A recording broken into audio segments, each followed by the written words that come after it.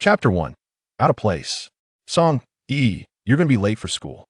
In the early morning, my mother abruptly drew back the curtains, and the blinding sunlight instantaneously illuminated my face.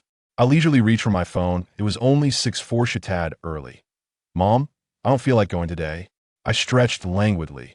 Yet within me, a multitude of emotions swirled like a spilled jar of spices. Get up quickly. The final exams are just a few days away.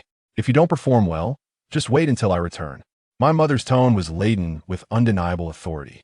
I let out a hum, rose to don my school uniform, and stood before the mirror, and my round face squeezed my already small eyes into mere slits, freckles dotted my nose, and my belly resembled a balloon on the verge of bursting through my uniform.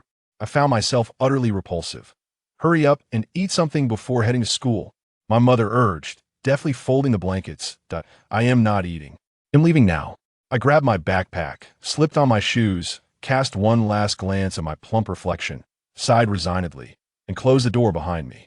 The sun bathed me in its warm glow as passers-by chatted and laughed along the roadside. Boss, one bowl of tofu pudding. Watermelon. If it's not sweet, it's free. Mom, I want a lollipop. The bustling street and the lively crowd only deepened my sense of alienation from this world. Class 3 of the second year. Hey, look who's here. Li Fei's piercing mockery shattered the classroom's cacophony. Li Fei was notorious within the school. As a local bully, everyone feared him. Rumor had it that he had severely injured someone outside of school, but the matter ultimately faded away, and the victim never reappeared. I kept my head down, hastening to my seat as the surrounding jeers surged like a tide, nearly overwhelming me. Ha ha! Look at that pig's uniform, it's about to burst. Those freckles on his face make me want to vomit. I can't fathom how someone like that dares to step outside. As soon as I sat down, Li Fei slapped the back of my head. Hey, fatty, where's my breakfast? I quickly retrieved the money my mother had given me that morning and explained I left late today and forgot to buy it.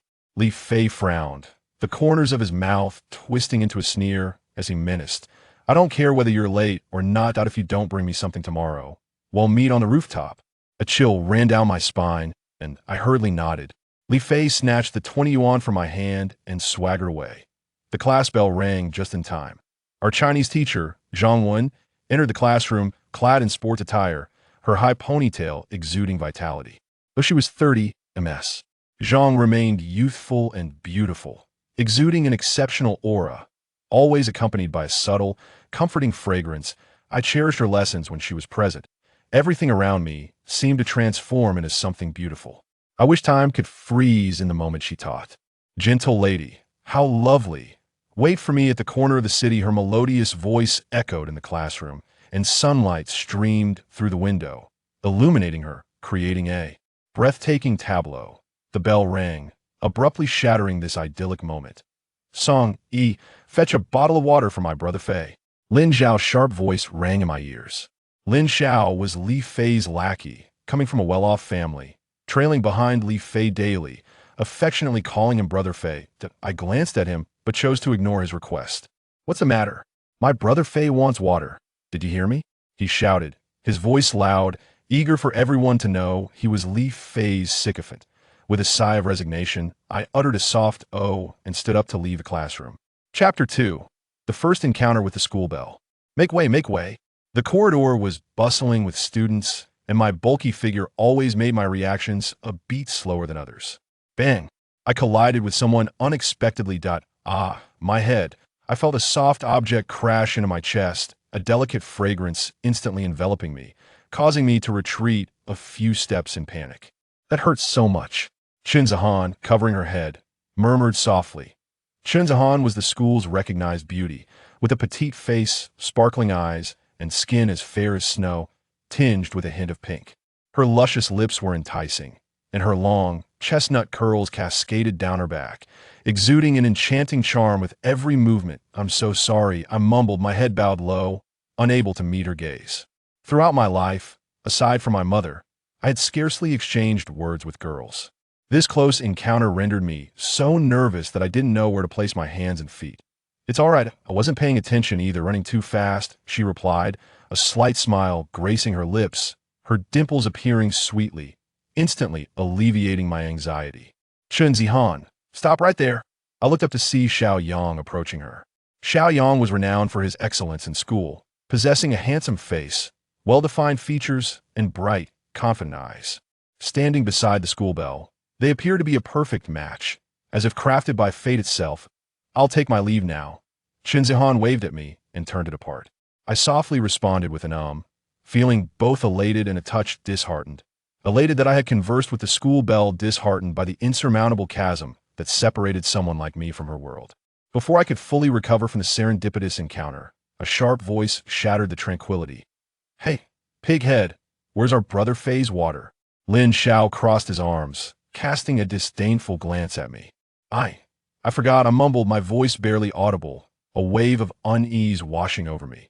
"Brother Fei warned me about you. This pighead is becoming increasingly brazen. Let me teach him a lesson," Lin Xiao declared, delivering a forceful punch to my stomach. A surge of pain coursed through me, and I doubled over, my hands clenched into fists, nails digging into my palms. Yet, I still dared not retaliate. Having been bullied by them for as long as I could remember, feelings of inferiority and timidity had long since become ingrained in my very being. "All right, let's go. Remember, little fatty, you will forever remain beneath our feet."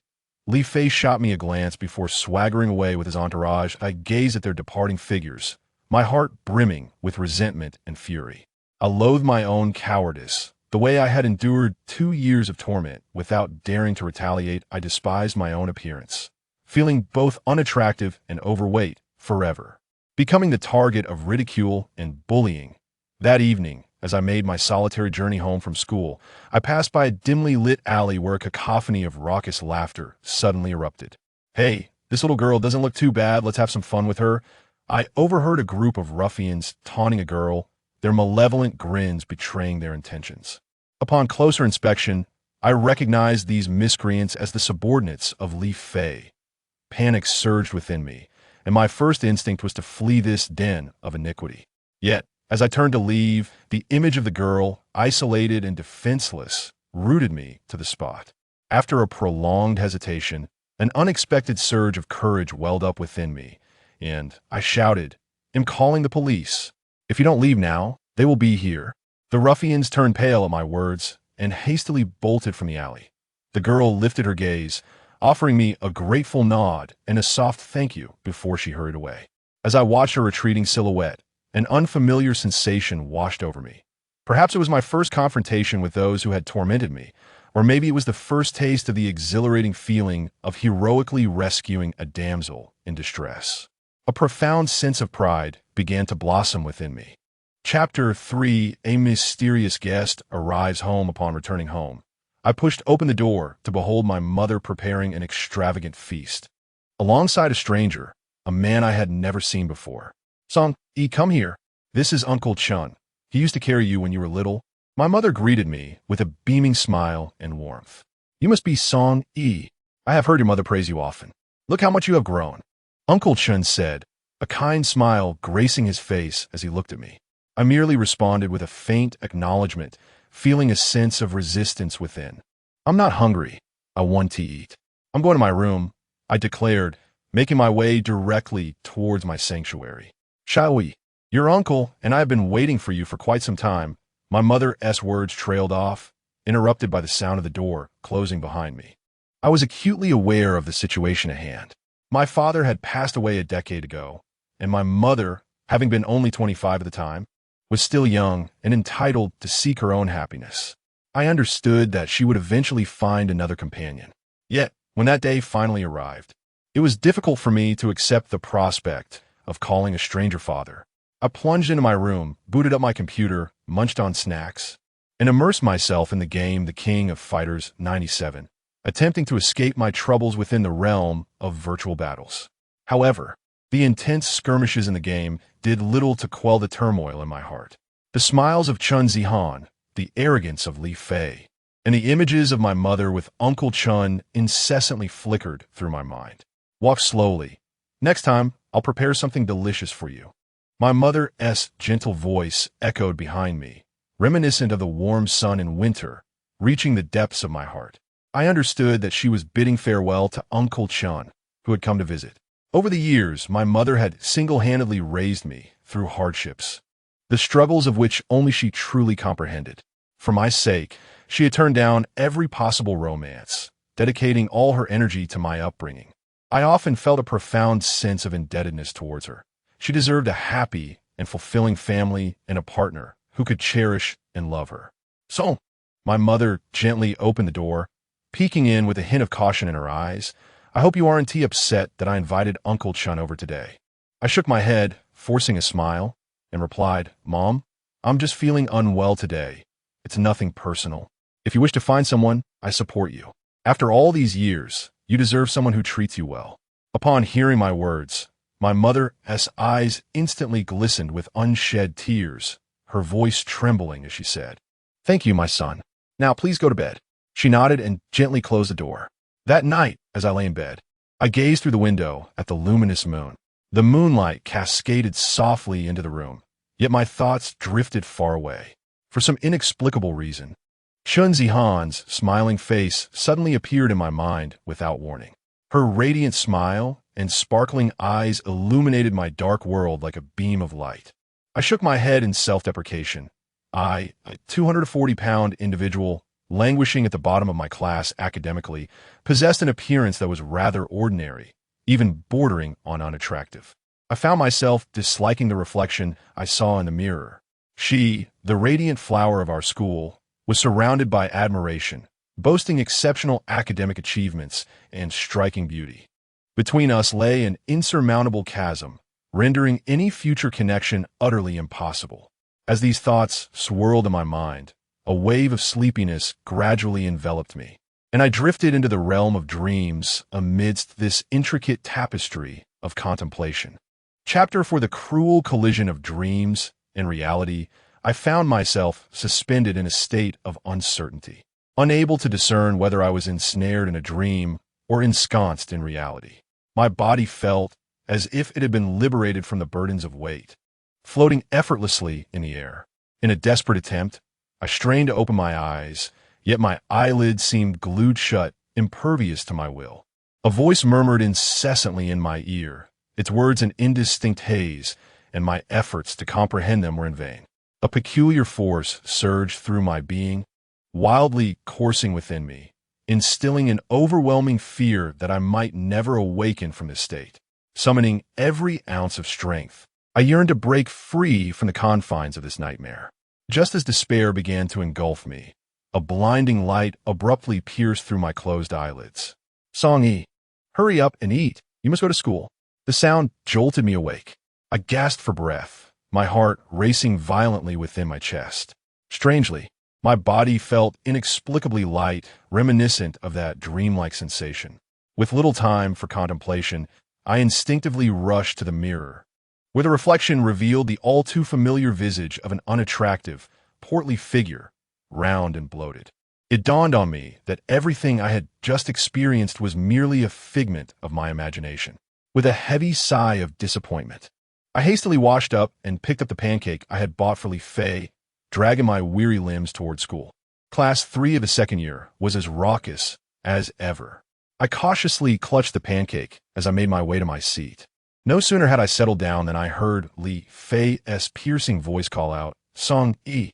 My heart sank, and I slowly raised my gaze to see Li Fei standing at the center of the classroom, beckoning me with a finger while gesturing towards the rooftop. Accompanied by Lin Xiao, his ever-loyal lackey, a wave of anxiety washed over me, and my hands trembled involuntarily. I knew that what awaited me was likely another round of humiliation and bullying. Yet, fear restrained me, compelling me to rise silently, my legs feeling as though they were leaden, each step toward the rooftop heavy with dread. With every step, my heartbeat quickened and memories of past torments flooded my mind, fear engulfing me like a rising tide. Li Fei, with a cigarette dangling from his lips, exuded arrogance, the smoke rings he exhaled emblematic of his reckless defiance. His eyes were filled with malice and disdain, inducing a chill down my spine. "Pighead, I heard you mess with my brother yesterday," he taunted, extinguishing his cigarette underfoot, the sparks flying like the fragility of my currently shattered existence. Before I could react, Li Fei's foot connected forcefully with my abdomen, the impact sending me sprawling backward. I gasped for air, clutching my stomach as I fell to the ground. "I'm sorry, Feigu. It was unintentional," I managed to stammer, my voice quivering with fear. "Unintentional? You've ruined my brother's good fortune, and you shall pay the price," Li Fei roared, his voice reverberating painfully in my ears. Without warning, he swung his right fist, landing a heavy blow to my face. My head snapped to the side, and a trickle of blood seeped from the corner of my mouth, salty, metallic, mingling with the taste of fear. At that moment, a thug with green hair lunged forward, delivering a kick to my abdomen. I felt my insides twist in agony, curling into a ball on the ground, emitting pain groans. Li Fei showed no intention of relenting. He crouched down, grasping my hair with both hands, and menacingly declared, "Today, you shall learn the consequences of crossing me." With that, he delivered another fierce blow to my eye, causing it to swell instantly, and the world before me became a hazy blur. Chapter 5. I shall repay 100-fold. The ringing of the class bell echoed through the air, a sound that, at that moment, felt akin to a beacon of salvation. Consider yourself lucky this time. Should there be a next, it will not be so simple. Li Fei grumbled as he and his companions departed the rooftop. My body was riddled with countless abrasions, those wounds akin to a legion of tiny ants gnawing at me. Intertwining sensations of itchiness and pain rendered me restless. I felt like a shattered doll, burdened with pain, struggling through the mire of existence. The afternoon sun poured its golden rays into every corner of the campus, while my classmates dutifully attended their lessons. Yet, inexplicably, I found myself requesting leave from the teacher. My feet unconsciously led me to the familiar internet CAF. Upon pushing the door open, I was enveloped by a mlang of smoke, sweat, and the acrid scent of heated computer components, a cacophony that strangely soothed my spirit. I quickly settled into my usual spot, adeptly firing up the computer and logging into the game. As the screen illuminated, I plunged into the virtual realm, envisioning the monstrous foes as manifestations of Li Fei himself. With each skill unleashed, each attack launched, I cursed him vehemently in my mind. Li Fei, just wait. Once I possess true skill, you shall be the first to face my reckoning, and you will taste the bitterness of being bullied. My fingers danced upon the keyboard, creating a symphony of clicks, while the mouse was clicked with fervor, as if such actions could purge the pent-up anger and grievances I harbored. Unbeknownst to me, dusk began to settle, and a glance at the time in the bottom right corner of the screen jolted me into awareness. Time had slipped away. Reluctantly, I closed the game and rose from my seat. As I made my way home, a sense of relief washed over me. My mother had gone to play mahjong again. Had she been at home to see the bruises adorning my face and my wrinkled attire, she would undoubtedly have launched into her incessant tirade, criticizing everything from my academic performance to my daily habits. Upon returning home, I headed straight for the bathroom, standing before the mirror to confront the visage marred by scars. The hatred in my eyes threatened to overflow. My fingers grazed the wounds, and the pain only fortified my resolve for vengeance. The injuries inflicted upon me would be repaid 1,000-fold, exacting a painful price for their transgressions. Anger eclipsed reason as I turned, my fist, laden with resentment, struck the wall with force. A jolt of agony erupted from my knuckles, veins bulging upon the back of my hand. The capillaries beneath my reddening skin seemed on the verge of bursting from the intensity of my fury.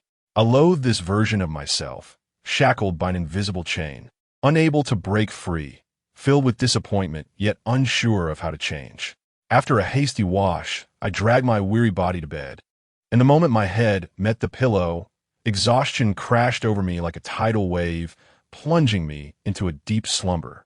Song, a low, aged voice reverberated in my ear, as if it emerged from a veil of mist. My heart tightened, awakening me slightly, for instinctively I knew I was dreaming once more. That familiar sensation washed over me, and my body felt weightless, as if liberated from the burdens of the world, floating in midair. With great effort, I opened my heavy eyelids, and before me stood an elderly man clad in archaic feathered robes. He was positioned amidst swirling mists, his stature upright and demeanor tranquil, a faint smile gracing his lips, one that resembled the gentle warmth of the winter sun, evoking an inexplicable sense of comfort and familiarity. Chapter 6. Dream or reality, who are you? I gazed at him, my throat parched, my voice involuntarily quivering with trepidation and uncertainty. The scene before me felt so profoundly real that I could scarcely discern whether I was ensnared in a dream or confronting reality itself. The old man seemed to perceive my inner turmoil. His smile softened further as he spoke gently. Young man, I understand the thoughts that plague your mind. You yearn for strength, for the power to no longer be bullied, do you not? If you take me as your master, I can teach you how to achieve this. Upon hearing these words, hesitation vanished from my heart, and a spark of hope ignited in my eyes. I nodded fervently, as if my head were being pounded like garlic. I wish to learn, I wish to learn. Master, please accept this humble bow from your disciple. I had grown weary of the humiliating days, exhausted from the derision and torment inflicted by Li Fei and his ilk. Even if this was merely a fleeting dream, I desperately clung to this proverbial lifeline, willing to exert every ounce of effort to transform my fate. Very well, ha ha ha. The old man erupted into hearty laughter, his mirth echoing through the strange space. He then lifted the dust brush in his hand and gently swept it across my form. In an instant, a wave of warmth surged through the areas touched by the brush, filling my body with what felt like boundless strength. Every muscle brimmed with explosive potential, as if I could shatter the very world with a single punch. First, I shall present you with a book.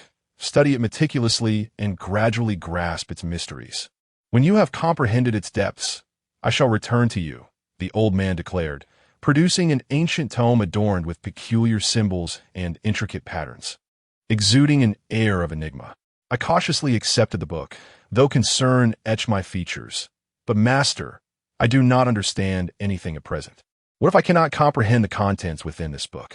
The old man offered no reply, instead waving the dust brush once more.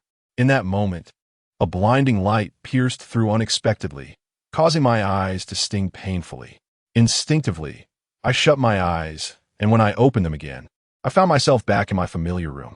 I slowly propped myself up, rubbing my still drowsy head, glancing at the sunlight streaming through the window before casting a look at the clock. It dawned on me that today was Saturday, and I need not attend school. I contemplated returning to sleep, yet the bizarre dream flooded my mind, stirring a tumult of indescribable emotions within me. How wonderful it would be if that dream were indeed real. If only such a master could teach me to grow stronger. I would no longer need to fear Li Fei and his gang. I tossed and turned in bed, still half asleep, wishing to drift back into slumber. Suddenly, my elbow collided with something hard, jolting me awake. What on earth is this? I mumbled, irritably opening one eye, only to discover a book quietly lying by my pillow. In an instant, clarity surged through me, and I sprang from the bed as if electrified, my sudden movement almost causing my head to strike the bedpost. What is going on? I stared intently at the book, my eyes wide with disbelief. Trembling, I reached out, grasping the book with urgency, as if fearing it might sprout wings and fly away. As I flipped through the pages, I muttered to myself, could it be true? What happened yesterday might not be mere fantasy. Could I truly have a celestial master? The mere thought caused an involuntary smile to grace my lips, nearly eliciting a chuckle. If this were indeed the case, Li Fei and the others would find themselves in dire straits. Once I perfect my skills, I shall show them the harsh realities of society, and we shall see if they dare to bully me again. Chapter 7. Weight loss. As I opened the book, the peculiar characters and illustrations danced before my eyes, and I found myself fantasizing about dominating the martial arts world, becoming an invincible hero. Just as I was lost in this delightful reverie, my mother burst through the door, calling Xiao Yi, dinner's ready. Clutching the book in one hand and chopsticks in the other, I inexplicably began to mimic the illustrations. My mother regarded me with a look akin to that of an alien, urgently insisting that I eat, reminding me that finals were just around the corner, and if I performed poorly again, I would surely face her wrath. With that, she raised her chopsticks as if to strike my head, but I deftly dodged her like a nimble little monkey. After dinner, I retreated to my room, puzzled by the fact that the injuries inflicted by Li Fei and his friends the previous day had mysteriously vanished. I touched my face, sensing an unusual eeriness about the situation. Who could comprehend the complexities of family? Standing before the mirror, I caught sight of my belly, which resembled not one, but 3 layers of inner tubes, akin to someone in the 8th month of pregnancy. My arms and legs appeared as stout as tree trunks, prompting a resolute determination. I must lose weight. After all, there wasn't a single martial arts hero of my stature in existence. I hurried to inform my mother of my decision to embark on a weight loss journey. Her eyes widened in disbelief, resembling copper bells, and her mouth gaped in astonishment as she scrutinized me, exclaiming, "Are you feverish, my boy?" Her expression screamed incredulity.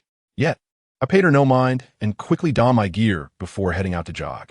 I anticipated becoming breathless after merely a few paces, but to my surprise, once I began running, I felt as though I had a little motor inside me, growing more invigorated with each stride. The wind whipped past my ears, and I recalled how exhausted I would become after just half a lap in gym class. Upon reaching the park, I stumbled into a grand spectacle unfolding before me. The school belle, Chun Zihan, stood there, radiant like a thorny rose. Lin Xiao, resembling a mere lackey, was bobbing his head and pleading with her. "Miss Zihan, please, just go meet Fei Ge. He has been longing to see you." Chun Zihan rolled her eyes, hands on her hips, and retorted, "Whether he thinks about it or not is of no concern to me. Stop bothering me." Despite her popularity, with boys lining up to express their admiration, her fiery temper left many too intimidated to openly confess their feelings. Suddenly, Lin Xiao turned and spotted me, exclaiming as if he had discovered a new continent. "Hey, ISNT that our class S pighead, Song E? What are you doing here?" The moment I heard this, irritation surged within me, and I was ready to retort when Chun Zihan glanced my way and flashed me a smile. That smile was electrifying. My face instantly flushed with warmth. I shot back with a hint of irritation. "What is it to you?" After all, no one wishes to lose face in front of the girl they admire. Then, the unexpected happened. Chun Zihan looked at me, surprise etched across her features, and said, "Your Song E?" I was taken aback. She actually knew who I was? Dazed, I nodded. She then approached me and called out to Lin Xiao, "This is my brother. Who are you calling pighead?" My eyes widened in disbelief, my mouth agape. Utterly stunned. What? A brother? When did I acquire such a beautiful sister? I feel as though my mind has been struck by a heavy blow, rendering me utterly bewildered. The progression of this narrative is so outrageous that I am left questioning whether I am merely dreaming. Chapter 8. The enigmatic bond with the school beauty. It was merely a statement from Chun Zihan, declaring, "He is my brother," that irrevocably forged a rift between Lin Xiao and me. "Song E, just wait until we return to school," Lin Xiao spat out as he left, his words laced with malice. Though a tremor of fear coursed through me, the mere thought of Chun Zihan's protection instilled an inexplicable confidence within me. Throughout the journey home, I felt akin to a soulless marionette, mechanically placing one foot in front of the other as Chun Zihan guided me along.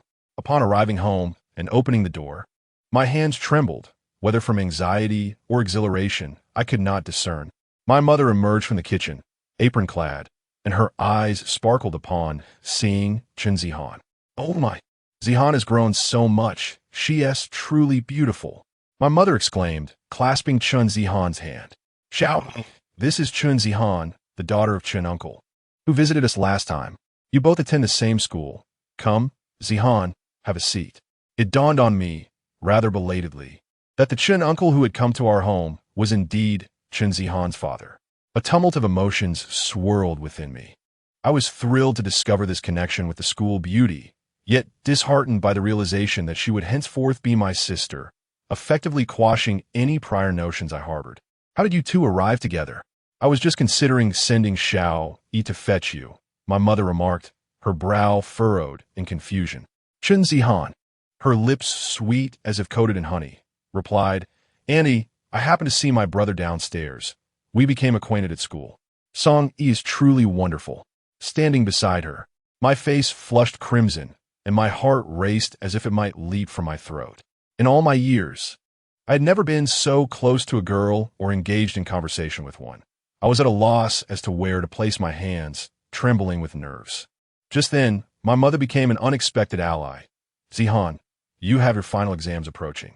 I heard from your father that you consistently rank in the top 3 at school. Could you perhaps assist Xiao Yi with his studies? Of course, Annie, I will be happy to help, she replied without hesitation. At that moment, my mind went blank. This was undeniably awkward. I hastily retreated to my room to gather my books, inwardly lamenting. If she were to enter my domain and glimpse my chaotic collection and the walls plastered with gaming posters, my reputation would be utterly ruined. In a frenzy, I dashed out, "Let us study at the library. It's too noisy at home." Chun Zihan readily agreed, smiling. I exhaled a quiet sigh of relief, having narrowly escaped a disaster. After bidding farewell to my mother, we stepped outside. As we walked toward the library, I occasionally stole glances at her, pondering the lively days that lay ahead. I wondered if I would be able to focus during our study sessions and not make a fool of myself. The journey to the library felt surreal, and before I could fully absorb this peculiar sensation, ominous voices reached my ears. "Hey, isn't that the pig head I flattened last time?"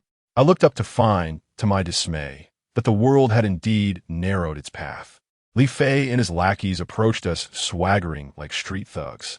My heart sank. It seemed that what I feared had indeed come to pass. Upon spotting Chun Zihan, their eyes widened, and a repugnant, lewd grin emerged on their faces. "Who is this lovely young lady?" one of them exclaimed in a mocking tone.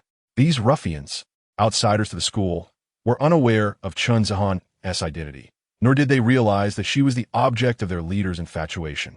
Chapter 9. Discovery of superpowers. Get out of here quickly, or I shall not be merciful.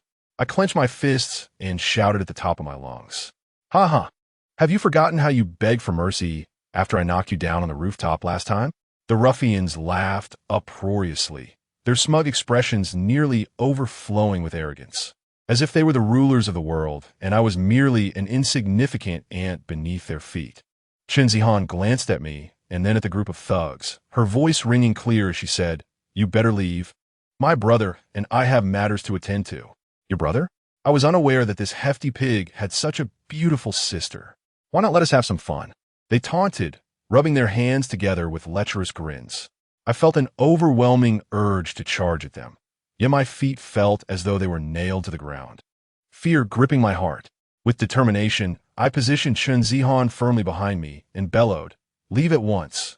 Immediately after, I regretted my outburst, furious with myself for being so cowardly at such a crucial moment, unable to summon the courage to fight back.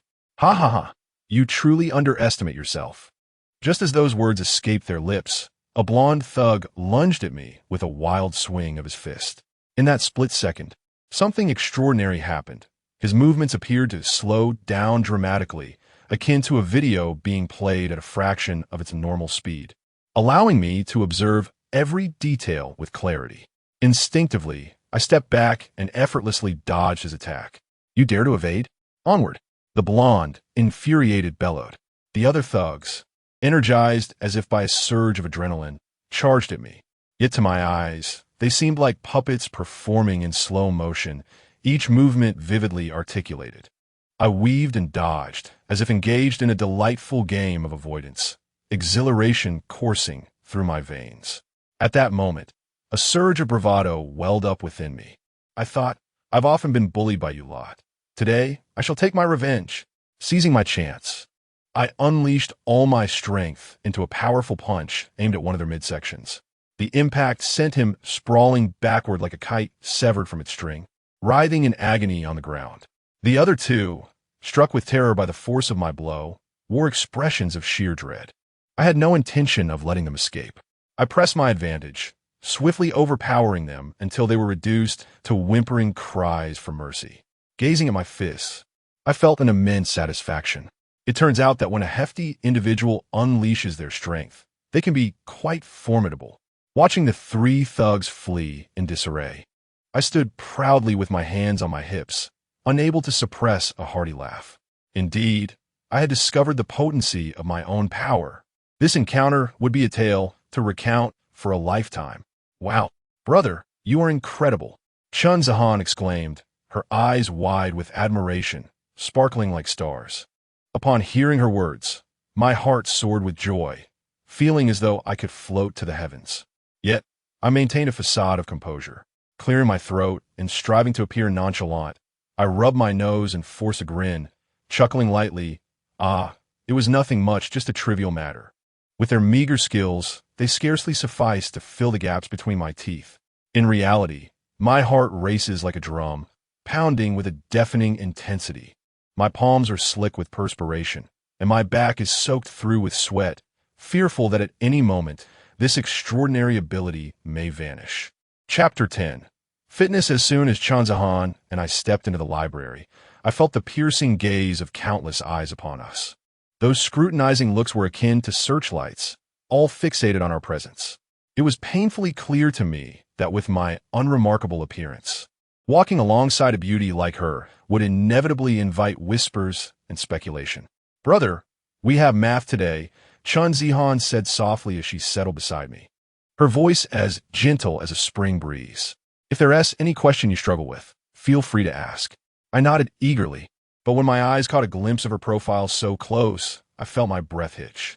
The subtle fragrance emanating from her invaded my senses, leaving me utterly distracted from the math problems at hand, my mind swirling with the realization that I was studying alongside the campus belle.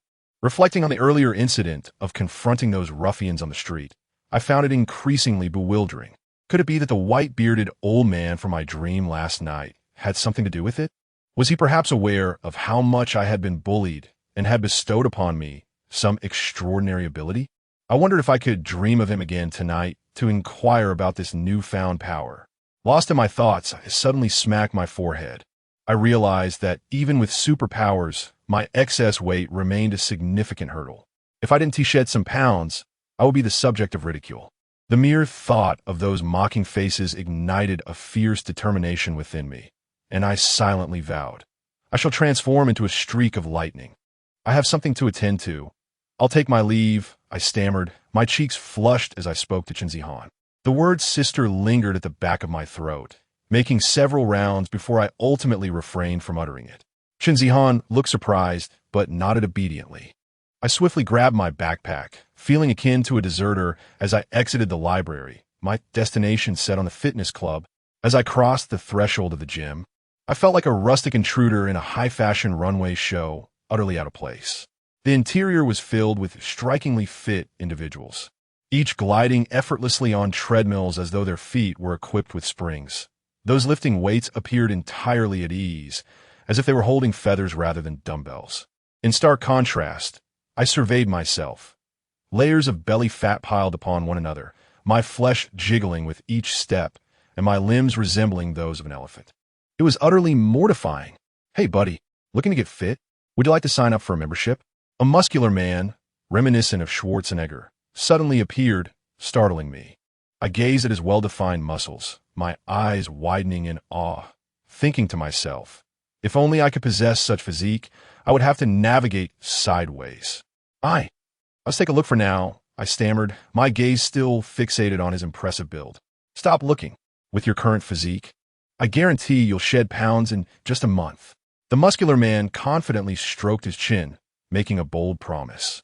Upon hearing his words, my eyes sparkled with hope. Without considering the cost of the membership, I shouted, "Sign me up." My voice was so loud it startled those around me. The muscular man beamed with joy, as if he had struck gold, enthusiastically guiding me. Come, membership this way." Thus began my arduous journey into the realm of fitness. I first leaped onto the treadmill, initially expecting to be exhausted after merely a few strides. To my astonishment, I felt invigorated, as if I had been infused with energy, running with increasing zeal and accelerating my pace, leaving onlookers in a state of disbelief. Next, I dared to confront the dumbbells. Lifting weights I had previously deemed too daunting with remarkable ease.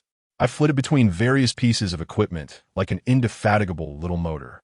Miraculously, I felt no fatigue. Rather, I was invigorated by each session.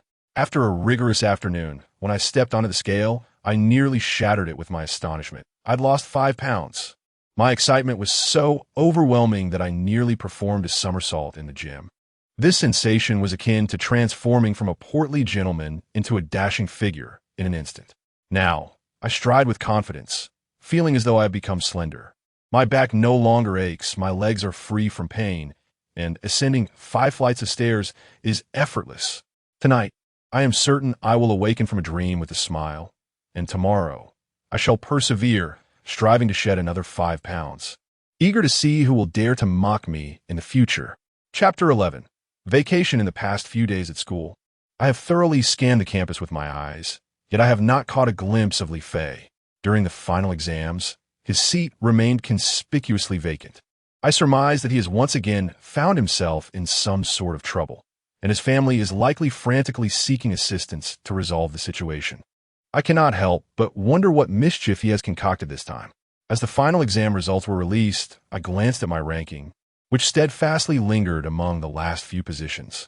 However, my thoughts were far from academic pursuits.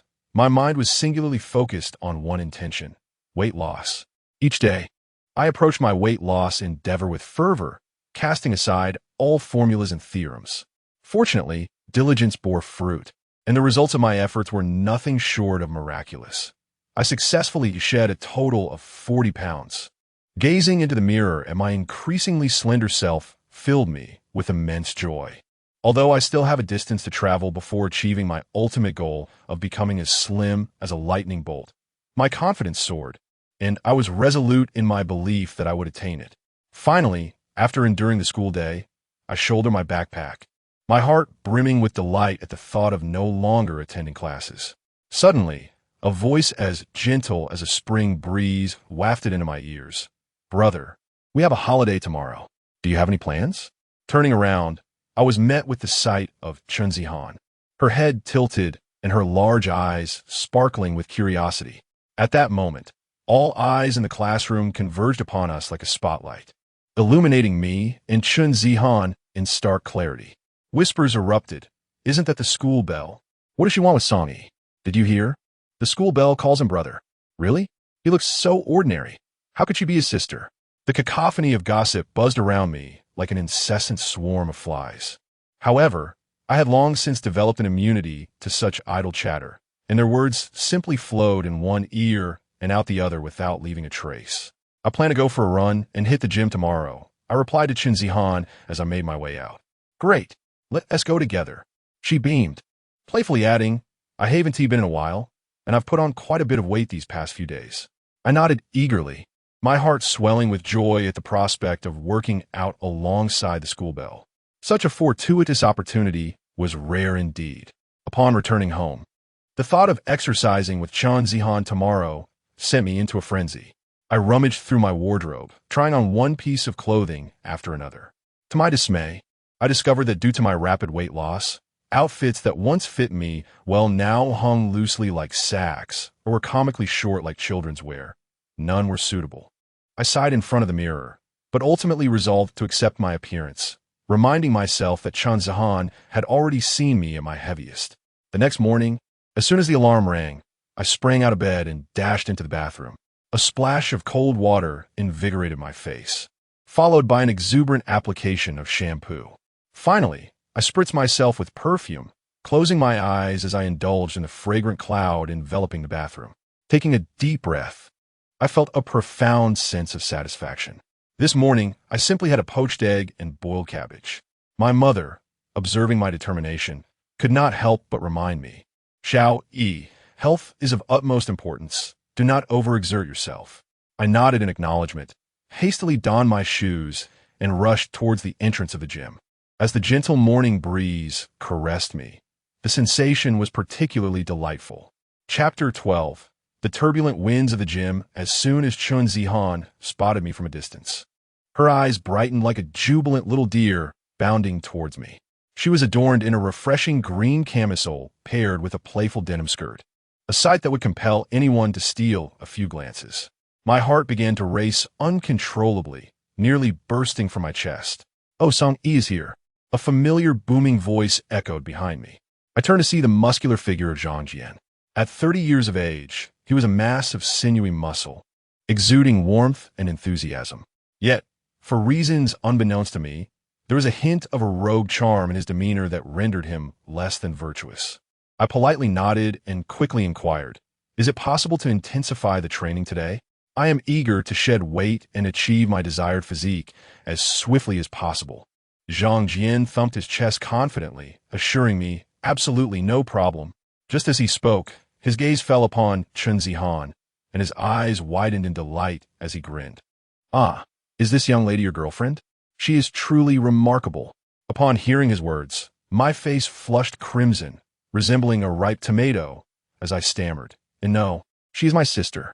To my surprise, I discreetly glanced at Chen Zihan and noticed a faint blush gracing her cheeks as well. I mentally shook my head, attempting to compose myself. Surely, it was just the warmth of the gym causing her to redden. What was I thinking? "I'll go change now," Chen Zihan murmured softly, akin to a whispering mosquito, before darting off to the locker room. I inhaled deeply and approached the dumbbells and treadmill, silently calculating that with a full 2 months until school commenced, I had ample time to transform myself and emerge as a stronger, slimmer version of myself. Speaking of which, it had been quite some time since I last dreamt of that mysterious old man. Before long, I heard a bright brother. I turned around to find that Chen Zihan had donned a snug workout outfit, her figure perfectly accentuated. Startled, I quickly averted my gaze, stumbling over my words. "Why you go ahead and run? I will lift some weights." With that, I bolted to the dumbbell area, seizing a weight and fervently training, repeating to myself, "Stay calm. Stay calm. Do not embarrass yourself in front of your sister. Steady, you must remain steady." Just as I was panting from my exertions, a greasy voice suddenly interrupted. "Wow, this little sister is truly adorable." My heart raced as I looked up to see a man in his 40s, his face marred with acne scars, leering lecherously at Chen Zihan. His clammy hand was poised to rest upon her shoulder. Fury surged within me, and I was ready to charge to her rescue. However, in a split second, Chen Zihan deftly seized the man's hand and executed a flawless shoulder throw. Uncle Peng was unceremoniously hurled to the ground like a sack, wincing in pain and rolling about on the floor. At over 40, you still attempt to flirt with young ladies? Have you no shame? Chen Zihan remarked disdainfully, brushing off non-existent dust from her hands. My jaw nearly dropped to the ground in astonishment. My eyes widened like saucers. It was astonishing to witness this man, weighing at least 150 to 160 pounds, being bested by Chen Zihan, who barely tipped the scales at 90. I hurried over, stammering, "Zihan, when did you acquire such skills? That's incredible." With her hands on her hips and a proud demeanor, Chen Zihan tilted her head back and declared, "My family runs a boxing gym. I've been training since childhood. These petty characters think they can intimidate me? Not a chance." I stared at her, feeling as though I was seeing her anew, and my admiration for her was profound. Simultaneously, I silently thanked my stars for always treating her with respect. Had I ever provoked her anger, with my slight frame, I would likely have found myself in a similarly disoriented state, utterly lost. Chapter 13. Exploring the boxing gym. Ever since I learned that Chen Zihan's family owns a boxing gym, my heart has felt akin to a restless kitten, incessantly yearning to explore. My mind is filled with vivid imagery of the adrenaline-fueled clashes and the strikingly handsome stances of the boxers. "Hey, Zihan, may I visit your boxing gym tomorrow?" I picked up the phone, my palms clammy with nervousness, my voice involuntarily trembling. On the other end, Chen Zihan responded with a bright laugh, "Of course. I'll come to find you tomorrow morning." Upon hearing this, I was on the verge of leaping with joy, my excitement rendering me almost incoherent. "That's wonderful. That's wonderful. It's settled then." After hanging up, my thoughts drifted to the mysterious old man who had gifted me a book. I had perused that volume countless times, my eyes nearly boring a hole through the pages, yet I gleaned nothing of significance. I shook my head in resignation, reassuring myself, "Forget about it. I'm already impressively strong. Perhaps a visit to the gym will enhance my prowess even further." The following day, long before dawn, I sprang from my bed, energized as if I had been injected with enthusiasm. Before the mirror, I meticulously prepare myself, applying layer upon layer of hair gel to stand my hair upright, resembling a super scion. I tried on outfit after outfit, ultimately settling on what I deemed the most stylish sports attire, envisioning myself showcasing my skills at the gym and basking in the spotlight. At last, after what felt like an eternity of anticipation, Chun Zihan arrived, and we swiftly made our way to the entrance of the boxing gym. Even before stepping inside, the resonant sounds of punches, striking, and the fervent cheers from inside gripped my heart like an invisible hand. The moment I pushed open the door, I was utterly astounded by the spectacle before me. This was no mere gym. It felt like a vibrant battleground. The arena was adorned with an array of boxing bags, some swaying as if dancing in the wind, showcasing their history of fierce battles. Others bore countless imprints of fists, each mark telling a tale of thrilling confrontations. A throng of spectators encircled the boxing ring, vociferously cheering, creating a scene more electrifying than a concert. On the stage, two boxers were locked in a fierce duel, sweat flying like rain, each punch slicing through the air with a whoosh, as if attempting to tear the very atmosphere apart. The fervent atmosphere made every pore on my body tingle, my blood surging with excitement, yearning to leap into the fray and engage in a grand battle. I stood there, wide-eyed like a child in a wonderland, my mouth agape in astonishment, muttering to myself, "Wow, this is incredible. This is nothing short of paradise." Chun Zihan, observing my awestruck demeanor, laughed heartily. "Come on, don't look like a country bumpkin. Step inside." Finally, snapping back to reality, I sheepishly scratched my head and followed her into the gym. Accompanying Chun Zihan, I wandered through the gym, my eyes darting about in wonder. I occasionally reached out to touch the coarse texture of a punching bag, envisioning myself delivering powerful blows, while at other moments, I gazed longingly at a pair of boxing gloves, fantasizing about donning them and ascending to the status of a champion. My heart brimmed with envy for those who could sweat it out in this vibrant space, and I silently vowed to become as formidable as they were one day. As we strolled, we arrived at the entrance of an office. Chun Zihan pushed the door open and said, "My dad might be inside. Let us go take a look." Nodding in agreement, I followed behind, my heart fluttering with a mix of trepidation and anticipation. Upon entering, I immediately spotted Uncle Chun seated at his desk. This marked the second time I'd seen him. His face brightened with a warm smile upon noticing me. "Xiao, you're here. Who would have thought? Our family runs a boxing gym." I scratched my head, grinning foolishly as I replied, "Uncle Chun, I truly didn't expect this. It's quite a surprise." Yet, I couldn't help but think how small the world is, and how, through this boxing gym, my connection with Uncle Chun's family had deepened. Observing the bustling activity in the gym, I resolved to diligently learn boxing, hoping that one day I too could become an impressive fighter. Just imagine, in school, who would dare to underestimate me then? Uncle Chun seemed to sense my thoughts and chuckled. "Xiao, since you're here, don't be shy. If you want to learn boxing, I'll find you the best coach." At that moment, my eyes sparkled like light bulbs, and I nearly jumped with excitement, eagerly nodding. "Really? Uncle Chun, that would be wonderful. You are truly my savior." His laughter echoed through the office, filling the atmosphere with joy. From that instant, I knew my boxing journey was set to begin in earnest. Chapter 14. My first experience at the boxing gym on the much-anticipated first day of my boxing journey. I stood in the expansive and invigorating training arena of the boxing gym. I inhaled deeply, believing I was on the verge of embarking on a path to become a champion. However, reality swiftly delivered a harsh awakening. The coach, a towering figure with a physique resembling a muscular mountain, approached me with an imposing presence. With a sweeping gesture, he shook the air around us and bellowed, "Kid, don't be nervous. Focus on learning." His voice seemed powerful enough to lift the roof off. I nodded eagerly, my eyes wide with anticipation, determined not to falter on my first day. Soon after, the coach began to demonstrate a series of dazzling movements, punches, evasions, each executed with such vigor that my adrenaline surged, making me feel like a king in the ring. Yet, when it came time for practical training, I realized that the reality was far more challenging than I had envisioned. With trembling hands, I donned the boxing gloves, my heart racing with excitement, facing my sparring partner. He looked at me with a smirk, as if to say, "You're in for a tough time, rookie." I gritted my teeth and summoned all my courage to deliver what I believed to be a powerful first punch.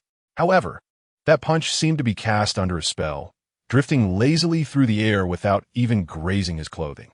Embarrassment washed over me, and I found myself digging my toes into the floor to hide my mortification. Just as I wished I could vanish into the ground, something peculiar occurred. Suddenly, my sparring partner's movements appeared to slow down dramatically. Every lift of his hand and shift of his feet became crystal clear. A surge of exhilaration coursed through me as I thought, now it's my turn to shine. Fueled by newfound energy, I unleashed a flurry of punches toward him. Yet, to my astonishment, this seemingly sluggish opponent remained untouchable. My fists consistently missed by a hair's breadth, either skimming past his arm or landing harmlessly beside him, as if he were enveloped by an invisible shield of evasion. As I panted and chased after him, I muttered in frustration, "What kind of phantom step have you mastered? I can't seem to hit you." Laughter erupted from the onlookers, and even the coach could not suppress a smile. I eventually removed my gloves and stepped down, realizing that boxing requires more than just quick reflexes. It demands skill and rhythm, as the coach gently reminded me. However, I refused to let this minor setback discourage me. I silently vowed, I will make a name for myself in this boxing gym. As I vigorously practiced on the heavy bag, I turned to see Uncle Chun, a knowing smile gracing his lips, leisurely asking, "Xiao Yi, you seem to be working up quite a sweat. How is the boxing training going?" At his words, I felt like a wilted plant, pouting, "Uncle Chun, you finally arrived." My training has been nothing short of disastrous. I feel like a headless fly, flailing about aimlessly. In every sparring session, my eyes may be quick, yet my fists fail to connect with my opponent, which nearly drives me to despair. Uncle Chun chuckled heartily, waving his hand dismissively, and said, "Ah, that is hardly a concern. Boxing is not merely about brute strength. One must learn the art of reading the opponent, or rather, anticipating their movements. Just as you observe someone preparing to throw a punch, don't hastily cower in ignorance. Instead, watch their shoulders. When the shoulders drop, it is highly probable that a powerful strike is imminent. Prepare yourself in advance. This is what we call foreseeing the enemy's intentions. Do you understand?" As he spoke, he demonstrated the movements with such fluidity that I found myself entranced. Moreover, Uncle Chun continued, "The mechanics of delivering power are also a profound study. One must not rely solely on the strength of the arms. Rather, engage the entire body. Generate force from the soles of your feet, akin to a volcanic eruption, transferring it through your legs and hips, ultimately converging into your fist. Only then will your punch possess the overwhelming force akin to a tidal wave." As he illustrated, I mimicked his movements with earnestness, feeling a mysterious energy awakening within me. Chapter 15. Encounter with the old man that night. I felt utterly drained, akin to a salted fish devoid of energy, as I collapsed onto my bed. The moment my head touched the pillow, I succumbed to the realm of dreams. Lo and behold, the enigmatic old man reappeared without a hint of warning, adorned in his ethereal attire, his flowing white beard reminiscent of an ancient sage. With a twinkle in his eye, he stroked his beard and spoke mysteriously, "My child, I sense your bewilderment regarding the matter of the 0.2 multiplier." My eyes widened in surprise, akin to a drowning soul grasping for a lifeline, as I leaned in eagerly. "Master, please enlighten me. What does this signify? I am at my wit's end." The old man chuckled and waved his hand dismissively. "Do not be in haste, my dear. The 0.2 multiplier is, in fact, the awakening of your inherent potential. During your sparring sessions at the boxing gym, your reflexes sharpen, and the movements of others appear to you as if slowed by a factor of 0.2. This phenomenon arises from your deep-seated desire to grow stronger, which activates a unique capability within your brain, enabling you to perceive the flow of time differently, allowing you to anticipate your opponent's subtle movements." I scratched my head, still somewhat perplexed, but I still can't seem to land a hit on them. The old man gently tapped my head. "Speed alone is insufficient. You must also master technique. It is essential to harmonize this unique ability with your boxing skills, to identify your opponent's vulnerabilities, and to strike decisively. It is akin to cooking. Even the finest ingredients cannot yield a delectable dish without the proper timing and seasoning." A light dawned upon me, and I was filled with exhilaration. Flailing my arms in joy, "Master, I understand now. Thank you for your guidance." He gazed at me with a warm smile and inquired, "My child, how are you faring with the book I gave you?" Upon hearing this, I felt like a remorseful schoolboy, my head drooping in shame as I lamented, "Master, your book is exceedingly difficult to comprehend. I have pored over it countless times, and my eyes are nearly ablaze. Yet I still feel utterly lost, as though I recognize the words but cannot fathom their collective meaning." To my surprise, the old man did not express anger. Instead, he erupted in a hearty laughter, his mirth reverberating through the air around us. He waved his hand and said, "Do not be in haste. The insights within that book cannot be grasped all at once. It is akin to learning boxing. Can you expect to become a champion on your very first day?" I scratched my head and muttered, "But I truly wish to understand swiftly. It feels as though I'm groping in the dark, unable to see anything." The old man leaned closer, his voice lowering to a conspiratorial whisper. "The knowledge of this world is like a treasure hidden deep within the mountains. You must take each step deliberately in your search. If you are too eager, you may miss the crucial clues. Reflect upon your boxing practice. Initially, you struggled to land a blow, yet gradually, you discovered the keys to success. Reading follows the same principle. Each time you delve into the text, new revelations await you." I pursed my lips, skepticism lingering. Is that truly so? It feels as though I am deciphering an ancient script, utterly devoid of clarity. The old man gently tapped my head once more, chuckling. "My dear boy, you are simply too impatient. The wisdom within that book requires your heartfelt contemplation to truly appreciate.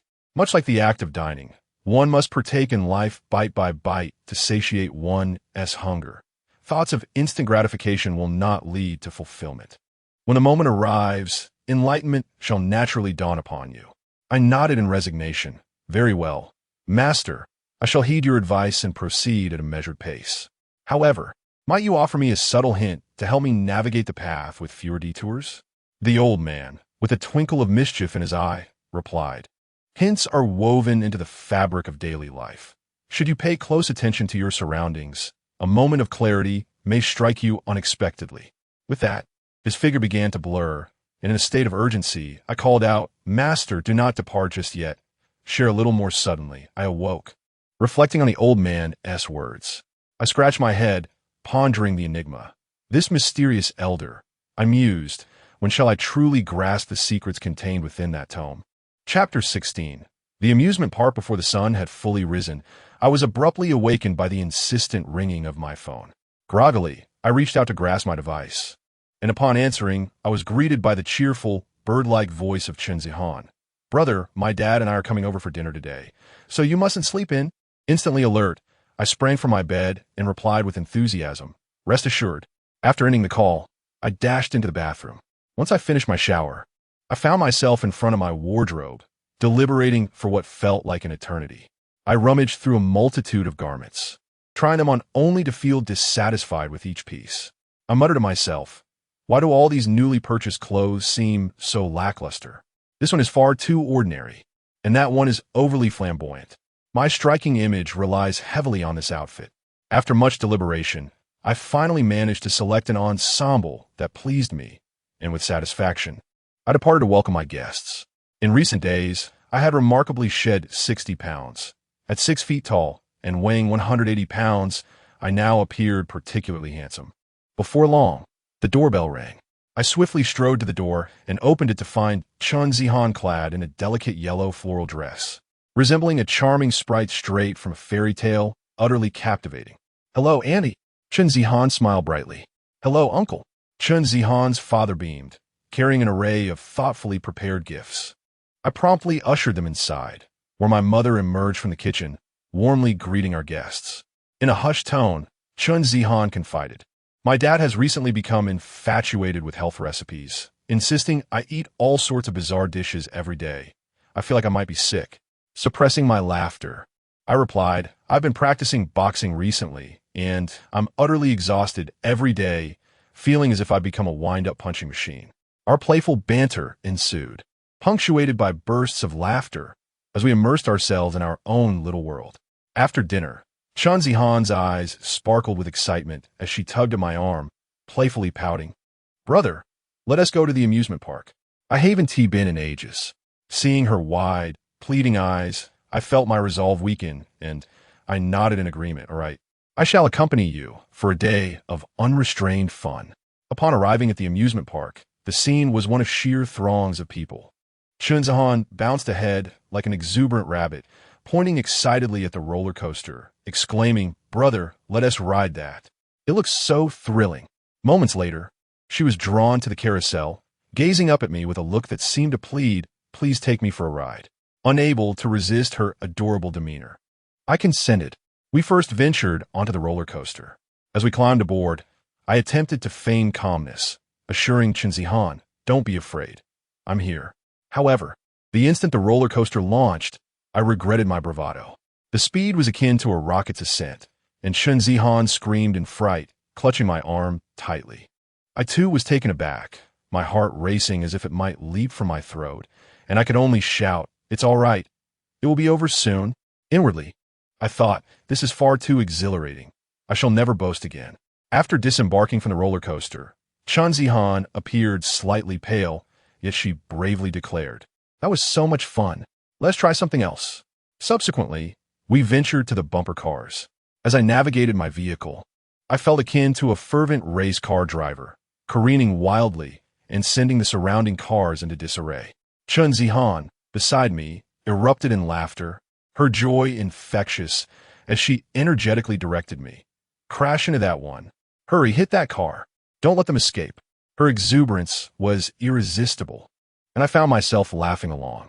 Eventually, wearied from our playful escapades, we settled onto a bench to rest. Chun Zihan dashed off to procure 2 ice creams, handing one to me. As we savored our treats, we observed the ebb and flow of passers-by.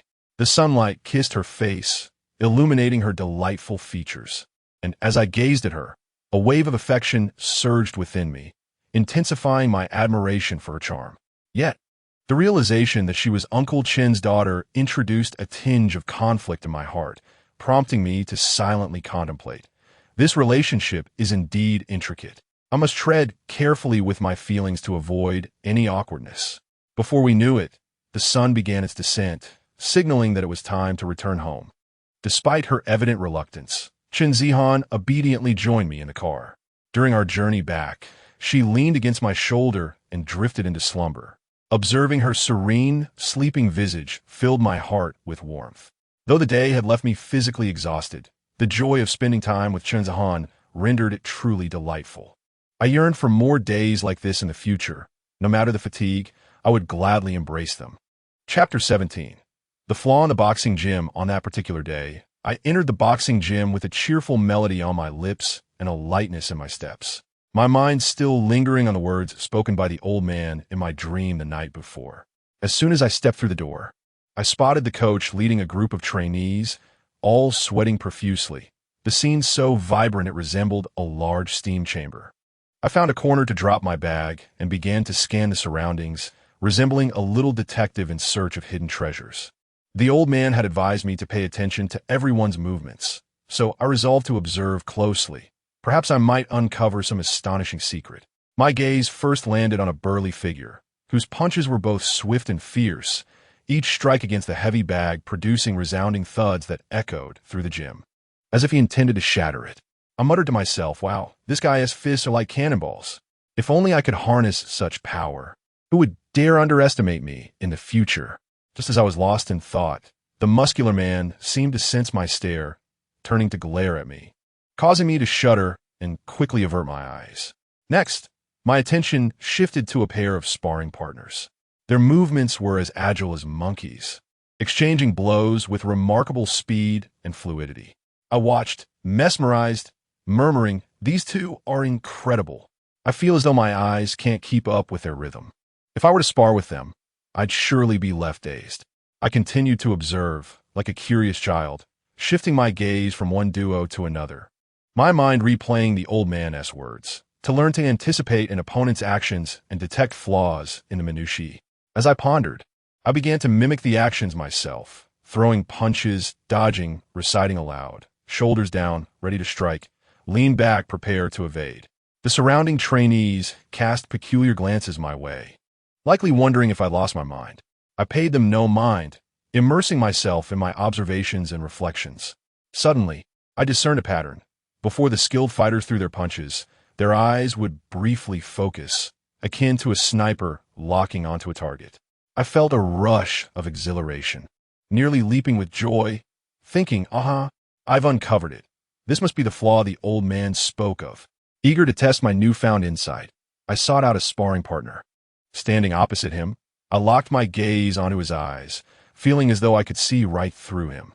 The young man, somewhat unnerved by my intense stare, chuckled and remarked, "Bro, are you trying to eat me alive?" Ignoring his quip, I remained fully concentrated, waiting for him to strike. Indeed, the moment his eyes sharpened with focus, I instinctively reacted, evading his blow with a swift sidestep, and seized the opportunity to return a punch. Though my strike lacked considerable force, I was elated, exclaiming, "I did it! I succeeded!" The sparring partner looked at me in astonishment. "Wow, how did you suddenly figure that out?" I smiled proudly, refraining from explanation, thinking to myself, this is all thanks to the old man in my dream. I must delve deeper into this knowledge. In truth, I eagerly anticipate the day when I can subdue those who have tormented me, pressing them to the ground. Each time I recollect the moments of their ridicule and torment, a fire ignites within my heart, and my fists instinctively clench, as if I am poised to engage them in a fierce battle, fiercely defending those I wish to protect. Chapter 18. The Fortune Bureau of Childhood Friends on a Weekend. I found myself languishing on the sofa, fervently cheering for the game on television when my phone suddenly buzzed to life. Irritated, I reached into the crevices of the couch to retrieve my device, and upon seeing the caller ID, I noted it was my childhood friend Amin. Typically, he is as busy as a whirlwind, so I was surprised to receive a call from him today. As I answered, I was greeted by his boisterous voice. "Brother, what are you doing at home? Come out and join me." His exuberant tone was so loud, I felt as though the phone might shatter from the vibration. With a languid response, I inquired, "Sure, where to?" Amidst the cacophony on his end, he shouted, "The usual spot, the barbecue stall. I miss you terribly, so hurry up." I chuckled at his enthusiasm, hung up, and felt a flicker of excitement within me. After casually donning a shirt, I stepped outside. Upon arriving at the barbecue stall, I immediately spotted Amin, gesticulating animatedly at the menu. As I approached to greet him, he looked up, his eyes wide with disbelief, and stammered, "Who are you? Have you mistaken the table?" His reaction amused me, and I feigned a menacing expression. "Amin, you don't even recognize me?" Realizing his error, he jumped to his feet, circling me several times while exclaiming, "Good heavens, have you been transformed by aliens? You become so thin. I thought a handsome stranger was trying to chat me up." Proudly patting my stomach, I remarked, "I've been working out and boxing lately. The results are quite satisfactory. Wouldn't you say?" Amin, with a look of envy, reached out to pinch my arm. "You haven't merely lost weight. You've become an entirely different person." "No way. I need to eat more skewers to mend my wounded spirit." As we savored the barbecue, our conversation meandered across various topics. Suddenly, Amin leaned in with a conspiratorial air, lowering his voice. "Brother, I've discovered a highway to wealth. It's a surefire way for us to strike it rich." My curiosity piqued instantly. "What highway?" "You speak so mysteriously." With a gleeful grin, his eyes sparkled. "A casino. It's brimming with opportunities. Just a few rounds could leave us affluent and elevate us to the pinnacle of life." My heart raced, and I nearly spat out my lamb skewer. "Are you out of your mind? That's a casino. 9 out of 10 lose. What if we end up losing everything? I wish to enjoy a few more stable days." Amin waved his hand dismissively, exuding the confidence of a seasoned gambler. "You're simply too timid. I've studied the ins and outs thoroughly. I even know a few experts who have imparted numerous techniques to me. I guarantee I can lead you to indulgence." Fear gripped me, and I shook my head vigorously. No, I can't go. With my limited funds, it would be like throwing a meat bun to a dog. There's no return. Upon witnessing my resolute demeanor, Amin began to employ both coaxing and cajoling. At one moment, he lamented that I was not enough of a brother, unwilling to accompany him on such a trivial adventure. At another, he insisted that this was a rare opportunity, one that would not present itself again. He even promised that should he strike it rich, he would procure for me the latest gaming console. His words stirred an inner restlessness within me, and after much deliberation, I finally resolved, very well, just this once, but do not lead me astray. If I end up losing everything, you must treat me to a month of meals. As we approached the grand entrance of the casino, trepidation gripped me, and my legs trembled slightly. Conversely, Amin appeared invigorated, pulling me forward with fervor. Fear not, stay close to me, and I assure you, you will be counting your winnings until your hands cramp. Upon entering, I was enveloped by a haze of smoke and an incessant cacophony of sounds. The gambling tables were surrounded by throngs of people, their faces alight with excitement and tension. Amin, well acquainted with his surroundings, guided me to a table where his eyes sparkled with anticipation as he began to place his bets.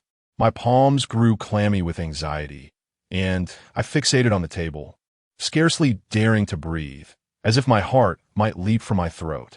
In the first round, to my astonishment, Amin won. He leaped into the air, exuberantly gesturing. See, I told you there was no problem. Hurry, place your bets. After a moment of hesitation, I cautiously followed suit with a modest wager. Alas, I lost spectacularly, my heart sinking in despair, feeling as though tiny needles were piercing my heart. Amin, this cannot be. I simply cannot afford such losses. Yet Amin remained unfazed, patting me on the shoulder. A mere trifle. We shall surely recover in the next round. Let's increase the stakes. Chapter 19. The tumultuous casino after several rounds. My pile of chips grew exponentially, leaving those around me utterly astonished. A sense of exhilaration coursed through me, and I fancied myself on the verge of becoming a gambling deity, eagerly envisioning a grand feast I would treat Aiming to later. However, before I could bask in my triumph for long, the atmosphere in the casino shifted dramatically, becoming ominously charged. A few burly men, resembling fierce demons risen from the depths, encircled both Aiming and me. One particularly brutish fellow, his face a canvas of excess, pointed at me and bellowed, "Kid, are you cheating? You're a tad too green to be causing a ruckus here." A pang of dread struck me upon hearing his words. This was indeed the bitter end of my revelry. Just as I was about to explain, I noticed Aiming nearly in tears, his voice quivering. "Brother, this is it. They must have misunderstood us. What shall we do?" Seeing Aiming in such a state, I steeled myself, determined that neither of us would fall victim here. I shoved Aiming aside and shouted, "Aiming, you must flee. I will handle them." Aiming hesitated briefly before bolting away with a speed that could rival a hare, shouting, "Brother, hold on. I'll fetch help." I cursed inwardly, thinking that rascal runs fast. Where am I supposed to find help? Gazing at the intimidating figures before me, I recognized that I had no choice but to fight. Drawing a deep breath, I struck what I believed to be the most dashing boxing pose and declared, "Come on. If I fear you, I shall no longer bear my surname." The men initially paused, evidently taken aback by my audacity, but soon they charged at me en masse. I dodged and weaved, flailing my fists, and surprisingly managed to take down a few. Yet, a valiant hero cannot withstand overwhelming numbers indefinitely, and I found myself succumbing to their onslaught, my body absorbing several painful blows. Just when I felt I could endure no more, an unexpected surge of energy coursed through me. I unleashed a magnificent spinning kick, sending the lead thug crashing to the ground. Witnessing this, the others exchanged fearful glances and fled in disarray. I collapsed onto the ground, panting heavily, feeling as though I had narrowly escaped death. Before I could regain my composure, a man clad in a sleek black suit approached leisurely. Sporting sunglasses and holding a cigar, he exuded an air of authority. He scrutinized me from head to toe before speaking. "Kid, you possess some talent. You're the first to stir trouble here and walk away unscathed." A jolt of apprehension shot through me as I wondered if more trouble was brewing. I eyed him warily and asked, "Who are you? What do you want?" The man chuckled softly, removing his sunglasses to reveal piercing eyes. "I am an associate of the Black Hand. Our leader has a penchant for capable individuals. If you join us, I assure you a life of luxury, devoid of financial worries." I nearly laughed aloud at the absurdity of it all. Here I was, merely wishing to escape a beating, and now I found myself being courted by gangsters. Just as I prepared to decline, he continued, "Do not be hasty in your refusal. Consider this. With your skills, you would thrive in our ranks. Furthermore, we can ensure that today's incident is resolved, guaranteeing the casino patrons will no longer dare to trouble you." A sense of doubt began to stir within me. This gang sounded rather intimidating, yet it seemed capable of alleviating my troubles, and it certainly had an air of authority about it. After much hesitation, I ultimately resolved to feign interest. "All right, I shall contemplate it. Please provide me with your contact information." The man nodded in satisfaction, leaving behind a business card before departing. Chapter 20. Escape from a casino. Having narrowly escaped the harrowing battleground of the casino, my heart still raced within my chest, while my legs felt as weak as overcooked noodles, trembling to the point of instability. After a considerable pause to regain my composure, a sudden thought struck me. What had become of Amin? That rascal had put me in quite a predicament today. I couldn't help but worry about his well-being. Fumbling for my phone, I hastily dialed Amin's number. As soon as he answered, I exclaimed at the top of my lungs, "Amin, where are you? Are you all right?" My voice was so loud that it could likely be heard several streets away. On the other end, Amin's voice was weary yet relieved. "Brother, I'm at home. I'm fine. Today was too perilous. I nearly fell into the abyss." Hearing that he was safe lifted a tremendous weight off my shoulders, though I couldn't resist chiding him. "You're aware it was perilous, huh? I must insist, never return to that cursed place again. Our fragile frames cannot withstand the turbulence of the casino. If you dare go back, I shall wash my hands of you." Amin repeatedly acknowledged my concern, evidently rattled by the day's events. After hanging up, I dragged my weary body homeward. Along the way, my mind replayed the day's thrilling escapades in the casino like a film reel. I had somehow managed to escape unscathed from a group of fierce men, even managing to topple several of them, something I would never have dared to imagine before today. As I reflected, an inexplicable sense of accomplishment surged within me, making me feel almost like a superhero. Upon arriving home, I didn't even bother to change my shoes, rushing straight to the mirror. Gazing at my reflection, my hair was as disheveled as a bird's nest, my face bore several bruises, and my clothes were riddled with torn holes, presenting the image of a soldier returning from battle.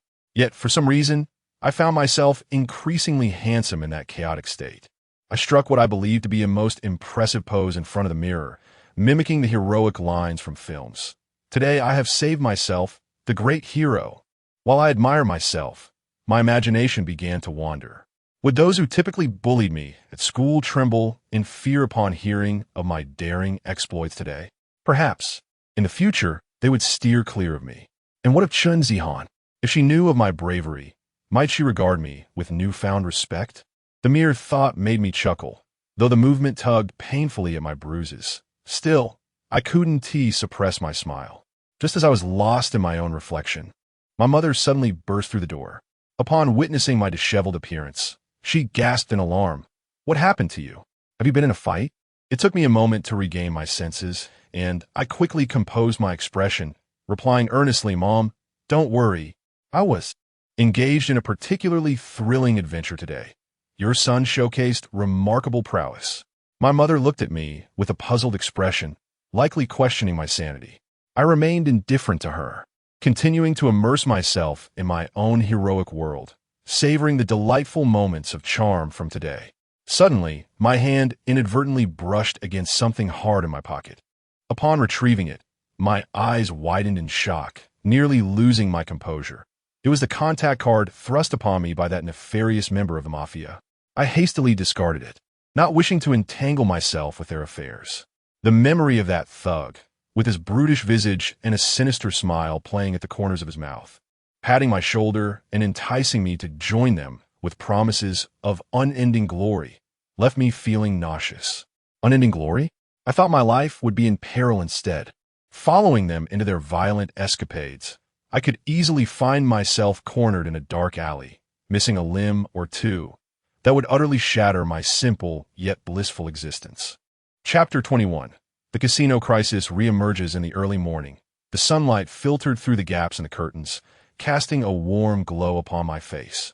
I was lost in a dream, envisioning myself boxing alongside Chen Zihan, when suddenly the shrill ring of a telephone sliced through the tranquility like a sharp blade.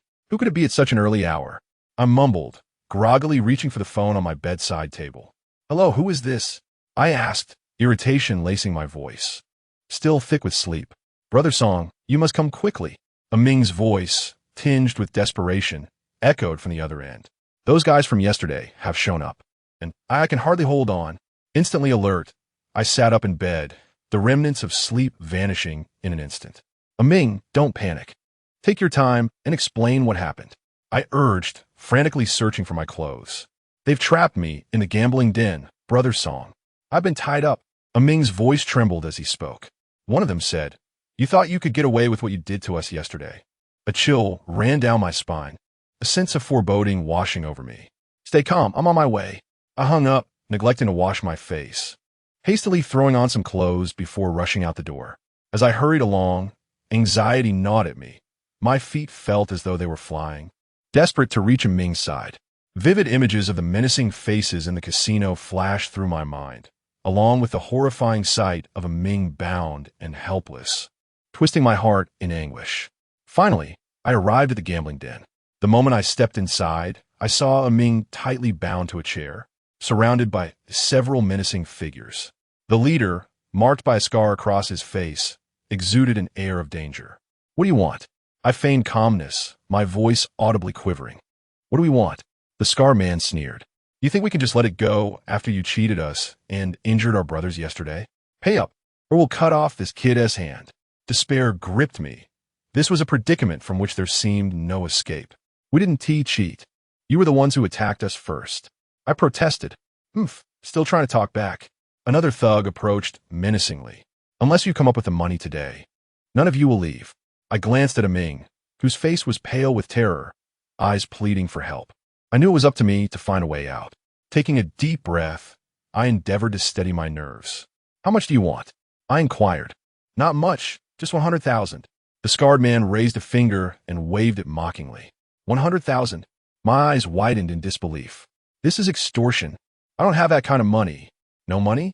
The scarred man gestured, and one of his henchmen brandished a glinting dagger, pressing it against Ming's hand. "Then don't blame us for being ruthless." Ming's face turned ashen, struggling desperately. "Brother Song, save me." Panic surged within me as my mind raced.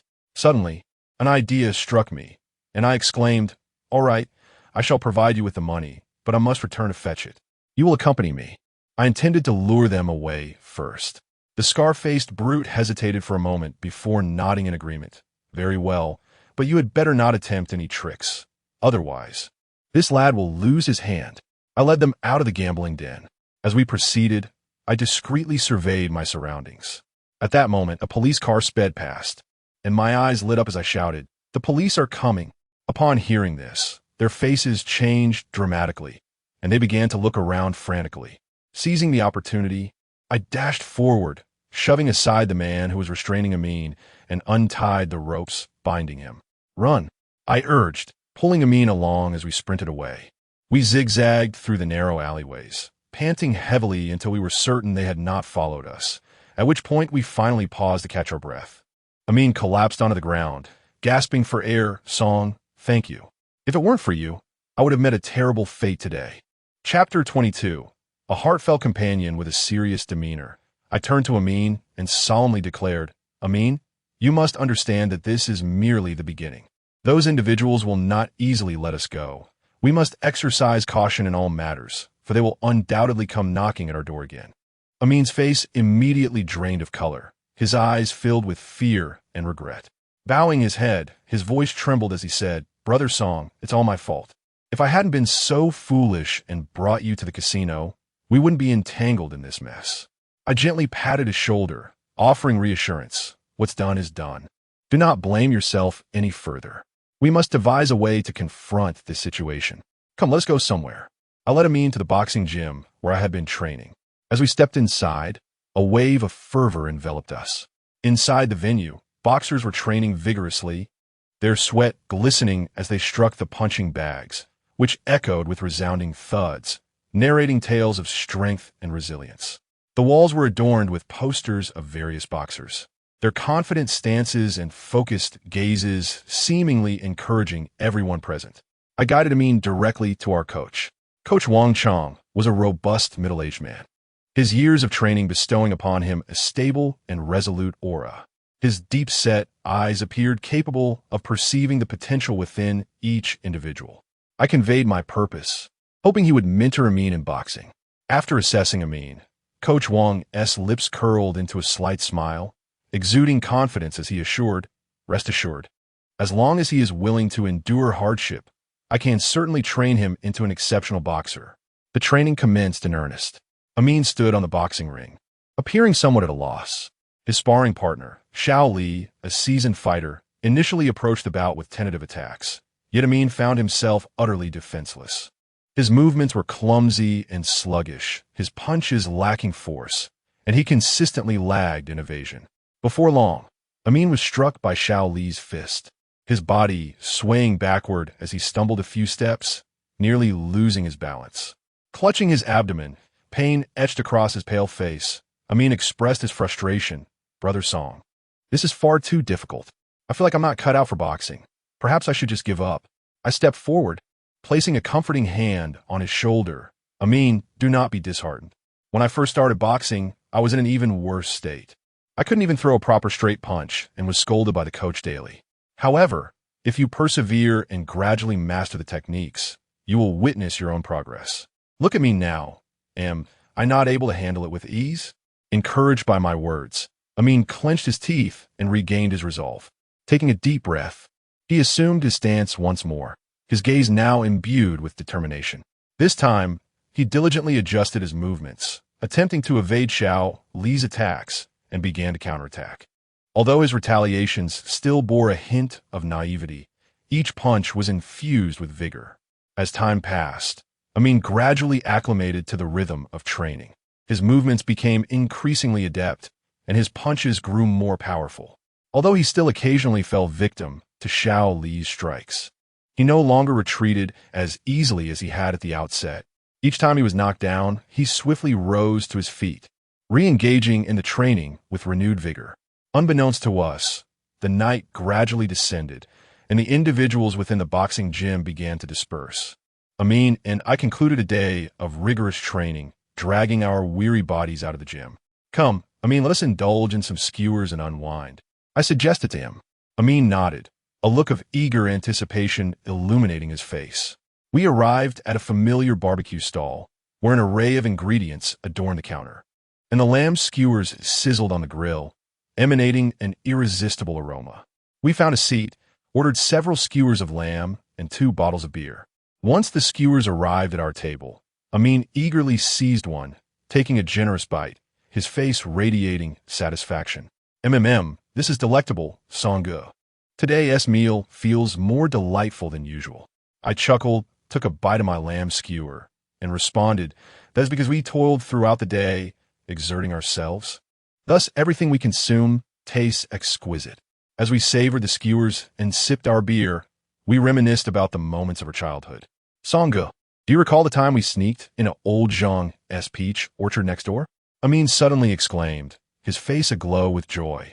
I nodded, smiling. "Of course I remember. We were so greedy, stealthily slipping into old Zhang's peach grove. Just as we climbed the tree, old Zhang caught us, brandishing a broom and chasing us halfway down the street. Amin erupted in laughter. Indeed, we ran like 2 startled rabbits. In the end, we were captured by old Zhang. Yet he, seeing our pitiful plight, not only refrained from scolding us, but also picked some peaches for us to enjoy. We were enveloped in nostalgia, as if transported back to that carefree childhood era. Those cherished memories allowed us to momentarily forget the fatigue from today's training and the troubles brought by the casino debacle. Chapter 23. The great battle before school begins as the day of school approaches. The numbers on the calendar seem to serve as a grim reminder. Tightening my heart with each page, I turn. Glancing at the pile of blank papers and exercises on my desk, I feel as though my head might explode with anxiety. What am I to do? With so much homework, even sleepless nights would not suffice to complete it all. Slumping in my chair, I stared blankly at the ceiling, my mind consumed with worry. Just as I was being tormented by the weight of my assignments, the doorbell rang unexpectedly, chiming with a cheerful sound. My mother, upon hearing the doorbell, opened the door. Peering over, I was pleasantly surprised to see Chun Zihan. Having been preoccupied with dealing with the troubles Ming had gotten himself into at the casino, I had not seen her for quite some time. Chun Zihan looked as lovely as ever, adorned in a light blue dress, resembling a blooming flower. She greeted my mother with a smile, then turned to me and said, "Brother, let us head to the library. School is about to start, and I still haven't finished my homework."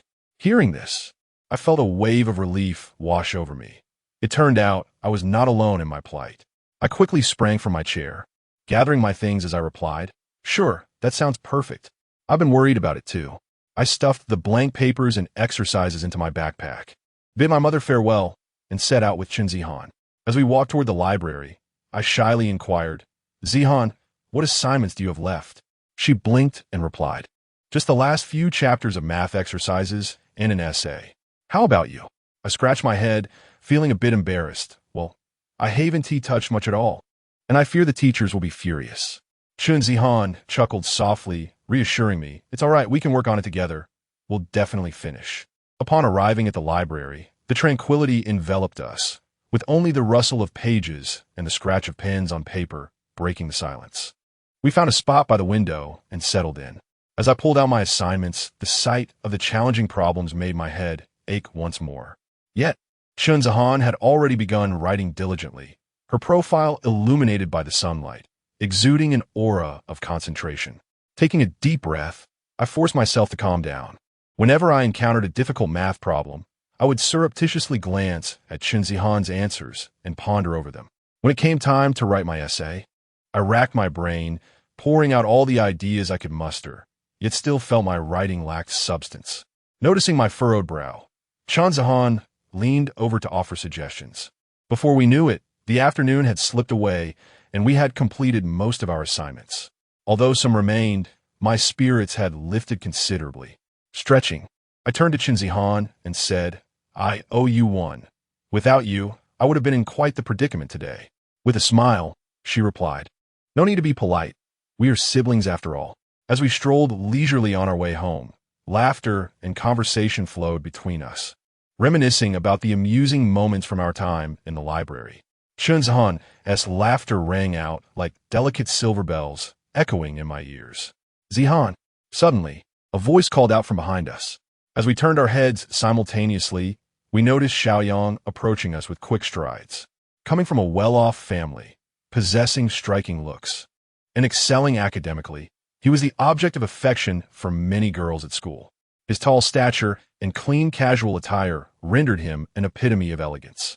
For reasons unbeknownst to me, the moment I laid eyes on him, my heart tightened, and an inexplicable sense of anxiety surged within me. I instinctively glanced at Chun Zihan beside me. She too was outstanding, beautiful, and kind-hearted, standing alongside Xiaoyang. They truly embodied the ideal pairing of talent and beauty in everyone's eyes. As Xiaoyang reached us, he first offered me a polite glance, nodding slightly in greeting, before turning his attention to Chun Zihan, a gentle smile gracing his face as he said, "My mother has invited you to dinner at our home this evening. She has specially prepared your favorite sweet and sour ribs."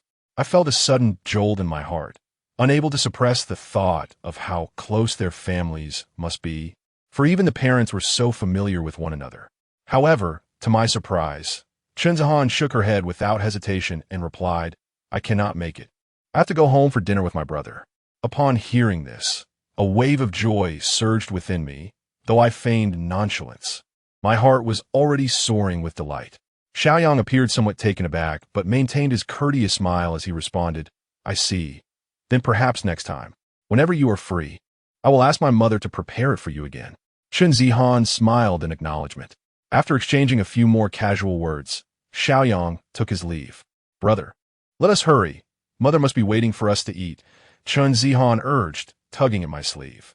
I snapped back to reality and smiled, replying, "All right, let us make our way home swiftly." Chapter 24. The turning tide, specializing in school tyrants the day of the new semester has arrived. As the first light of dawn graced the horizon, I sprang from my bed with fervor. Standing before my wardrobe, I unearthed that long-neglected school uniform. As I donned it, the loose fabric swayed about me, prompting a smile at my reflection in the mirror. The fruits of my months of diligent fitness were unmistakable. Now standing at 6 feet tall, my body was a testament to strength, weighing in at 160 pounds. Gazing at this robust and handsome version of myself, I felt a momentary daze, already envisioning the astonished expressions of my classmates upon seeing me. "Mom, I'm off to school," I called out, slipping into my sneakers and hastily grabbing a bun from the dining table as I dashed downstairs.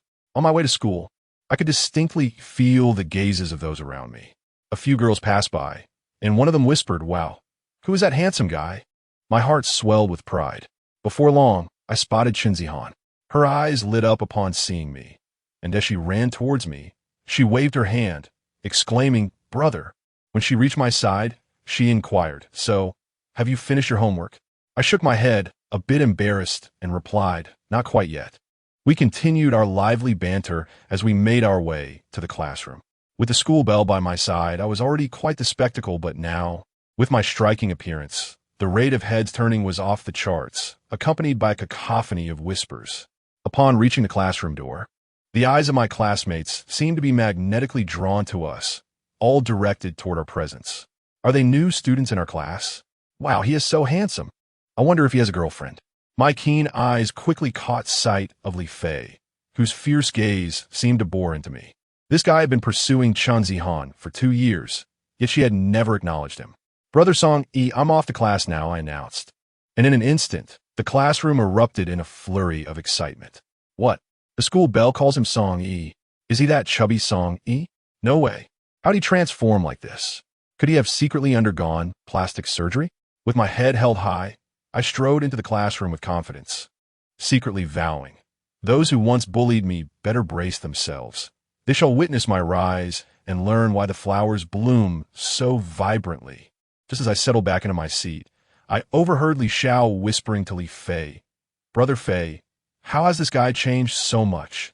Li Fei shot him a disdainful glance and growled, "Shut up, I'm not blind. Yes, just lost some weight. It's still me calling the shots around here. What waves can he possibly make?" He then provocatively locked eyes with me. Li Fei still thought I was the same soft target he could easily manipulate. As expected, he strutted over with an air of arrogance, raising his hand as if to deliver a blow to my head. A smirk tugged at the corners of my mouth as I mused. He truly believes himself to be the boss.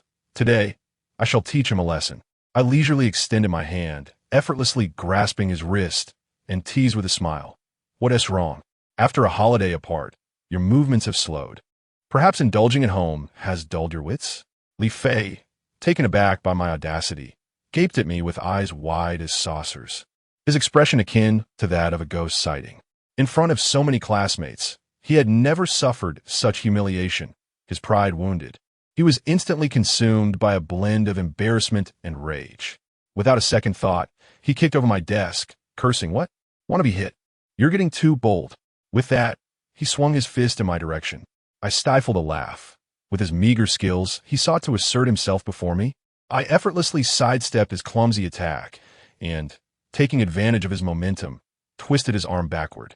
In an instant, he resembled a boneless shrimp, collapsing to the floor with a thud, exclaiming, "Ouch, ouch, ouch." Just look at his disheveled state, hair as chaotic as a bird's nest, his face alternating between crimson and pale. The previous bravado had vanished without a trace. The school bell rang precisely at that moment. Observing Li Fei on the ground, grimacing in pain, I released his wrist and coolly remarked, "Consider this a reprieve for today. Should you dare to trouble me again, it will not be so simple. Next time, your luck may not be so favorable." With that, I leisurely arranged my desk and chair in preparation for class. Glancing around at my classmates, their jaws nearly dropped to the floor, eyes wide in disbelief, as if questioning, is this truly the same timid individual we once knew? This behavior is so uncharacteristic. The teacher entered the classroom, surveying the chaos with a furrowed brow, and inquired, "What happened here?" My classmates exchanged glances, each silent. I stood up, maintaining a serene demeanor, and said, "Teacher, I accidentally knocked over the desk. Everything is fine now." The teacher offered a few admonishments before commencing the lesson. Chapter 25. Confronting the thug at long last, the evening bell rang, and as I hummed a cheerful tune, I strolled out of the school gate, my mind filled with delightful thoughts of a hearty meal to reward myself. After all, I had thoroughly put Li Fei in his place today, which left me in exceptionally high spirits. Little did I know, upon reaching a small alleyway, the atmosphere suddenly shifted, casting a shadow over my contentment. Raising my gaze, I was taken aback to see Li Fei flanked by a gang of ruffians, as if they had conspired to ambush me. Their stance was reminiscent of marauding bandits ready to rob. Li Fei stepped forward, his face contorting with rage as he glared at me, his eyes burning with a ferocity that seemed to scream, "You dare challenge me today?" With sleeves rolled up, he appeared poised for a confrontation. Inwardly, I chuckled at his audacity. It seemed Li Fei had truly learned nothing from our past encounters. He couldn't resist taunting. "Have you forgotten how thoroughly I bested you on the rooftop last time?" I stifled a laugh, thinking, my dear fellow, how long ago was that? Times have changed. I calmly surveyed the group, displaying no fear, and intentionally provoked. "What's the matter? Did my words during the day slip through your ears like water?" Clearly taken aback by my defiance, Li Fei's face flushed with a cacophony of colors, akin to a painter's palette. Enraged and humiliated, he bellowed and lunged at me with the ferocity of a ravenous dog spotting a bone. I smirked inwardly, having anticipated his move. With a nonchalant demeanor, I seized his hand effortlessly, lifting him as one would a mere chick, and quipped, "Don't blame me for not giving you a chance. You sought this confrontation yourself." With a dismissive flick of my wrist, I tossed him aside. This only further incited Li Fei's fury, and he hollered, "Get him!" As if on cue, 5 or 6 thugs charged at me like a swarm of bees. To an outsider, one might think I was an infamous villain deserving of their wrath. Yet, I remained composed, reflecting on my training at the boxing gym. Certainly, I had no reason to fear these petty miscreants. In a swift motion, I assumed my fighting stance, reminiscent of a hero from a martial arts novel. With deft punches, I dispatched the thugs one after another, like a line of dominoes toppling in succession, their cries of pain resonating in the air. Some clutched their stomachs, rolling on the ground. Others shielded their eyes, wailing in distress, while a few lay incapacitated, unable to rise, a scene both comical and chaotic. As for Li Fei, his bravado evaporated as he watched his comrades fall. His face turned a ghostly pale, legs trembling uncontrollably. The arrogance he once displayed, now a distant memory. He began to retreat, likely contemplating a hasty escape. In a flash, I intercepted him, a grin playing on my lips, and said, "What's the rush? You owe me an explanation for today's events." Li Fei was so frightened that he nearly burst into tears, stammering, "Brother, I was wrong. I shall never dare again." Observing his disheveled appearance, I felt an immense sense of satisfaction and waved my hand dismissively, saying, "Very well. I shall let you off this time.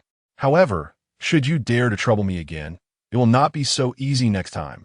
With that, I strode confidently out of the alley, leaving a group of ruffians behind, lamenting their misfortune. Chapter 26. Crisis response after subduing Li Fei and his gang of ruffians. I felt an exhilarating sense of clarity. I hummed an offbeat tune as I returned home, and upon sitting at the dining table, the sight of my mother's braised pork instantly whetted my appetite. In a whirlwind, I devoured 2 large bowls of rice. While eating, I relished the memories of my courageous exploits from earlier that day. The satisfaction was beyond description.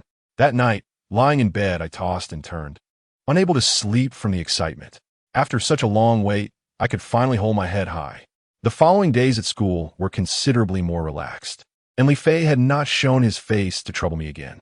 However, I knew all too well that, with his petty mindset, he was surely scheming something, lying in wait for the opportune moment to stir up trouble. Sure enough, the tranquility did not last long before trouble knocked on my door again. One day after school, I was humming a song, leisurely sauntering out of the school gates, planning to take a detour to the corner store for a packet of spicy snacks as a treat for myself. as I turned into a familiar alley. An unsettling atmosphere enveloped me. Raising my head, I was taken aback to find several burly men, their faces like a wall of muscle, blocking the alleyway completely.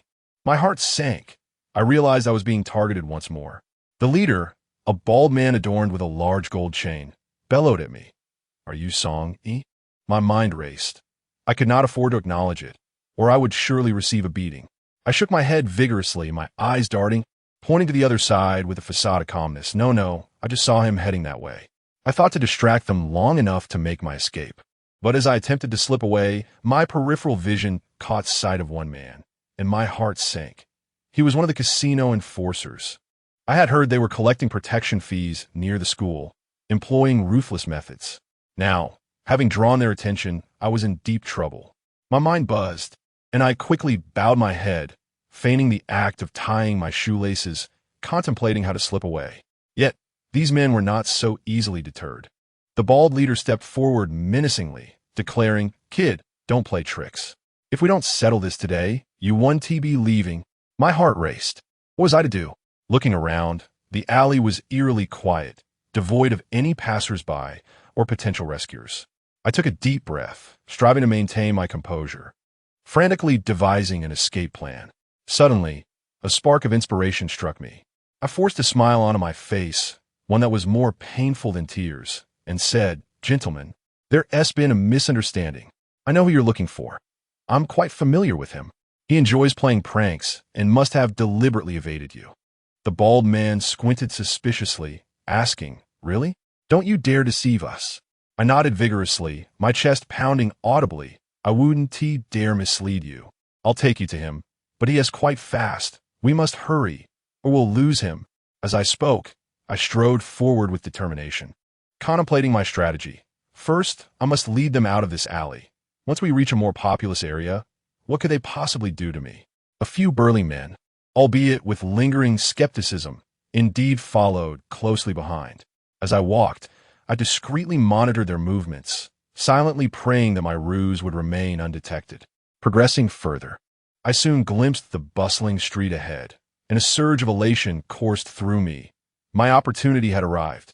Suddenly, I pointed ahead and shouted, "Look, he is right there." The men, invigorated as if by a surge of adrenaline, bolted forward. Seizing the moment while their attention was diverted, I swiftly slipped into a nearby alley. I ran with fervor, not daring to glance back, until I was breathless, finally confident that they were not in pursuit. Only then did I collapse onto the ground. Gasping for air, I patted my chest, still trembling with residual fear, and exclaimed, "Good heavens, I've narrowly escaped this ordeal. From now on, I must steer clear of such perilous individuals. It's far too exhilarating for my fragile heart to endure." Chapter 27. The crisis at my doorstep and mysterious gazes at long last, I managed to slip away from the watchful eyes of the burly men in the alley.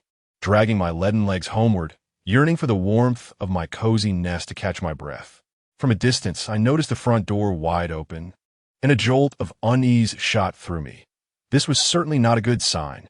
I dashed forward, and, as expected, those fearsome figures loomed in my living room, as out of place as elephants in a porcelain shop.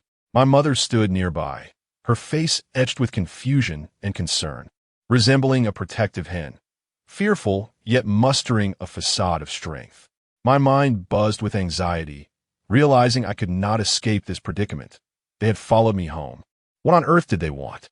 Taking a deep breath, I forced a smile that was more painful than a frown and positioned myself in front of my mother, saying, "Mom, do not be afraid. These gentlemen are my friends. They merely have a small matter to discuss with me. A misunderstanding, really."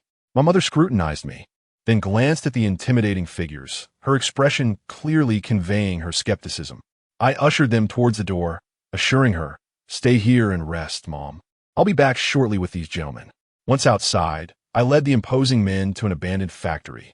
The area was overgrown with weeds, and the dilapidated walls and rusty machinery cast an eerie shadow in the fading sunlight. It was a natural arena for confrontation. I planted my feet firmly, inhaled deeply, and bellowed, "I am the one you seek, Song E, but I demand to know who sent you." The bald man scoffed, his expression suggesting I had posed an exceedingly foolish question. With an air of impatience, he replied, "We do the bidding for those who pay us. It is as simple as that." This fellow was surprisingly principled, refusing to divulge the identity of the puppet master. A sly smile crept onto my lips as I responded with a confident yet taunting tone. "Well, do take care. I would want you to end up with broken limbs after a little encounter. You might find yourself regretting it too late." My bravado ignited their tempers. One lanky man, evidently incensed by my words, leaped forward, pointing a finger at my face and exclaiming, "You are far too full of yourself." Before he could finish, he lunged at me with a punch. I narrowed my eyes and effortlessly sidestepped, causing him to miss entirely. He stumbled forward, nearly losing his balance and crashing to the ground. Seizing the opportunity, I struck him with 2 swift punches, sending him flying like a kite with a severed string, landing amidst a patch of weeds with a painful thud. The remaining ruffians, witnessing their comrade's misfortune, could no longer contain their fury and charged at me with the fervor of a frenzied mob. They encircled me as if I were a lamb destined for slaughter. Yet, I remained unperturbed, silently reminding myself to brace for the challenge. My months of training were not for naught. The bald man charged forward, his belly protruding like a small tank, attempting to overpower me with his weight. I nimbly dodged to the left and right, seizing the moment to jest, "Brother, do you have a watermelon in there? You seem to struggle so much when running." Enraged, the bald man's face flushed crimson, yet he could not catch me, ultimately left gasping for breath. Meanwhile, another fellow adorned with a gold chain attempted a sneak attack from behind. Sensing the rush of wind, I swiftly turned, seizing his wrist and twisting it with force, eliciting a pained cry from him as the steel pipe clattered to the ground. With a powerful kick, I sent him sprawling to the side, where he rolled like a ball across the floor. Thus, we engaged in a back-and-forth tussle, as I maneuvered effortlessly among them, delivering punches and kicks that left them in disarray. Before long, these brutes lay scattered upon the ground, groaning in pain, their earlier bravado extinguished.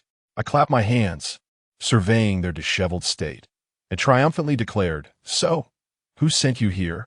You can tell me now, or I might just initiate another round." The bald man, lying on the ground, weakly replied, "It was Li Fei. He paid us handsomely to teach you a lesson." Upon hearing this, I realized it was indeed that scoundrel. I silently vowed that when next I encountered him, I would settle the score. For some reason, I felt an unsettling sensation that someone was watching me, but despite my searching, I could not discern a single figure in sight.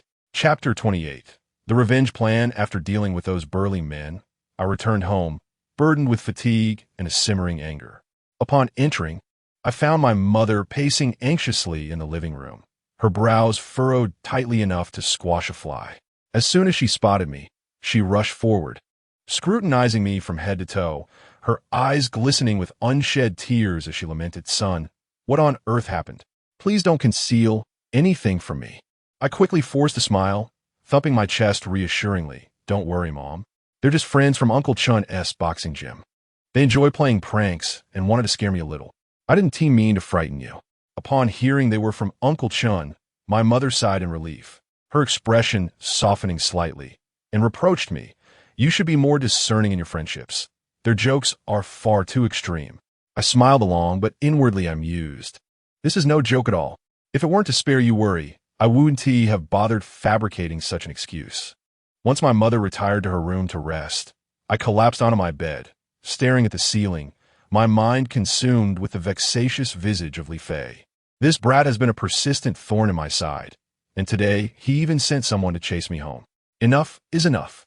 I rolled over, gritting my teeth, thinking, "Li Fei, if I don't teach you a lesson, you'll never learn your place." Suddenly, an idea struck me, and I felt a spark of inspiration. If he enjoys playing dirty, then I shall engage him in a grand game. I chuckled quietly under the covers, already envisioning my revenge plan for the following day. The more I contemplated it, the more ingenious it seemed. I nearly burst into laughter. The next day at school, I strolled confidently towards the classroom, humming a cheerful tune while pondering how to surprise Li Fei. Upon entering, I spotted him engaged in a boisterous discussion with his minions. Exuding an air of arrogance, as if he were the kingpin of the school. A sly smile crept upon my lips. The show was about to begin. I marched directly up to Li Fei. The moment he laid eyes on me, his grin vanished, replaced by a fleeting look of panic, which he quickly masked with a facade of composure. "Oh, you dare to show up at school?" I shrugged nonchalantly, feigning innocence. "Why shouldn't I come? But those guys you sent after me yesterday were quite the pushovers." His face flushed crimson at my words, and he retorted angrily, "Don't get too cocky. If you have the guts, don't run away after school." Internally, I reveled in his reaction. He had taken the bait. I deliberately raised my voice. "All right, I'll be waiting at our usual spot, but this time, don't bring any more misfits. I'm not quite warmed up yet." Curious classmates began to gather around us, whispering amongst themselves. As the class bell rang, I feigned attentiveness to the lecture. Yet my thoughts were entirely consumed by the duel awaiting me that afternoon. Finally, when the class ended, I began rallying allies. My first target was Wang Chong, a classmate he had often bullied. Though slender as a reed, he possessed a sharp wit. Upon sharing my plan with him, his eyes sparkled with excitement as he exclaimed, "What a splendid idea! I shall certainly assist you in dealing with that scoundrel, Li Fei. He has incessantly bullied me." Subsequently, I enlisted the help of our class's athletic prodigy, De Zhuang. He thumped his chest with assurance, declaring, "Rest assured, with me around, Li Fei and his gang will not prevail." Both of them had been victims of Li Fei's tyranny and had refrained from retaliating. The prospect of confronting him thrilled them. With these two formidable allies by my side, I felt emboldened. After school, I leisurely strolled to the small playground behind the school, where Li Fei was already waiting with a group of cronies. Upon spotting me, he sneered, "You truly dare to show up? Today, you shall learn the extent of my prowess." Unperturbed, I replied, "Who is truly formidable remains to be seen." Just as Li Fei prepared to strike, I suddenly shouted, "Deploy the props." At that moment, Wang Chong and De Zhuang dashed out from the shadows, brandishing an array of peculiar items.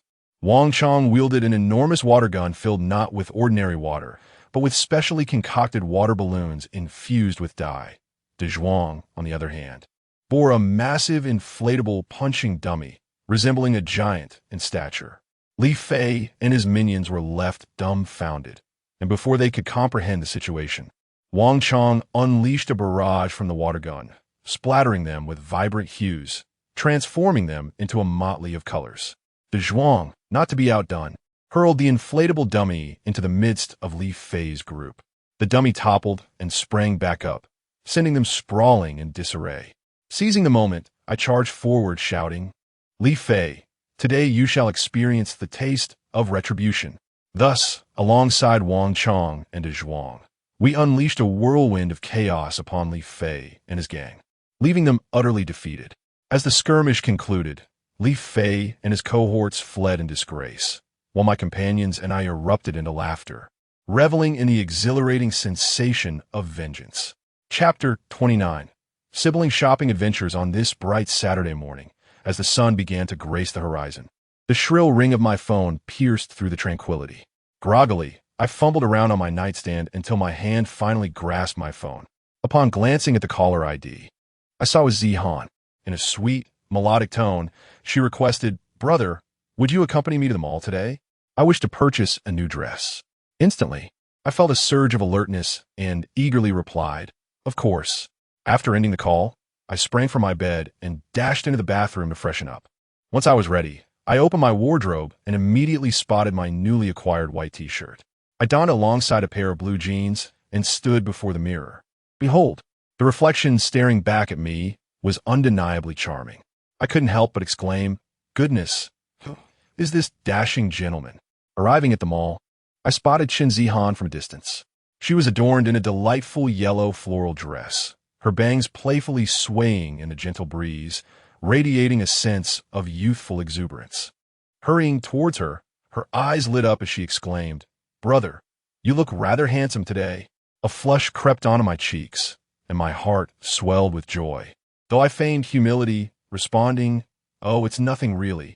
As we entered the bustling mall, Zihan, reminiscent of a cheerful little bunny, eagerly dragged me toward the women's clothing section. She flitted between rows of garments, her eyes sparkling with excitement as she sifted through the options, murmuring to herself, "This one is too matronly, that one is far too gaudy." I trailed behind like a devoted attendant, occasionally assisting her by holding items or offering my opinions. After an extensive search, Zihan finally settled on a lovely pink dress and, brimming with enthusiasm, headed to the fitting room. Moments later, she emerged, twirling gracefully and asking, "Brother, what do you think?" Just as I was about to compliment her, a sales associate appeared out of nowhere, her words dripping with flattery. "Oh my, beautiful lady, you look as if you've just descended from the heavens in that dress. The color accentuates your fair complexion, and the style perfectly highlights your figure." Flushed with praise, Zihan's eyes sparkled with delight. Unable to contain myself, I quipped, "Don't just take her word for it, I think." Before I could finish my thought, Zihan shot me a warning glance. "What do you know? Stay out of women's affairs." I promptly sealed my lips, thinking to myself, this girl, turning her elbow outward, really has no appreciation for my efforts. After completing our shopping, we ventured to the food court. Upon spotting a dessert shop, Zihan's eyes widened with excitement, and she tugged me inside to order an enormous ice cream. As she indulged in her treat, happiness radiated from her face, and I couldn't help but chuckle at the whipped cream adorning the corners of her mouth. "Look at you like a little kitten," I teased. Zihan attempted to wipe her mouth, but only succeeded in smearing it further, prompting my laughter to erupt. She stamped her foot in frustration, declaring, "You're laughing? It's your fault for not warning me." Exiting the dessert shop, we passed by a claw machine store. Zihan's eyes sparkled with excitement, and she pulled me inside, exclaiming, "Brother, help me win a toy." Observing the array of adorable plushies, I confidently declared, "No problem, just watch me," as I inserted the coins and maneuvered the joystick. My gaze was fixed intently on the claw, feeling assured of my impending victory. Yet, that claw behaved like a mischievous child, releasing its grip at the most critical moment, leaving me to watch helplessly as the plush toy slipped away. Zihan, beside me, erupted in laughter, exclaiming, "Brother, your skills are rather lacking." Unwilling to concede defeat, I inserted several more coins, only to be met with the same disheartening outcome. Ultimately, I had no choice but to leave with Zihan in tow, grumbling, "This wretched machine must be faulty." After a day of wandering, we emerged from the mall, burdened with bags. The golden rays of the setting sun bathed us in warmth, and Zihan stifled a yawn, saying, "Brother, today was truly delightful. Thank you for accompanying me." I smiled and replied, "No need for such formality with me. I'll accompany you again next time." Despite the myriad of mishaps during our mall adventure, it was nonetheless filled with joy. Chapter 30, An Unexpected Partnership. Today, I indulged in the most delightful slumber. Upon awakening, I was startled to discover that it was already 11 o'clock. Rubbing my eyes, the vivid recollections of yesterday's shopping escapades with Zihan played in my mind, revealing just how utterly exhausted I had been. I had slept like a sloth. I hollered, "Mom, Mom," but the only response was the echo of an empty house. I surmised that she had once again retreated to engage in her games with her companions. My stomach began to rumble, prompting me to hastily don an outfit and descend the stairs in search of sustenance, resembling a headless chicken in my frantic pursuit. As I reached the ground floor, I spotted a man whose silhouette and features were strikingly familiar.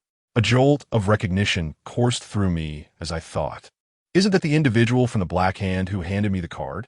To my surprise, I had encountered him once more, though I initially intended to avoid any interaction.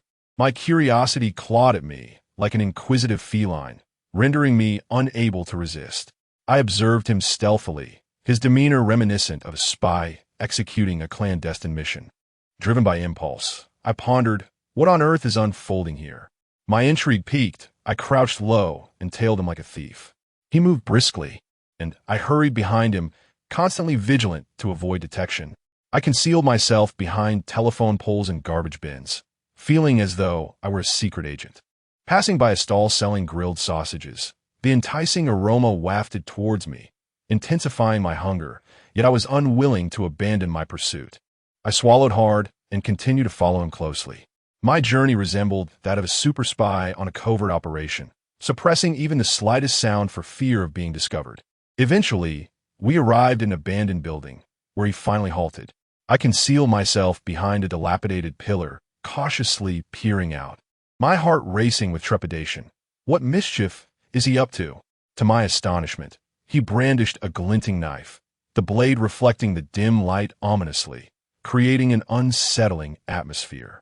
Upon closer inspection, I noticed a man bound to a chair, reminiscent of a lamb awaiting slaughter. I perked my ears like a rabbit, straining to hear the Black Hand's inquiries. He shouted, "Tell me, where have you hidden the goods? Don't force my hand." The captive man, his face pale with fear, stammered, I truly don't know what you're talking about, big brother. You must have the wrong person." Watching the scene unfold, I couldn't help but ponder. This scenario is eerily reminiscent of a television drama. Surely, they aren't filming a movie? Just as this thought crossed my mind, the Black Hand grew impatient, brandishing the knife menacingly before the man's eyes, declaring, "If you don't speak up, I shall not be gentle." The frightened man's eyes widened in terror, tearful and desperate, shaking his head vigorously. In a swift motion, the Black Hand plunged the knife into the man's abdomen. His movements as rapid as a flash of dark lightning. The dull thud resonated, echoing like a strike to my own heart. My heavens, he has committed murder. My eyes widened like brass bells. My heart raced as if it would leap from my throat, and my legs felt as feeble as strands of noodles, rendering me immobile. Cold sweat soaked my pant legs, a testament to my terror. At this life-threatening moment, the shrill ring of my phone echoed from my pocket like a death knell. Who could it be? The nefarious figure from the Black Hand gang, brandishing a bloodied knife, abruptly turned his head, casting a menacing glare around him. I realized escape was futile. Trembling, I raised my hands, my voice quivering with a hint of desperation. I saw nothing. I know nothing. In that instant, I felt like a lamb awaiting slaughter, my life hanging by a thread. "Is it you?" The corner of the Black Hand's mouth lifted slightly, a smile more grotesque than a grimace, akin to that of a cunning old fox. "Since you have witnessed this, I cannot allow you to live unless—" He elongated his words, causing the air in the abandoned factory to feel almost stagnant. "Unless you are willing to join us. I am aware that you are currently entangled in numerous troubles. The casino crowd is not to be trifled with. If you provoke them, those around you will be in peril." His words struck me like a heavy blow, reverberating in my mind. Indeed, the casino matters remain unresolved. Those wretches are like relentless specters, sure to return with further troubles. That scoundrel Li Fei even divulged my home address to others. Who knows what more formidable adversaries may come after me in the future? What would happen to my mother? What about Zihan? They're the ones I cherish most. My heart raced as if it would burst from my chest. This lunatic from the Black Hand could easily transform me into a puddle of blood on the floor. Agreeing to join them felt like walking a tightrope on the edge of a cliff, yet refusing would plunge both me and my family into the abyss. Very well, I consent.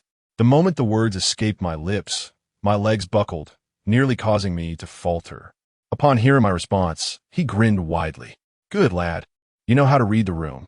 Chapter 31. The path of a subordinate under duress. That evening, I accompanied members of the Black Hand gang to a karaoke bar. Upon entering, the cacophony of music assaulted my ears, almost driving them to flee from my head. The kaleidoscopic lights spun around me, disorienting me as though I had plunged into a vast disco kaleidoscope. The imposing figure of the leader gestured grandly, and a throng of flamboyantly dressed subordinates surrounded us as we advanced inward.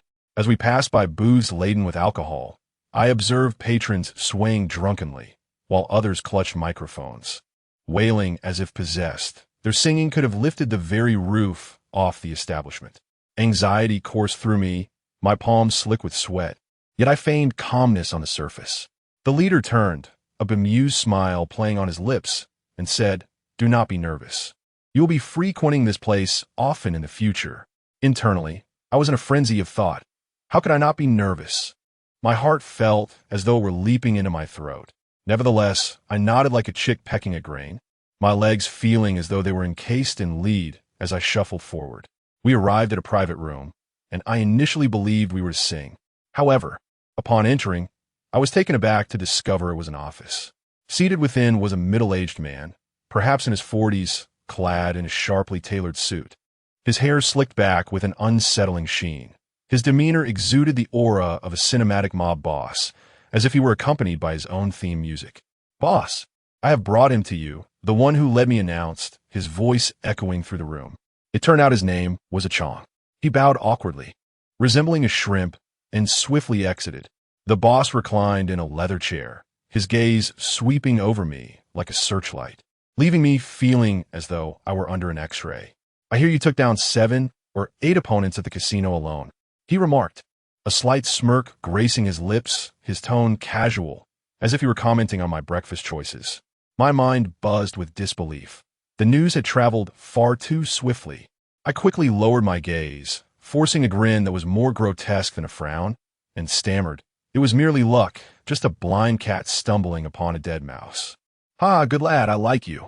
The boss's hearty laughter reverberated through the room, causing the chandelier to tremble. "From now on, do well under our wing." At this, my head spun. Was I already bound to this fate? I hastily waved my hands, exclaiming, "No, I still have to attend school."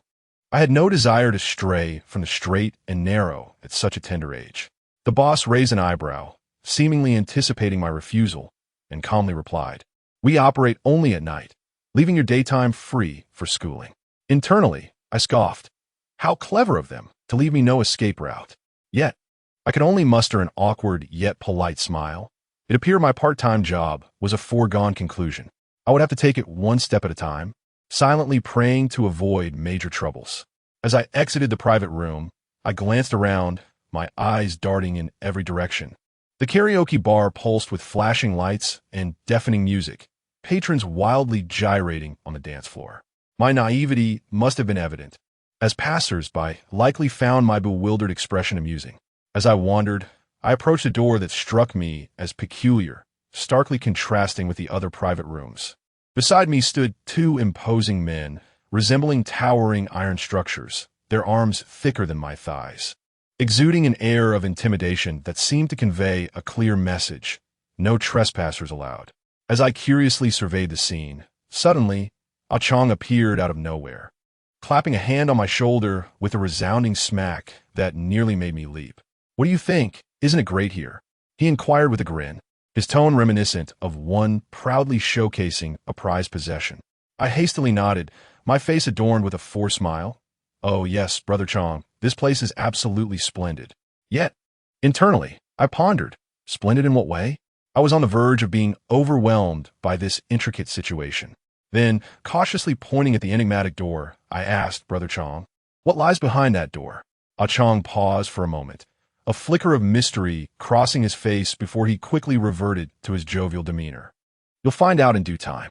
With that, he draped his arm around my shoulder as if I were a small chick and began to lead me away.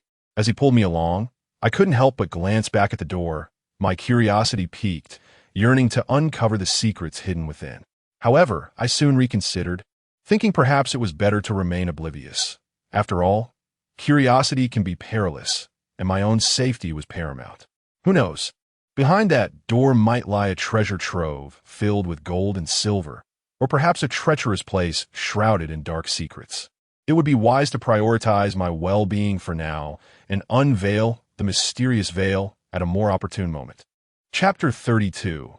The morning governed by examination in the early hours. The alarm clock bombarded my ears incessantly.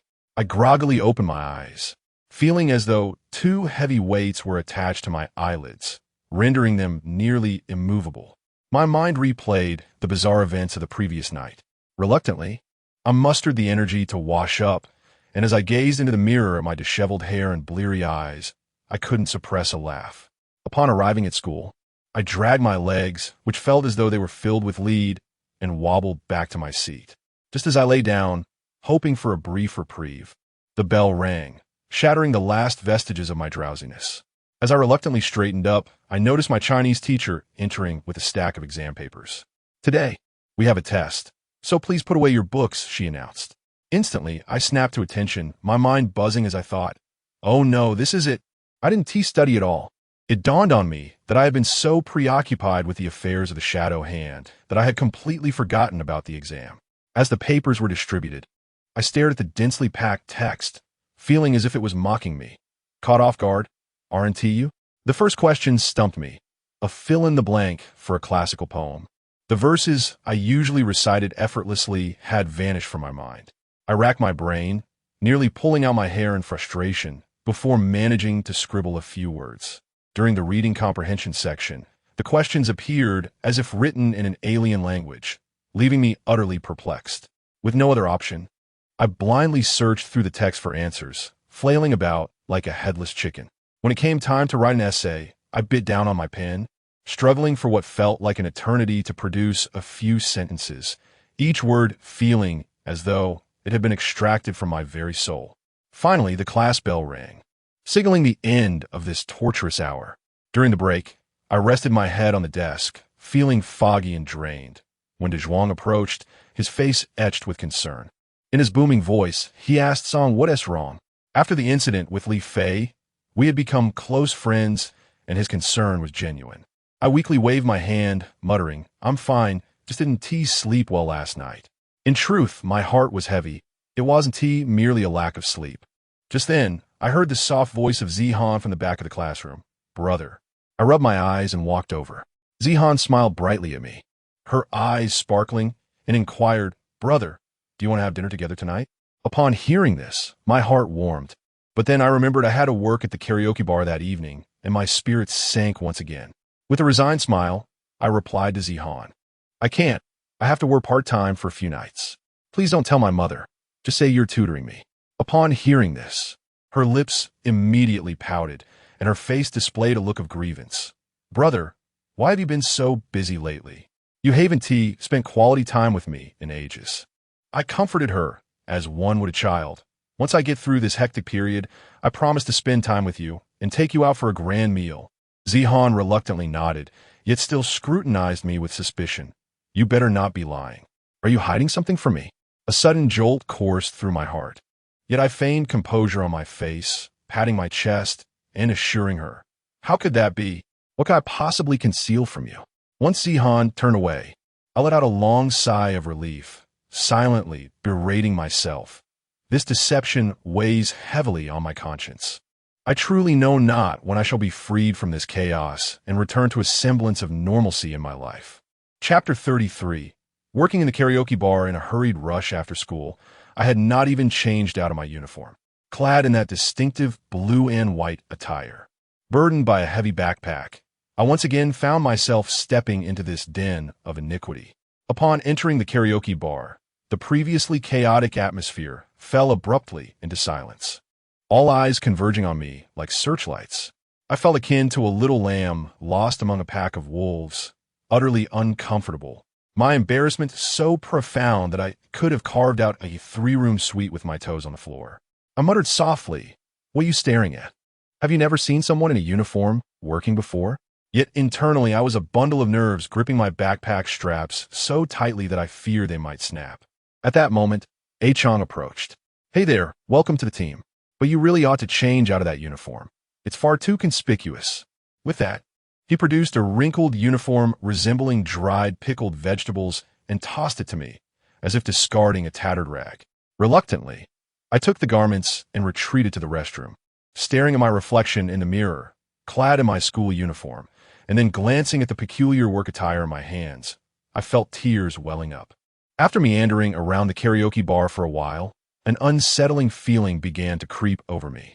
Everyone seemed to harbor some secret, their eyes flickering, whispering conspiratorially.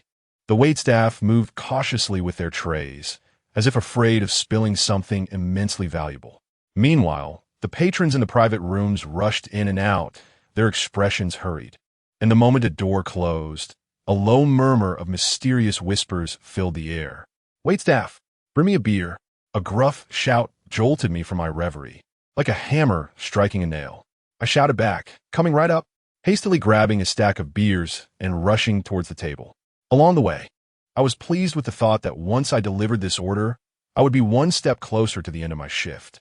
However, as I approached the table and raised my eyes, my smile froze in place, and I nearly dropped the beer bottles in shock.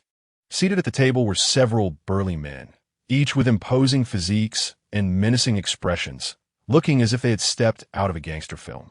Their presence was so intimidating that I scarcely dared to breathe. To make matters worse, out of the corner of my eye, I caught sight of a familiar figure, Li Fei. This guy was my arch nemesis at school, always eager to clash with me. If he spotted me working as a waiter, he would undoubtedly relish the opportunity to mock me and devise new ways to torment me. I lowered my head as if trying to meld into the floor, my neck shrinking into my chest like a startled ostrich.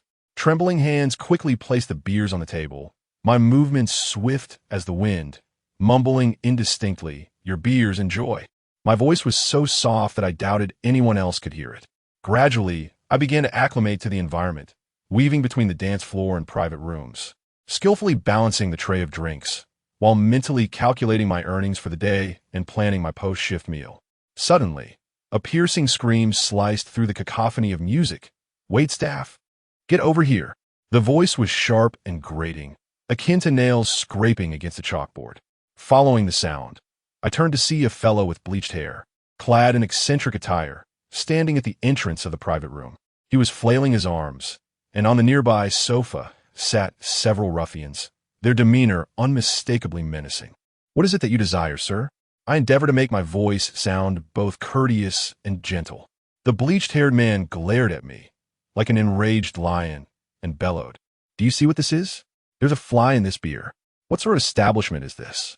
Are you trying to poison me?" I understood that he was most likely seeking trouble, yet I dared not confront him directly. Instead, I carefully explained, "My apologies, sir. It seems there was a lapse in our service. I shall promptly replace it with a fresh bottle." To my dismay, the man was unyielding. He seized my collar and menacingly declared, "A mere replacement? You are defrauding consumers. I demand satisfactory compensation today, or this matter will not end here." Just as I found myself at a loss, Chong emerged from seemingly nowhere, forcefully pulling the man's hand away and positioning himself protectively behind me, inquiring, "Who is causing a disturbance here?" Chapter 34. The arrogant blonde. As I pondered how the situation might unfold, Chong rushed in like a whirlwind, bellowing with his booming voice, "Who dares to cause trouble here?" His thunderous shout rendered the entire karaoke hall silent, so much so that one could hear a pin drop. All eyes turned to Chong and the blonde. Upon seeing Chong, the blonde's fear dissipated. Instead, his eyes widened, and with a defiant tilt of his neck, he shouted in a voice that resembled a broken gong, "Just you? Who do you think you are, meddling in the affairs of your superior, Huang?" Without a moment's hesitation, he swung a fist toward Chong's nose. My heart raced as I watched, apprehensive. Yet, Chong remained unruffled, without even raising an eyelid. He moved with the agility of a hawk, seizing the blonde's fist firmly in his grasp. With a deft flick, akin to a magician's trick, a sharp crack echoed through the hall, followed by the blonde's gut-wrenching scream, "Ah, my hand, it's broken." As I focused on the scene, I noticed the blonde's hand dangling limply. The once arrogant figure, who had strutted around with his nose in the air, now had a contorted face. Tears and snot smeared across it as he spat out profanities, his voice warped in pain, resembling a comical fool. Writhing on the ground in agony, he shouted, "Do you know who my boss is? If you dare to touch me, you will regret it." Chong, arms crossed, wore an expression of calm, a faint smirk gracing his lips as he leisurely replied, "This is the territory of the Black Hand Gang. Who is your boss? Pray tell?" At this, the blonde, once menacing, fell silent. His face fluctuated between pale and flushed, and with a thud, he knelt before Chong, hands clasped together in supplication, bowing repeatedly like a peasant before a lord. "Brother, I did not recognize the mountain. Please spare me. I truly had no idea this was the domain of the Black Hand Gang." Seeing his pitiful display, Chong sighed in resignation and waved his hand. Immediately, two burly men seized the blonde and dragged him away like a chick. His legs flailed in the air as he yelled, "Brother, I was wrong. I won't dare again." Chong, observing the chaos among the patrons, wore a charming yet reassuring smile, gesturing with his hands in the air. He called out, "No worries, everyone. Stay calm. Continue singing, continue dancing." That was merely a minor interlude. Consider it a free acrobatic performance. As he spoke, he exaggeratedly mimicked the blonde's swinging fist and his own counterattack, eliciting laughter from the bolder guests. The karaoke hall remained a place of merriment, music resuming, and the dance floor buzzing with life as the patrons embraced the vibrant night ahead. I watched as the blonde was dragged away, not towards the entrance. A sudden jolt coursed through my heart, igniting an insatiable curiosity within me. I observed as the two burly men escorted the blonde-haired individual into a dimly lit, shadowy corridor. Where could they possibly be taking him? I muttered quietly to myself, torn between the desire to investigate and the fear of being discovered. Just then, Ah Chiang appeared beside me. Having approached unbeknownst to me, he gently nudged me with his elbow, a playful grin on his face, and said, "Hey, don't stare, little one. It's unwise to pry. Knowing too much could lead to trouble." I nodded vigorously, yet my eyes could not resist darting towards the corridor. His words only heightened my intrigue. What secrets lay hidden at the end of that passage? Chapter 35. The terror of the alley. After enduring a long and exhausting night shift at the bar, I trudged homeward, my steps heavy. The dim glow of the streetlights cast weak illumination, elongating my shadow. The surroundings were eerily quiet, punctuated only by the sound of my shoes echoing against the pavement. As I walked, an unsettling sensation crept over me. It felt as though a pair of eyes were fixated on my back, sending a chill down my neck and causing my heart to race. Instinctively, I quickened my pace, only to find that the faint footsteps behind me hastened in tandem. My nerves tightened, and a torrent of dreadful thoughts flooded my mind. No, I needed to find a place to conceal myself and ascertain the situation. Just then, a narrow, dimly lit alley appeared ahead. Without a moment's hesitation, I pressed myself against the wall, my gaze locked on the alley's entrance. Before long, a figure slowly emerged at the mouth of the alley. The moonlight illuminated his face, and to my astonishment, it was Li Fei. A heavy weight settled in my chest. What was he doing following me at this late hour? Li Fei paused at the entrance, his eyes scanning the alley with caution. He muttered under his breath, "Where did that person run off to?" I pressed myself tightly against the wall, holding my breath, hoping he would soon depart. However, contrary to my wishes, he strode directly toward my hiding spot. Just as I was paralyzed with anxiety, Li Fei abruptly halted and called out loudly, "Have you joined the Black Hand Gang? Those people are ruthless killers." I was taken aback. I hadn't expected him to ask that. In a flurry of panic, I impulsively shot back defiantly, "Yes, are you scared?" Li Fei stared at me in surprise, then threw his head back and laughed heartily. "Huh? Scared? You must be oblivious to your impending doom. Don't let your current bravado fool you. Any one of those in the Black Hand could take your life without a second thought. Aligning with them is akin to playing with fire. You're bound to get burnt." His face twisted with derision and disdain, his tone suggesting he stood atop a pedestal, looking down upon me with scorn. I felt a twinge of fear within, yet I refused to concede verbally, retorting, "There's no need for you to worry. Just mind your own business." Li Fei scoffed, "Fine, keep pretending you're invincible. Just don't regret it later. When you find yourself entangled with the Black Hand, you'll truly understand what terror means." With that, he turned and strode out of the alley. I remained at the fringes of the light, half of me cloaked in the dim yellow glow, while the other half sank into the shadows, mirroring my own conflicted and bewildered state of mind. Clenching my fists so tightly that my knuckles turned pale, I understood that I had but one path ahead, an ascent toward greater heights. Only by rising to a higher position could I gain more leverage and carve out a glimmer of hope for myself. Yet this was no easy feat.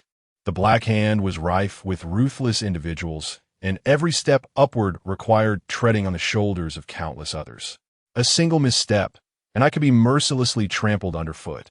Taking a deep breath, I gazed into the darkness at the end of the alley, my resolve gradually solidifying.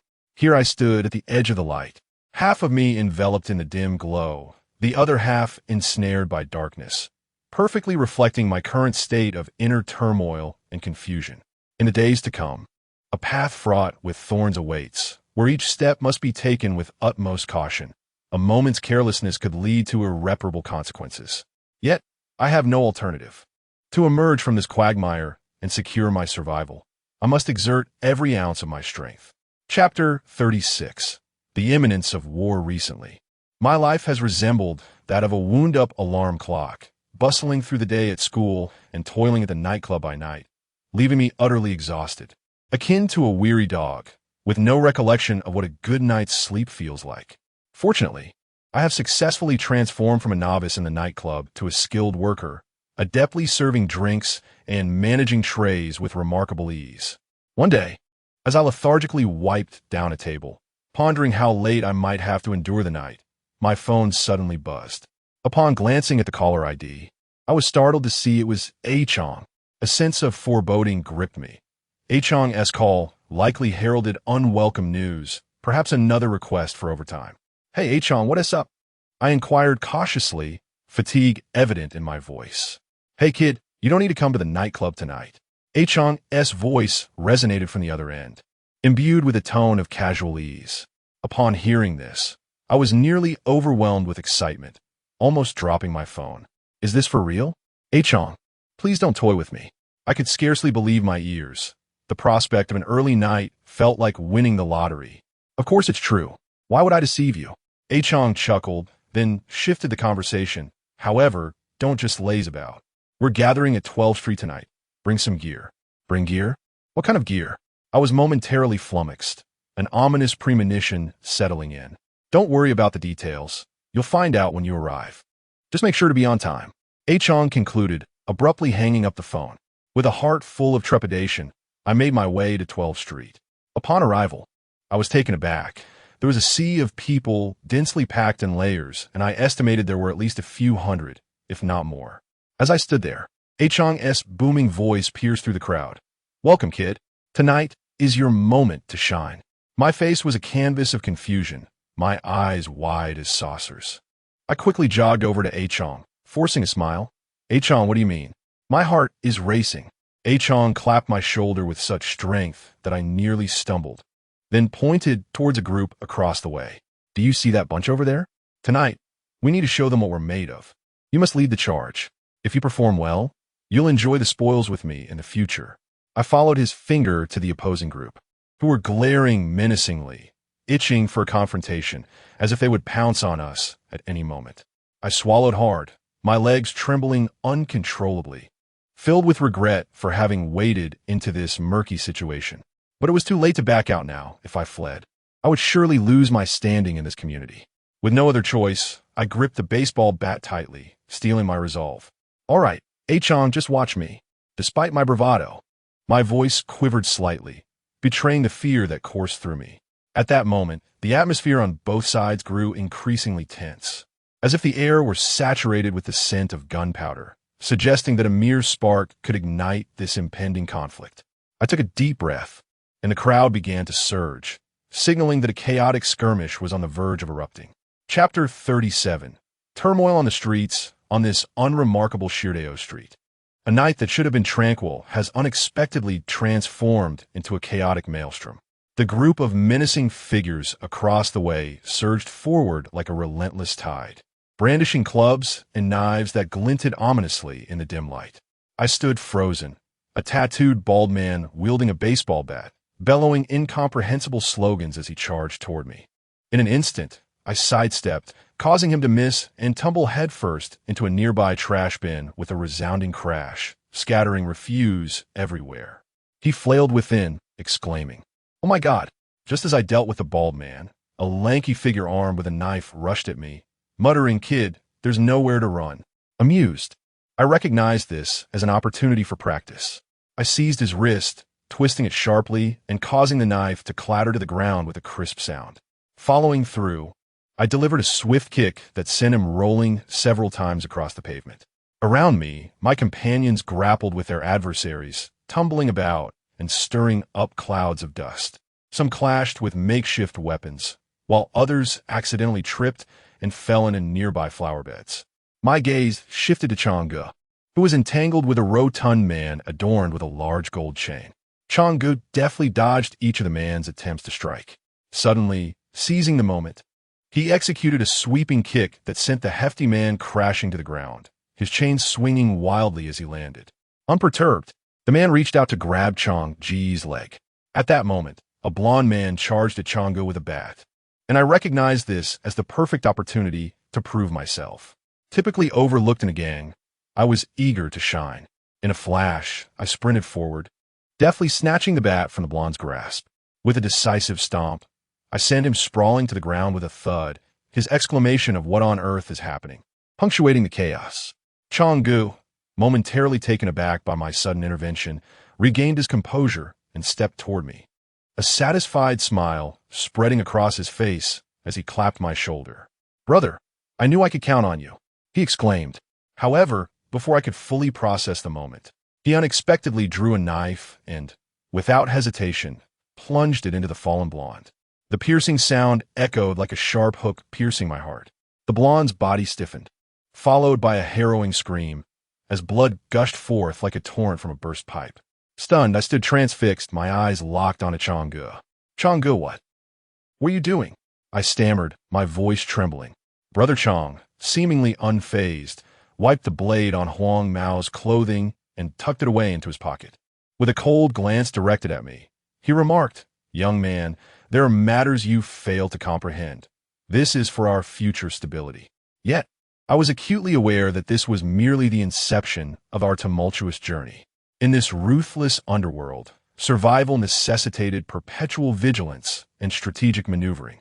For a single misstep could render one a mere specter beneath another's heel. The shrill wail of police sirens shattered the stillness of the night. I remained uncertain who had alerted the authorities, but the squad cars raced in with alarming speed. At first glance, this should have been a harbinger of dread for wrongdoers. However, I understood it to be nothing more than a farcical display of bravado. The syndicate had long since established a clandestine rapport with the law enforcement in this vicinity, colluding in their nefarious deeds. The officers, each bearing a grave countenance, surrounded the scene with an air of false authority. Leading them was a rotund policeman, his demeanor tinged with a barely concealed arrogance. His gaze swept over the crowd, locking briefly with Brother Chong's, their mutual understanding akin to that of longtime acquaintances. "What is the matter here? A brawl?" the portly officer bellowed, his voice devoid of any real intimidation. Brother Chong stepped forward, his face adorned with a disingenuous smile as he murmured, "Just a minor misunderstanding. My brothers have had too much to drink. Let's disperse, let's disperse." The hefty policeman patted Brother Chong on the shoulder, an intimacy that was deeply unsettling. "Everyone disperse, disperse. No ruckus here. You're disrupting the peace," he commanded, turning to the assembled crowd before waving his hand dismissively, strutting back to the patrol car with his subordinates in tow. Chapter 38. Managing the casino, Brother Chong exclaimed, "Xiaosong, come with me." His sudden call jolted me back to reality. A sense of foreboding washed over me, yet I dared not defy him and reluctantly followed in his wake. In no time, we arrived at a casino. As I looked up, I was taken aback. This was indeed the very place I had visited with Amin. The familiar sign, the flickering lights, and the cacophony of voices all felt so recognizable. Yet they sent chills down my spine. I swallowed hard and cautiously reminded Brother Chong, "Brother Chong, everyone here knows me. The last time I was with my friends." My thoughts lingered on the unpleasant incident that had transpired here before. If a similar scene were to unfold again, I would be in dire straits. Brother Chong, however, seemed unfazed. With a sweeping gesture, he proclaimed boldly, "No worries, follow me. Let us see who dares to lay a finger on you." Upon entering the casino, I was enveloped in a haze of smoke, the shouts of gamblers intertwining with the clattering of dice, creating an invisible net that ensnared all within. Those around us, upon catching sight of Brother Chong, exhibited a flicker of fear in their eyes, yet could not resist sneaking glances at me. Brother Chong led me directly to the VIP area, and the thugs along the way discreetly parted to allow our passage. My heart raced as I trailed behind him, my gaze darting nervously around, fearful that someone might leap from the shadows to strike. Upon reaching the VIP section, a rotund man with an insincere smile approached us. He was clearly the overseer of this establishment. After exchanging pleasantries with Brother Chong, his eyes frequently darted towards me, revealing his hidden schemes and wariness, which left me feeling quite uneasy. Once Brother Chong finished his conversation with the overseer, he turned abruptly to face me, his face breaking into a wide smile. "From now on, this casino is yours." I widened my eyes in disbelief. "What? It's mine?" The word struck me like a thunderclap, nearly causing me to collapse to the ground. My mouth hung open like a fish gasping for air, unable to articulate a response, as everything felt surreal, as if I were caught in a dream. Brother Chong nodded slightly, his expression serene. Indeed, I have been observing your performance lately. You are clever and possess a certain fierceness. I trust you. This casino will now be under your management. Any profits we make will be shared amongst us brothers. But should you falter, you know the consequences. I stammered, Brother Chong, can I really do this? It was important to note that I had previously been a mere inconspicuous figure within the organization, and now, suddenly to be in charge of such a grand establishment felt akin to riding a rocket. Brother Chong slapped my shoulder firmly and declared, whether you think you can or cannot, you must. If you manage this casino well, you will become a person of significance within our ranks. I took a deep breath, striving to steady my nerves, pondering to myself, this is both an opportunity and a challenge. If I seize it, I might truly establish my footing in this chaotic underworld. Yet, the thought of the intricate web of relationships and potential troubles within the casino made my heart race once more. Yet at this point, I could only muster my courage. Gazing into Brother Chong's compelling eyes, I gritted my teeth and nodded resolutely. Rest assured, Brother Chong, I shall manage this casino with utmost diligence. The moment those words escaped my lips, I realized that my destiny had irrevocably altered from that very instant. Chapter 39. Establishing authority on a serene Saturday morning. Sunlight gently streamed through the gaps in the curtains, caressing my face. This should have been a day spent in a fierce battle against sleep, nestled comfortably with my pillow. Yet instead, I found myself amidst the vibrant chaos of a bustling casino. Stretching languidly in my office, I recalled the words of Brother Chong. If anyone causes trouble, do not indulge them. You are the boss now. You must adopt a firmer demeanor. Such words ignited a fervor within me. Yet as the moment approached, my heart began to race with apprehension. Clearing my throat, I stepped out of my office, intending to survey my domain. Upon entering the casino hall, I was immediately enveloped by a peculiar amalgamation of scents, smoke, alcohol, perfume, and sweat. At the gambling tables, a group of gamblers, their eyes ablaze with intensity, fixated on the tumbling dice, as if their very souls were about to be consumed by the game. Suddenly, a cacophony of shouts shattered the electrifying atmosphere. I focused my gaze and discerned two burly men embroiled in a heated dispute over the cards. Sleeves rolled up and faces flushed with rage as they hurled insults at one another. Surrounding them, a crowd formed a tight circle, eager to witness the spectacle. Taking a deep breath, I straightened my posture and strode confidently toward them, silently affirming, I am the boss. I fear no one. Upon reaching the scene, I bellowed, Everyone, quiet down. Causing a ruckus in my territory, do you no longer wish to stay? One of the hefty men shot me a disdainful glance and retorted, Who do you think you are? Mind your own business. At that moment, a surge of anger coursed through me, ignited by Brother Chong's admonitions. I advanced a step, my voice dripping with authority. I am the boss here, and I shall intervene. The man, incensed by my defiance, amassed his fury, swinging his massive fist towards my head. If that punch connected, it would surely leave me reeling. Just as his fist neared my nose, I sidestepped, simultaneously clenching my right fist, channeling all my strength into a single blow aimed at his soft abdomen. With a resounding thud, my fist sank into his flesh, akin to striking a quivering mound of fat. His eyes widened in shock. The crimson hue of his face rapidly drained to a ghostly pallor, and he emitted a wail reminiscent of a wounded animal. Clutching his stomach, his legs buckled beneath him, and he collapsed to the ground, beads of sweat rolling off his forehead as he groaned. Oh my God, it hurts so much. The onlookers gasped in astonishment, soon erupting into laughter. This fellow indeed possessed some skill. The imposing man, usually a figure of intimidation, had been swiftly subdued by a single strike. The crowd exchanged banter, and I felt a swell of pride within me. Looking down upon the man kneeling on the floor, I was both anxious and exhilarated. Anxious that his companions might seek retribution, yet exhilarated that I had established my authority within this casino. I feigned calmness and bellowed, Today, I shall teach you a lesson. In my domain, one must adhere to my rules. Should you dare to cause trouble again, it will not be so simple. His lips trembled as he attempted to utter some fierce retort to regain his dignity, yet the excruciating pain in his abdomen rendered each word a monumental effort. Why? You wait for me. Before he could finish, another wave of intense agony surged through him, causing him to double over and gasp for breath. Observing his condition, I felt a twinge of apprehension, yet I maintained the fa-ade of authority, letting out a disdainful huff as I declared, I shall be right here, waiting to see what other tricks you might conjure. Should you dare to wreak havoc in my establishment once more, the consequences will be far graver. The surrounding gamblers fell silent, casting glances of reverence in my direction, which only fortified my resolve to assert my dominance. Chapter 40. The rules of the casino as night descended. I concluded a day laden with toil and trudged homeward, my weary body yearning for respite. Suddenly, Li Wei and his band of subordinates converge upon me from all directions.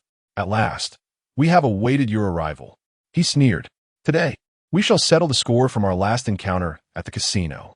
I recognized the imposing figure of Li Wei, notorious for his brazen demeanor within the gambling den. His visage, illuminated by the dim light, appeared particularly sinister as he glared at me. Drawing in a deep breath, I endeavored to compose myself. What? Do you wish to experience the taste of my fists once more? I feigned calmness in my retort. Li Wei's face flushed with rage, and with a sweeping gesture, his henchmen lunged at me like ravenous wolves. Unwilling to cower, I swiftly assumed a defensive stance, bracing for their assault. I dodged and weaved, seizing the opportune moment to deliver a well-placed kick to the foremost attacker, sending him crashing to the ground. However, the sheer number of adversaries began to overwhelm me. Just as I felt my strength waning, a familiar roar pierced the air. Cease this at once. I turned to see Brother Chong arriving with a cadre of allies. He strode up to Li Wei, delivering a resounding slap across his face, the sound echoing through the alleyway. You dare to lay hands on my people? Brother Chong intoned coldly, his eyes glinting with a menacing ferocity. Li Wei, stunned by the blow, bore the imprint of Brother Chong's hand upon his cheek, his mouth agape. Yet no words escaped his lips. Get lost. Should you trouble him again, I will ensure you cannot remain in this city. Brother Chong's voice resonated with authority. Li Wei and his cohorts, granted a reprieve, retreated in disarray. I exhaled a sigh of relief, the tension within me finally dissipating. Thank you, Brother Chong.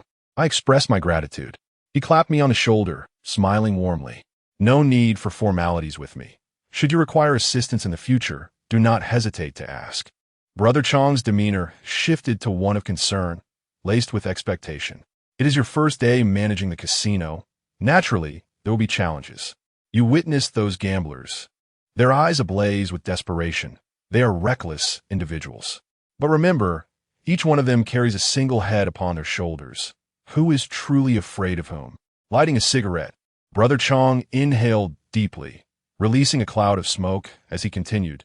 Thus, in this casino, one must never yield in presence. You are the leader. You must embody the stature of one. If you cower before their bluster, how will you ever command this establishment? These individuals are bullies, only daring to confront the weak. Stand firm, and they shall acquiesce. He flicked the ash from his cigarette. Moreover, communicate frequently with your subordinates. They have navigated this casino longer than you and possess insights you may lack. You are the leader, yet you must also learn to delegate. Only then will the casino operate smoothly. I nodded emphatically. Indeed, we all possess but one head. Who truly fears whom? Having entered this realm, one must possess strength to survive, to establish the formidable presence of the leader. Upon my return to the casino, I sought out Manager Zhang, who, taken aback by my arrival, opened up and shared a wealth of information.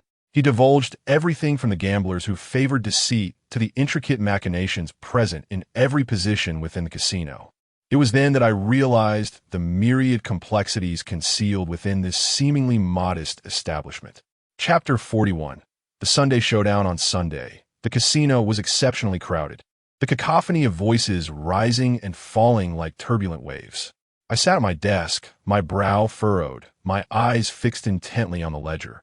Yet the dense array of numbers danced before me, eluding comprehension. Why did the income fluctuate so drastically? Last week was satisfactory, yet this week it had plummeted. I murmured to myself, drawing circles and lines on the paper with my pen. Suddenly, a commotion erupted outside, accompanied by the sound of chairs scraping against the floor. Reluctantly, I set down the ledger and rose to investigate. As I pushed open the door, I followed the noise and found a large crowd gathered around a gambling table, where two men were red-faced, hurling accusations at one another. A tall, lean man shouted, "You're cheating. Don't think I can't see through your tricks." The shorter, stockier fellow retorted defiantly, "You can't just make baseless claims. Prove it if you can." Their heated exchange drew the attention of onlookers, who were eager to join in with their own commentary and jeers. Frowning, I strode over and declared, "Enough of this uproar. If you wish to cause a disturbance in my establishment, it seems you no longer wish to play." Turning to face me, the two men momentarily ceased their bickering. The tall man, seizing what he perceived as a lifeline, pleaded, "Boss, you must help me." He tampered with the cards while dealing.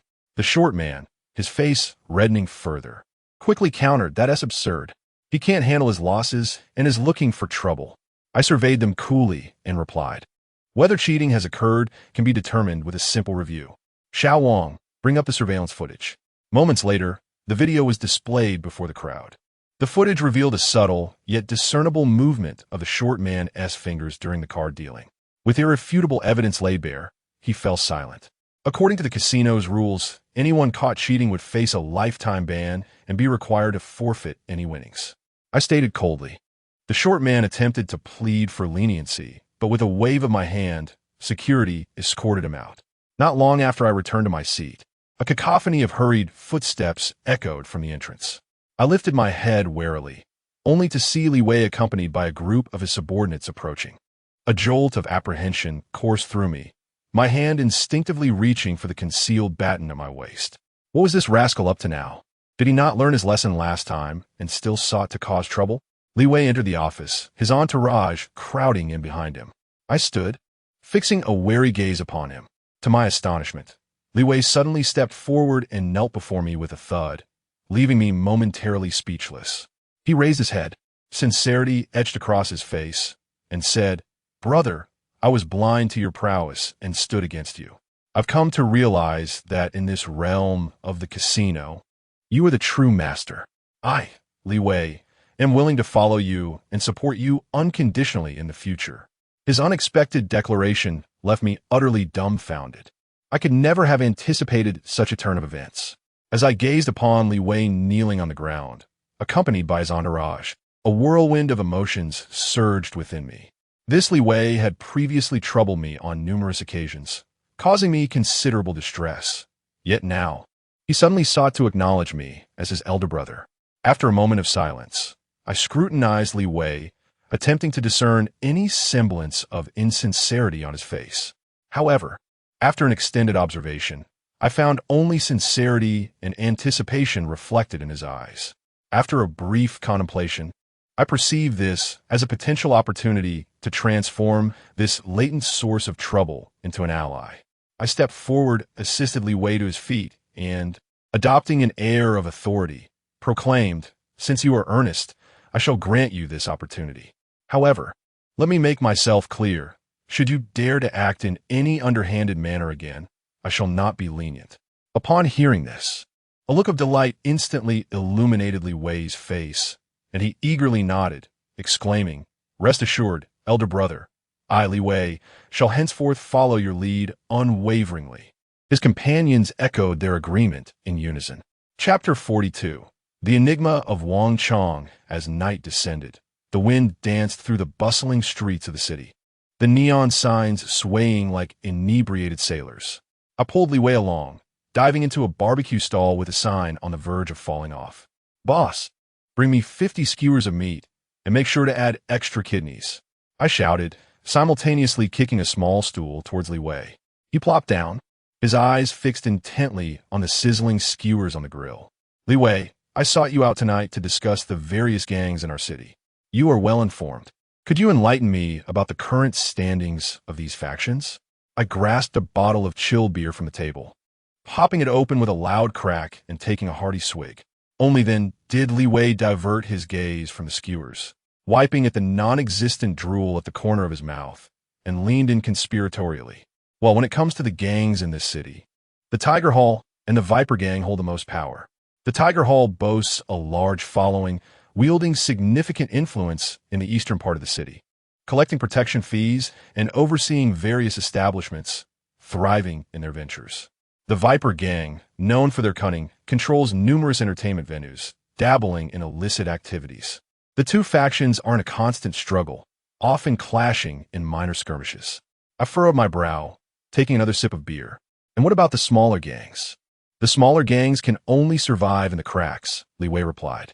Take the Black Panther Society, for instance. They once had a modest territory in the West, but recently faced a combined onslaught from the Tiger Hall and the Viper Gang, and now they are nearly extinct.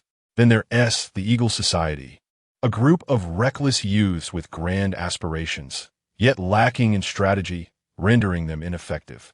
Nodding, I posed a pivotal question. And what the Black Hand Gang? What is the true identity of their leader? Li Wei's expression suddenly turned serious. He glanced around cautiously before lowering his voice. The Black Hand Gang is quite sinister. Their leader goes by the name Night Owl, and no one knows where he emerged from.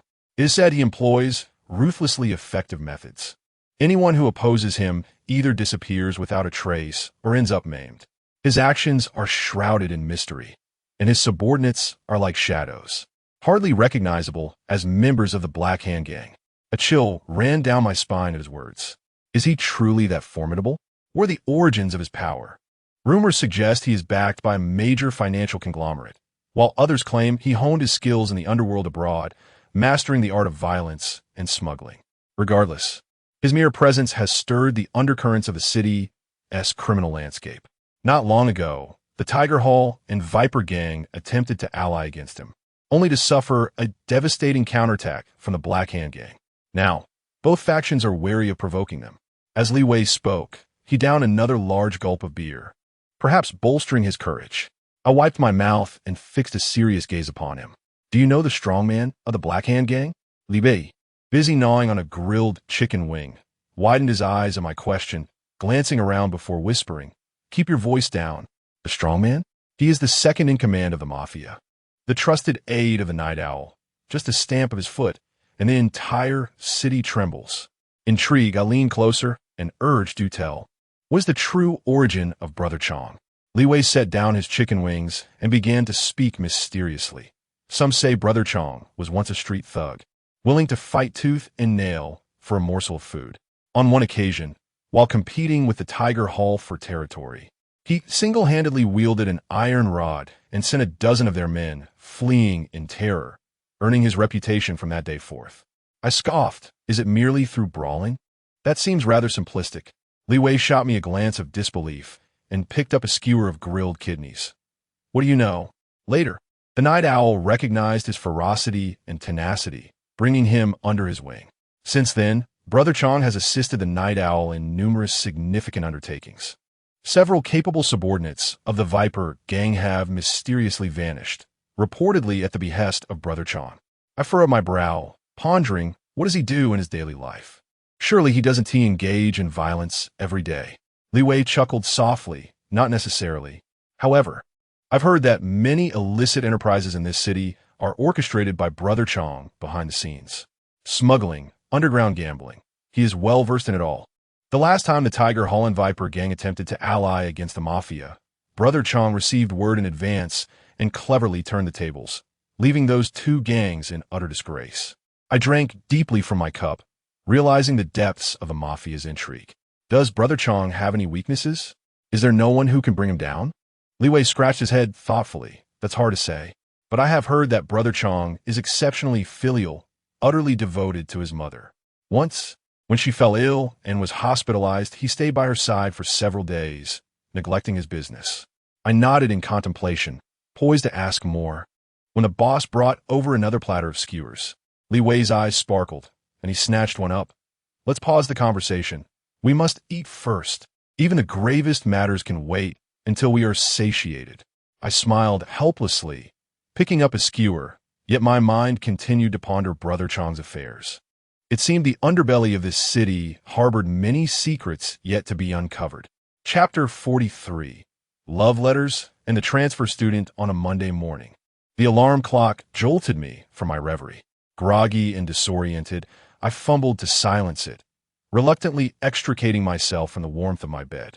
Dragging my heavy feet towards the bathroom, I splashed cold water on my face, which coaxed me into a semblance of wakefulness. After hastily patting my face dry, I hurried out the door. Brother, just as I stepped out of the corridor, a melodious voice rang out behind me. Turning around, I discovered it was Chun Zihan. The little girl sported 2 playful pigtails today, her eyes sparkling like 2 black jewels, a stark contrast to my lackluster demeanor. I greeted her with a smile, yet a pang of guilt tugged at my heart. I had been so overwhelmed lately that I scarcely attended to my adorable sister. Brother, you seem so lethargic at school lately. Is your part-time job exhausting you? Dad's been asking why you haven't visited the boxing gym in a while, Chun Zihan said, her face etched with concern, her eyes brimming with worry. As we walked, I casually replied, I've been working nights and haven't quite adjusted yet. I'll be fine in no time. In truth, I dared not confide in her that I had been frequenting the casino every Saturday and Sunday night, entangled in a myriad of troubles, feeling utterly overwhelmed each day. Approaching the school gates, I was suddenly startled by a commotion. Hey kid, got any money? Hand it over. Upon closer inspection, I saw a group of ruffians cornering a bespectacled boy. The leader of the gang was unmistakably one of Li Wei's subordinates. Rage surged within me. Just yesterday, these thugs had been bowing and scraping before me, calling me boss, and now they had the audacity to bully someone at the entrance of my school. What are you doing? How dare you rob someone at my school? I strode forward, my voice booming. The ruffians, startled by my tone, turned to see me, and their faces paled instantly. Boss, we didn't know this was your school. Truly, we'll leave right away. They stammered, hastily retreating. Chun Zihan stood beside me, wide-eyed and speechless, her mouth agape as she finally regained her senses. Brother, what? What just happened? Why do they call you boss? Scratching my head, I found myself at a loss for words. Well, I helped them out a bit before, and they insisted on calling me boss. Don't read too much into it. I forced an awkward smile, attempting to deflect the topic. Chun Zihan blinked, clearly not satisfied with my explanation, yet she chose not to press further. All right, brother, but please don't get into trouble anymore. She looked at me earnestly, her eyes filled with concern. Rest assured, I'm well aware of what I'm doing, I replied with a smile. Upon entering the classroom, I was met with a cacophony of chatter. Desks and chairs were in disarray. As I settled into my seat, I caught Li Fei's gaze. He was aware of my affiliation with the gang, and since then, he had noticeably ceased his previous antics of pestering me. Lost in thought, I was suddenly startled by a timid figure appearing at my desk. As I lifted my gaze, I beheld a girl, her visage sweet and charming, her cheeks flushed with a rosy hue, clutching a pink envelope in her hand. Song-yi, this is for you, she spoke softly, her voice tinged with a hint of shyness as she extended the envelope towards me. Bewildered, I instinctively accepted it, and upon closer inspection, realized it was a love letter. In all my years, I had never received such a thing. My heart fluttered like a little rabbit, pounding fiercely in my chest. The classmates around us soon sensed the commotion and turned their curious gazes our way, accompanied by playful teasing. Oh, Song-yi, quite the charmer. Who is this bold young lady? Their excited chatter made my face flush crimson. As I glanced back at the girl, her cheeks were already aglow with embarrassment, and she swiftly turned to flee. Quick, tell us who sent it. What does it say? They urged, their faces brimming with anticipation. I chuckled helplessly. Why the rush? I haven't even read it yet. Let me take a look first. The school bell rang melodiously, instantly silencing the classroom chatter. The students hurriedly returned to their seats, frantically retrieving their textbooks, feigning earnestness. The teacher entered with a lively stride, a smile gracing her face as she cleared her throat and announced, Class, we have a new student joining us today. The moment those words left her lips, the classroom erupted in a flurry of whispers as students speculated whether the newcomer was a boy or a girl. Amidst the animated discussions, a figure appeared at the classroom door. It was a girl, clad in a pristine school uniform, her long hair cascading like a waterfall over her shoulders, her skin as fair as snow, and her large, bright eyes captivatingly beautiful. Wow, she's stunning. She could easily rival the school beauty. Gasps of admiration echoed throughout the room, and I too found myself stealing glances at her. With poise, she entered the classroom, a sweet smile gracing her lips as she cheerfully declared, "Hello, everyone. My name is Xu Yin, and I am delighted to be your classmate." The teacher gestured to the empty seat beside me, stating, "You may sit next to Song Yi." Xu Yin nodded slightly and approached me with graceful steps. I felt a twinge of nervousness, instinctively straightening my posture and tidying my books on the desk. After she settled in, she turned to me with a smile and softly said, "I hope to receive your kind guidance in the future." My cheeks flushed as I stammered a reply, "Why, yes, of course." Inside, however, my heart raced like a startled rabbit, a tumult of emotions swirling within me. Chapter 44. Disturbance at the casino. As I settled onto the bench, my phone vibrated insistently in my pocket. Upon retrieving it, I noticed it was a call from Brother Chong. "Hello, Brother Chong, what's the matter? Get here quickly. There are troublemakers at the casino." His voice was tinged with urgency and irritation. Instantly, my heart raced. Disturbances at the casino were no trivial matter. "All right, Brother Chong, I'll be there right away." I hung up, my thoughts racing, and immediately dialed Wang Li's number. "Wang Li, gather the brothers and head to the casino at once. We have trouble brewing." My words flowed rapidly, each syllable infused with undeniable urgency. "Understood, brother, we're on our way." Wang Li responded decisively, without a hint of hesitation. In a flurry, I arrived at the casino. As I pushed the door open, I was met with a chaotic scene. Tables and chairs lay strewn across the floor. Scattered cards and chips adorned the ground, and the air was thick with tension. "What is going on? Who dares to cause trouble in my territory?" I bellowed, seizing a short baton from nearby and directing it toward the unwelcome guests. Just then, Wang Li and his brothers stormed in, their demeanor fierce as they positioned themselves behind me. Wang Li leaned closer, whispering, "They're from the Tiger Gang. It seems they've caught wind of a change in leadership at this casino and have come to stir up trouble." A chill ran down my spine. The Tiger Gang was no ordinary adversary, possessing considerable influence in the area. "Ah, so you're the new boss?" A bald man, seemingly their leader, emerged from the throng. "I've heard rumors of cheating here. If you don't provide an explanation today, you can forget about running this casino." His words dripped with menace. I let out a cold laugh. "Cheating? Don't slander us without evidence. You should consider whether you possess the capability to act out in my domain." I tightened my grip on the baton, my gaze fixed intently on him. "This is Brother Chong's territory. You should tread carefully." The bald man merely chuckled derisively, responding with bravado, "Brother Chong, even if the leader of the Black Hand were here, we wouldn't back down." His words ignited my fury. I slammed my palm onto the table, causing the chips to leap in alarm, and shouted, "Has the Tiger Gang lost its senses to act so recklessly here?" Suddenly, a burly man charged at me, his right fist slicing through the air with the force of a gale, aimed squarely at my face. A smirk curled at the corners of my mouth. A thought crossed my mind. Can you truly harm me? Standing my ground, I remained calm, my eyes locked onto his fist, which appeared to approach in slow motion. As his fist drew perilously close to my face, I sprang into action, channeling all my strength into my right fist and meeting his assault with blinding speed. With a resounding thud, my fist connected squarely with his temple. His body jolted violently, losing all control as he toppled backward. I would not let him off so easily. Seizing the moment while he was still recovering, I lunged forward, my left hand swiftly reaching out to grasp his hair tightly, forcefully pressing his head into the cold ground. His face was pressed against the icy surface, eliciting muffled groans of pain. "Who else?" I bellowed, my voice echoing throughout the casino. My gaze swept across the remaining members of the Tiger Clan like a blade. I understood well that to capture the thief, one must first seize the king. If I did not subdue this bald man before me, trouble would surely follow. I deftly picked up a knife from his side, its blade glinting ominously in the dim light.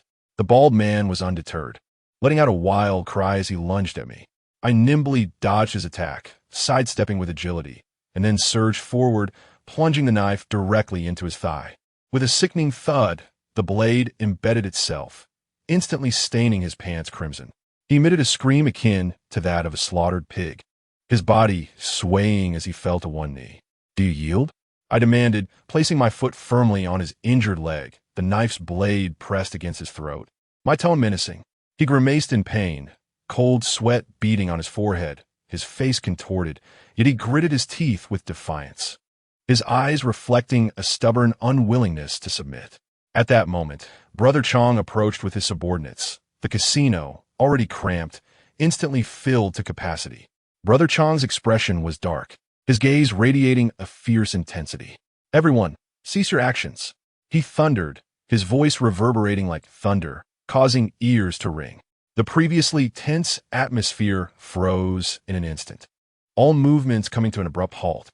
Brother Chong strode toward me, glancing at the bald man I had subdued, then surveying the assembled members of the Tiger Clan. With a disdainful snort, he declared, "You members of the Tiger Clan have audaciously dared to wreak havoc in my territory." The Tiger Clan members, intimidated by Brother Chong's imposing presence, who had moments ago been arrogant and unruly, now lowered their heads, silenced by fear. Brother Chong waved his hand with undeniable authority. Several brothers from the Black Hand gang understood the unspoken command, each taking hold of one of the bald man's arms and dragging him away. The bald man kicked and flailed, cursing, "If you dare touch me, the Tiger Clan will not let you off easily." Brother Chong, watching the bald man being taken away, turned to address the remaining members of the Tiger Clan. "Return and inform your leader that this casino is under my dominion, Brother Chong, where order is paramount. Should you dare to send anyone to cause trouble again, do not expect me to show mercy. This matter ends here. Now be gone." The Tiger Clan members exchanged glances, their faces marked by resentment, yet they dared not defy him, leaving in a subdued manner. The casino gradually quieted, and Brother Chong patted my shoulder. "Young man, today I owe you my gratitude. Otherwise, this situation could have spiraled out of control. However, the Tiger Clan will not let this go lightly. We must remain vigilant." I nodded, fully aware that this was merely the beginning, and greater troubles might still loom on the horizon.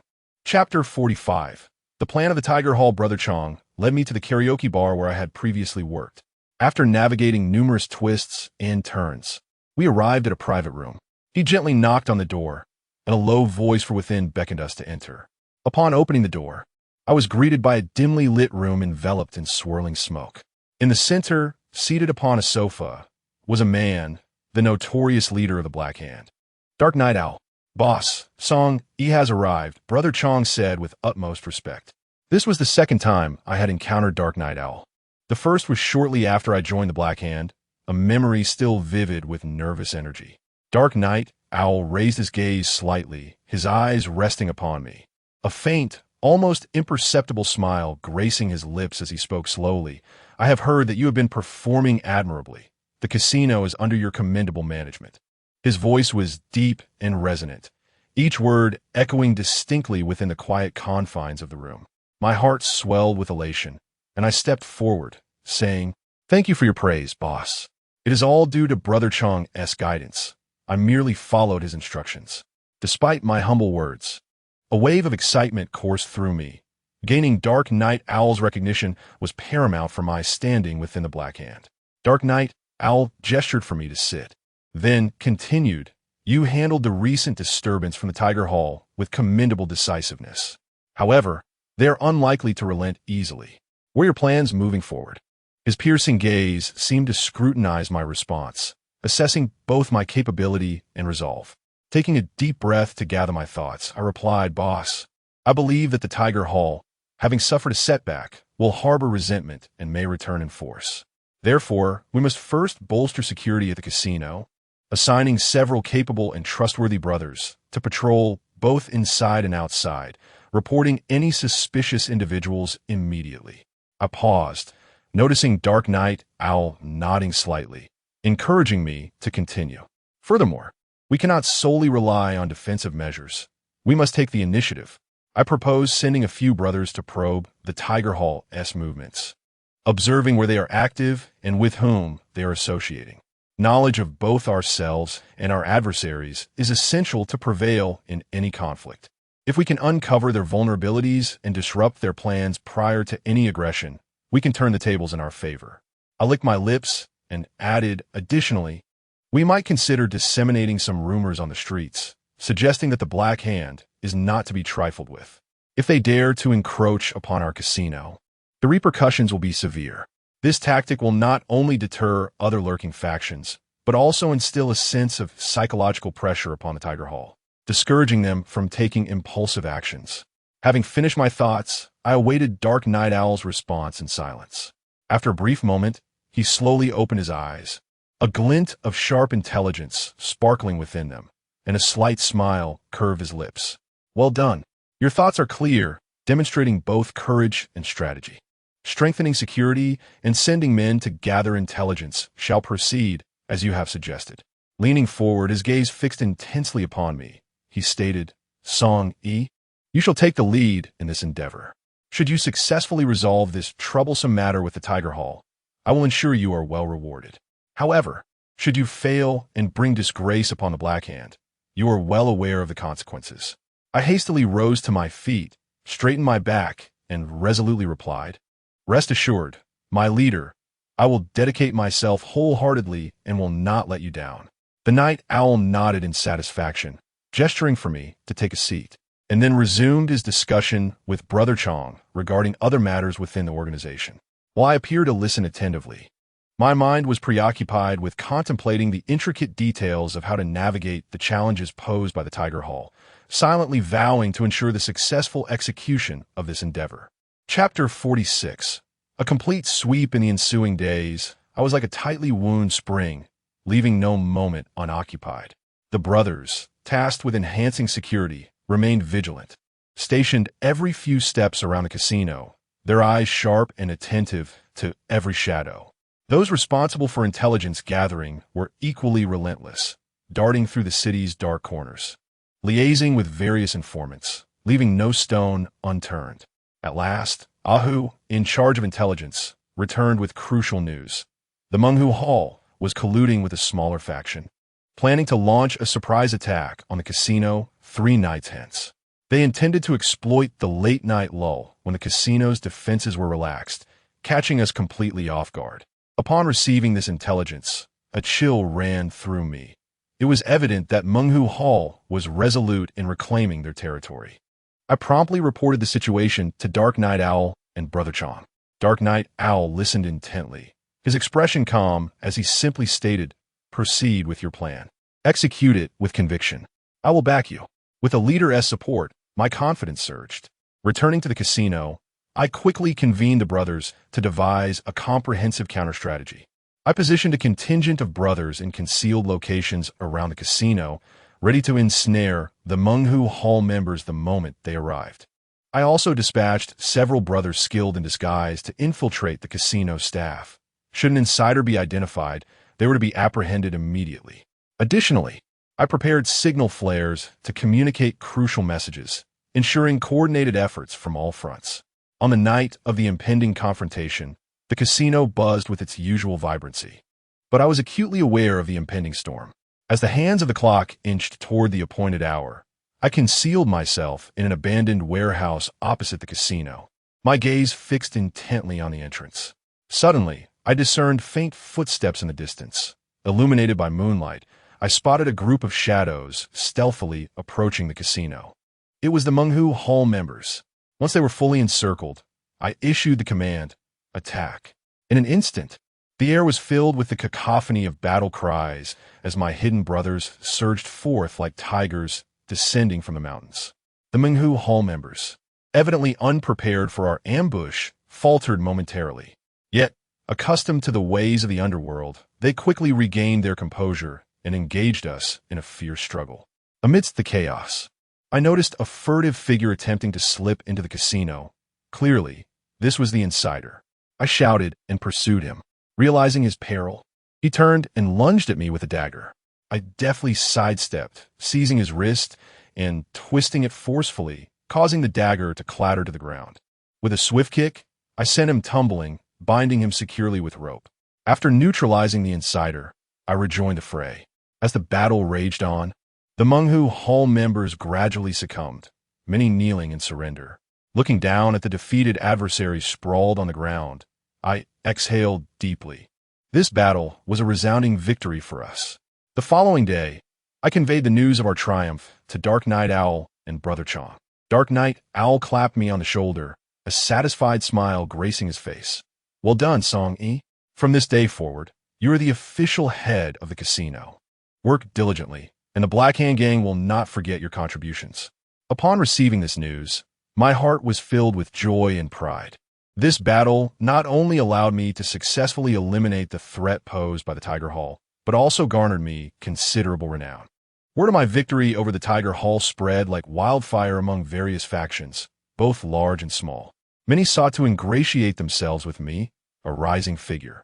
Conversely, some gangs that had previously maintained ties with the Tiger Hall, fearing potential repercussions, hurried to distance themselves, and I became the subject of fervent discussion among the masses. Chapter 47. So is her song, E, get up quickly and go to school. My mother shouted as she burst through the door. I don't know what you've been busy with these past few days. Coming home so late every day. Rubbing my eyes, I groggily climbed out of bed. The sensation of switching between my life as a student and my nights at the casino was indescribably peculiar. Yawning, I threw on my school uniform, hastily washed up, and stuffed a couple of pieces of bread into my mouth before grabbing my backpack and heading out. Upon reaching the school gate, a sweet voice suddenly pierced my ears. Hello, Song E. I stiffened, slowly turning my head to see Shu Yan. I scratched my head, wearing an awkward yet polite smile, and tentatively asked, have we met before? This line sounds so much like a pickup line from a drama. Her eyes brightened immediately, and she excitedly exclaimed, you remembered. After school one day, a group of delinquents cornered me, and you saved me. Good heavens! Hearing her say this made my head buzz, and I instantly recalled that moment of heroic folly. That day, my sense of justice surged, and I bravely intervened. The next day, however, I found myself cornered on the rooftop by Li Fei and his crew, receiving a thorough beating. I forced a chuckle and replied, so it was you. Haha, just a small matter. Shu Yan blinked her big eyes, her face brimming with admiration, and said, it was not a small matter at all. Ever since then, I have been looking for an opportunity to thank you. I waved my hand, modestly brushing aside her praise. So, you transferred to this school to find me? I asked, looking at her with curiosity. Shu Yan's cheeks flushed, and she nodded shyly, murmuring, yes, I inquired for quite some time before I found out you were studying here. Goodness, what an unexpected honor for an ordinary person like me. It felt as if I had stepped into a romantic drama, filled with emotions yet leaving me utterly bewildered. We exchanged glances, sharing a helpless smile. I scratched my head and said to her, all right then, since you're here, feel free to reach out to me if you need anything. Shu Yan nodded with a smile, her eyes sparkling with joy. Just as we entered the classroom, the bell rang for our English class. We hurried back to our seats. The English teacher was speaking in a manner that felt like an incantation. I understood nothing and was fighting off drowsiness. My eyelids grew heavier, and in a daze, I dreamed that I was standing at a mafia negotiation table, facing opponents who were hurling threats. Yet when I opened my mouth, instead of threats, a string of nonsensical English words tumbled out, leaving them utterly baffled. The ringing of the class bell jolted me awake. Shu Yan nudged me with her arm and said, how about I treat you to dinner tonight? You saved me last time, and I still don't know how to thank you. I replied, no, it's really not necessary, while internally I was screaming, but I have to return to the casino tonight. What am I going to do? Shu Yan, however, was relentless, gazing at me with a pitiful expression.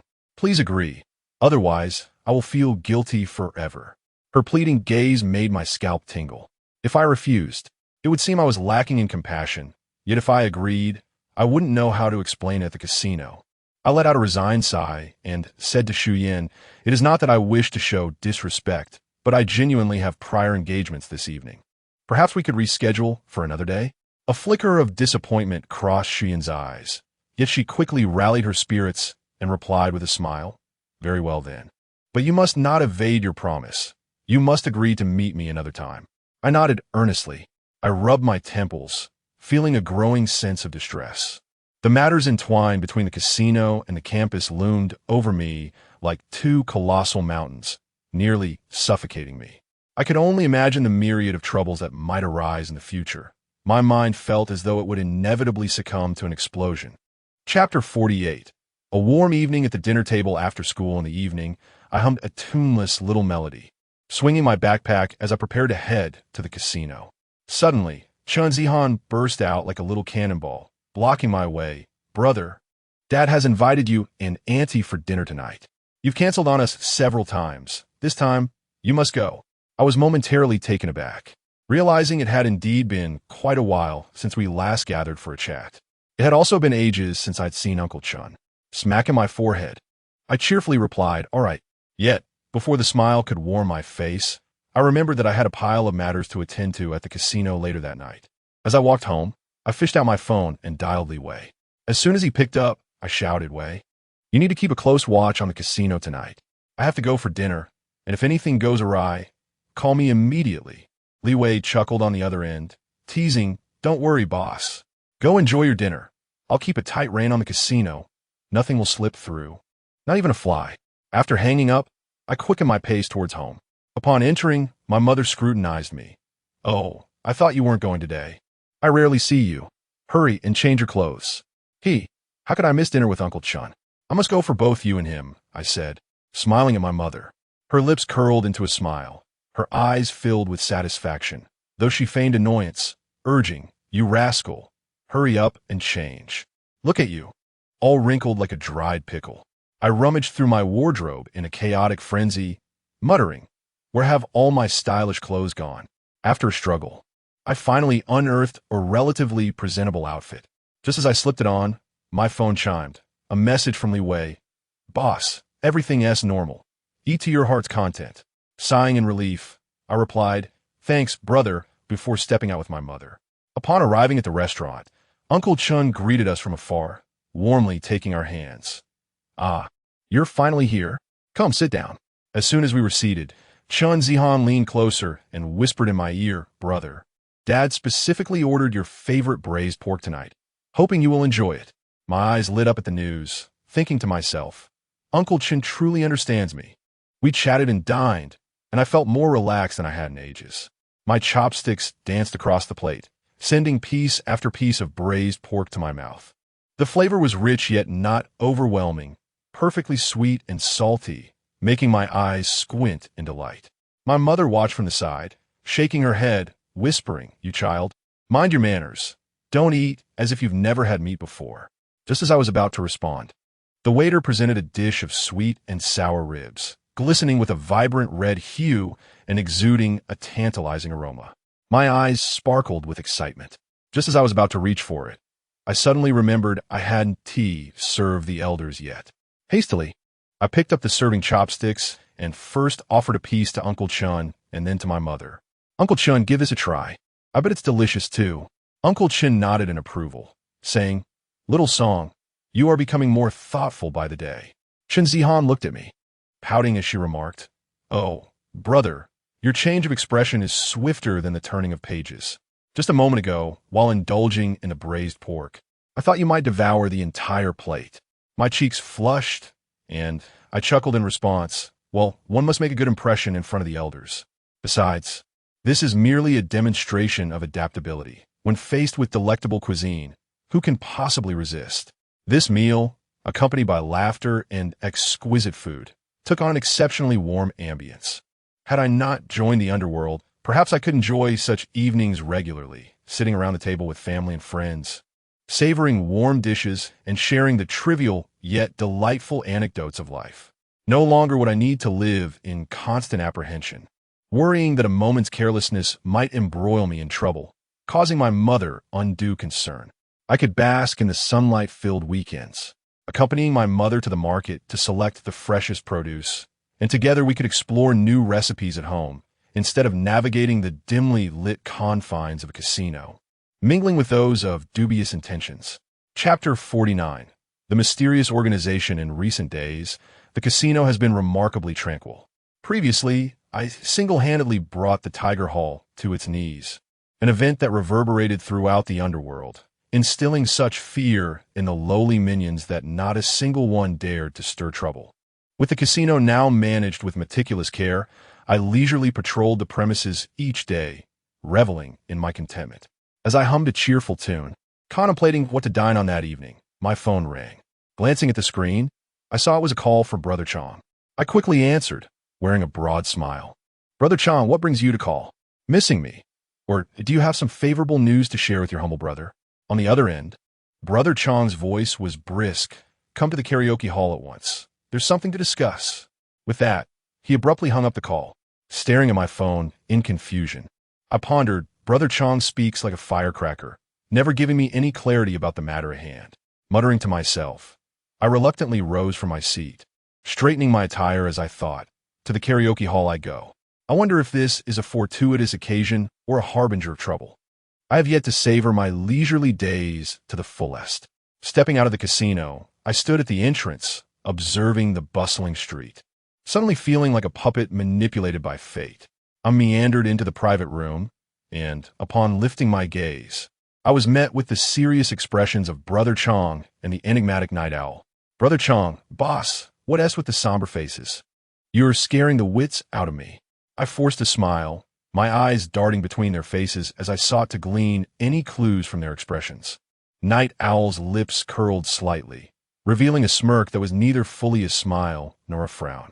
I've heard that the casino has been running smoothly under your management, and no one dares to cause a ruckus anymore. At this compliment, my heart swelled with pride, my chest unconsciously puffing out. Hee boss.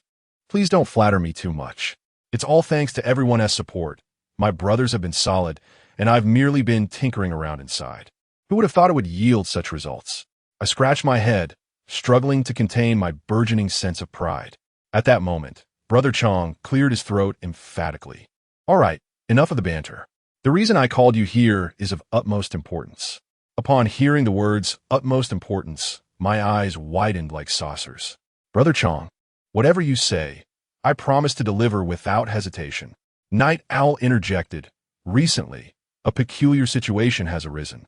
A mysterious organization has been lurking near our territory, inquiring about our business, shrouded in secrecy, and their intentions seem far from benign. My eyes widened further at the mention of a mysterious organization. Boss, Brother Chong, you don't mean to send me to confront them, do you? I tentatively inquired. Brother Chong nodded precisely. You are the clever one. The casino is secure now, so this task falls to you. Investigate their background, and if they dare to cause destruction, show them a taste of our might. I pondered, but do we have any leads on this mysterious organization? I can't just charge in blindly like a headless chicken. In the darkness of the night, the owl extracted a crumpled photograph from his pocket and tossed it to me. This is a picture of one of their members. Someone spotted him near the docks. Start your inquiries from there. I received the photograph and scrutinized the image of a man wearing a black hat, my mind filled with doubts. This fellow certainly does not appear to be of good character. Just wait and see. I shall unearth all your secrets. All right then, Brother Chong boss, anticipate my good news. I will prepare at once and ensure that this matter is handled with utmost finesse, making it abundantly clear that we are not to be trifled with. With that declaration, I rose, patted my chest with confidence, and exited the private room. Yet, I could not shake the lingering curiosity about the origins of this mysterious organization. Chapter 50. Exploring the mysterious organization upon exiting the private room, I resolved to take a stroll by the docks, for it was, at present, the sole location of any clues. As I arrived at the harbor, the sea breeze, laden with a briny scent, enveloped me, tousling my hair. I retrieved the photograph, squinting my eyes as I meticulously scanned the crowd, muttering softly to myself, Hey, you enigmatic figure, where have you concealed yourself? Please don't make this arduous. The dock bustled with a multitude of people, and goods were heaped like mountains. I wove through the throng, occasionally halting a passerby to inquire with the photo in hand. Excuse me, sir, have you seen this individual? Or madam, could you kindly take a glance? Does this face ring a bell? Most responses were mere head shakes and bewildered glances, with some individuals dismissing me with a wave of their hand. Move along, don't hinder my work. Yet, I remained undeterred, reminding myself that clues are akin to crabs hidden amidst the crevices of stones. One must search with patience. Before long, the sun began its descent, and fatigue weighed heavily on my legs, while my stomach began to growl. Just as I contemplated finding a place to eat, my peripheral vision caught sight of a somewhat familiar figure. He was donned in a hat, head bowed, hurriedly making his way toward a cargo ship. My heart raced with a twinge of excitement. Could it be mere coincidence? Ignoring my hunger, I crouched low and stealthily followed him. The individual swiftly approached the vessel, climbing the deck with practiced ease. I concealed myself behind a cargo box, cautiously peeking out to observe his every move. He exchanged a few terse words with several crew members, who appeared anxious, frequently casting wary glances around, further heightening my suspicion regarding their intentions. Once they entered the ship's cabin, I took a deep breath, steeling my resolve to take a risk and board the vessel. I ascended the ship with utmost care, and as soon as my foot touched the deck, I heard murmurs emanating from within the cabin. I crouched low, inching closer to the entrance, pressing my ear against the wall in an effort to catch snippets of their conversation. "When will this shipment arrive?" inquired a raspy voice. "Soon. It will arrive punctually in 3 days. We must exercise caution this time. The winds have become rather turbulent lately," replied another voice. Confusion enveloped me. What kind of cargo were they discussing? Did it bear any connection to the mysterious organization? While pondering, I suddenly heard footsteps approaching the cabin door. Panic surged within me as I frantically scanned my surroundings for a hiding spot. In my haste, I noticed a large water barrel nearby, and without a second thought, I dove inside, curling up within its confines, stifling even my breaths. The cabin door swung open, and the footsteps echoed on the deck, growing ever closer. My heart raced in my chest, threatening to leap from my throat. The footsteps halted beside the barrel, and I squeezed my eyes shut, clutching my hands over my mouth, terrified of producing even the slightest sound. After what felt like an eternity, the footsteps gradually receded, and I finally exhaled a sigh of relief. Cautiously emerging from the barrel and wiping the cold sweat from my brow, I knew I could no longer linger there. I needed to hurry back and share my discoveries of the day with Brother Chong and the Night Owl. Thus, I carefully descended from the ship and made my swift exit from the docks. As I wandered along, I passed a small food stall where the proprietor greeted me warmly. "Young man, what would you like to eat?" It was then that I realized I had not eaten all day. Yet the thought of that enigmatic organization swiftly extinguished my appetite. I waved my hand dismissively and quickened my pace. Upon finally returning to our hideout, I made my way directly to find Brother Chong and the Nighthawk. They were engaged in earnest discussion when I entered, and they paused upon my arrival. "How'd it go? Any discoveries?" Brother Chong inquired eagerly. I took a deep breath and recounted everything I had witnessed at the docks in meticulous detail. After listening, Brother Chong furrowed his brow, lost in contemplation. The Nighthawk, pacing restlessly, suddenly halted and proclaimed, "In 3 days, we must ascertain the true nature of this shipment. It may very well be the key to unveiling the mystery behind the organization." I nodded vigorously, determination radiating from my eyes. "Rest assured, I shall uncover the secrets of this mysterious organization." Brother Chong clapped my shoulder approvingly. "That's the spirit, my boy. Now, let's intensify our efforts." As I exited the room, I rubbed my sore shoulders and gazed out at the night sky. My stomach, rather inconveniently, began to grumble at that moment, reminding me that I had come straight here from the docks without having dinner. I dragged my weary body into a nearby eatery, still open, ordered a few home-style dishes, and devoured them ravenously. Upon arriving home, I collapsed onto the sofa without even changing my shoes. Staring at the ceiling, I began to mentally replay all that had transpired that day, from discovering that suspicious individual at the docks to eavesdropping on the conversations aboard the ship, and finally reporting to Brother Chong and the Nighthawk. I meticulously scrutinized every detail. As my thoughts drifted, my eyelids grew heavy, and before I knew it, I had succumbed to slumber. Chapter 51. The mysterious pursuit of the dockside turmoil in the depths of slumber. I was abruptly awakened by the piercing wail of a siren. Upon opening my eyes, I found myself enveloped in the dim confines of a ship's hold, surrounded by an array of enigmatic cargo crates. Before I could fully comprehend my predicament, a cadre of men clad in black burst in, led by the very mysterious figure I had encountered at the dock. His gaze bore into me with a menacing intensity. Dare to follow us? Today shall mark your demise. A jolt of fear coursed through me, and instinctively I sought to flee, only to discover that my escape route had been barricaded. In my panic, I stumbled upon a hard object in my pocket. Upon retrieving it, I realized it was a smoke grenade. Without a moment to ponder, I hurled it with force, instantly engulfing the space in a thick haze. Navigating through the smoke, I darted left and right until at last I located an exit. However, just as I emerged onto the deck, I misstepped and plummeted into the frigid, biting waters below. I thrashed desperately on the brink of suffocation when suddenly a hand grasped mine. Looking up, to my astonishment, it was Strong Brother. "What are you dawdling for, kid? Get to work," he bellowed. It was then I realized I had returned to the dock, surrounded by my comrades. Before us, the members of the mysterious organization stood defiantly on the cargo ship. "Brothers, charge!" I cried, leading the charge towards the vessel. What ensued was a fierce melee.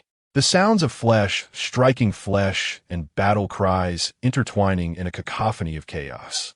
Seizing an opportunity, I lunged at the enigmatic leader, engaging him in a struggle.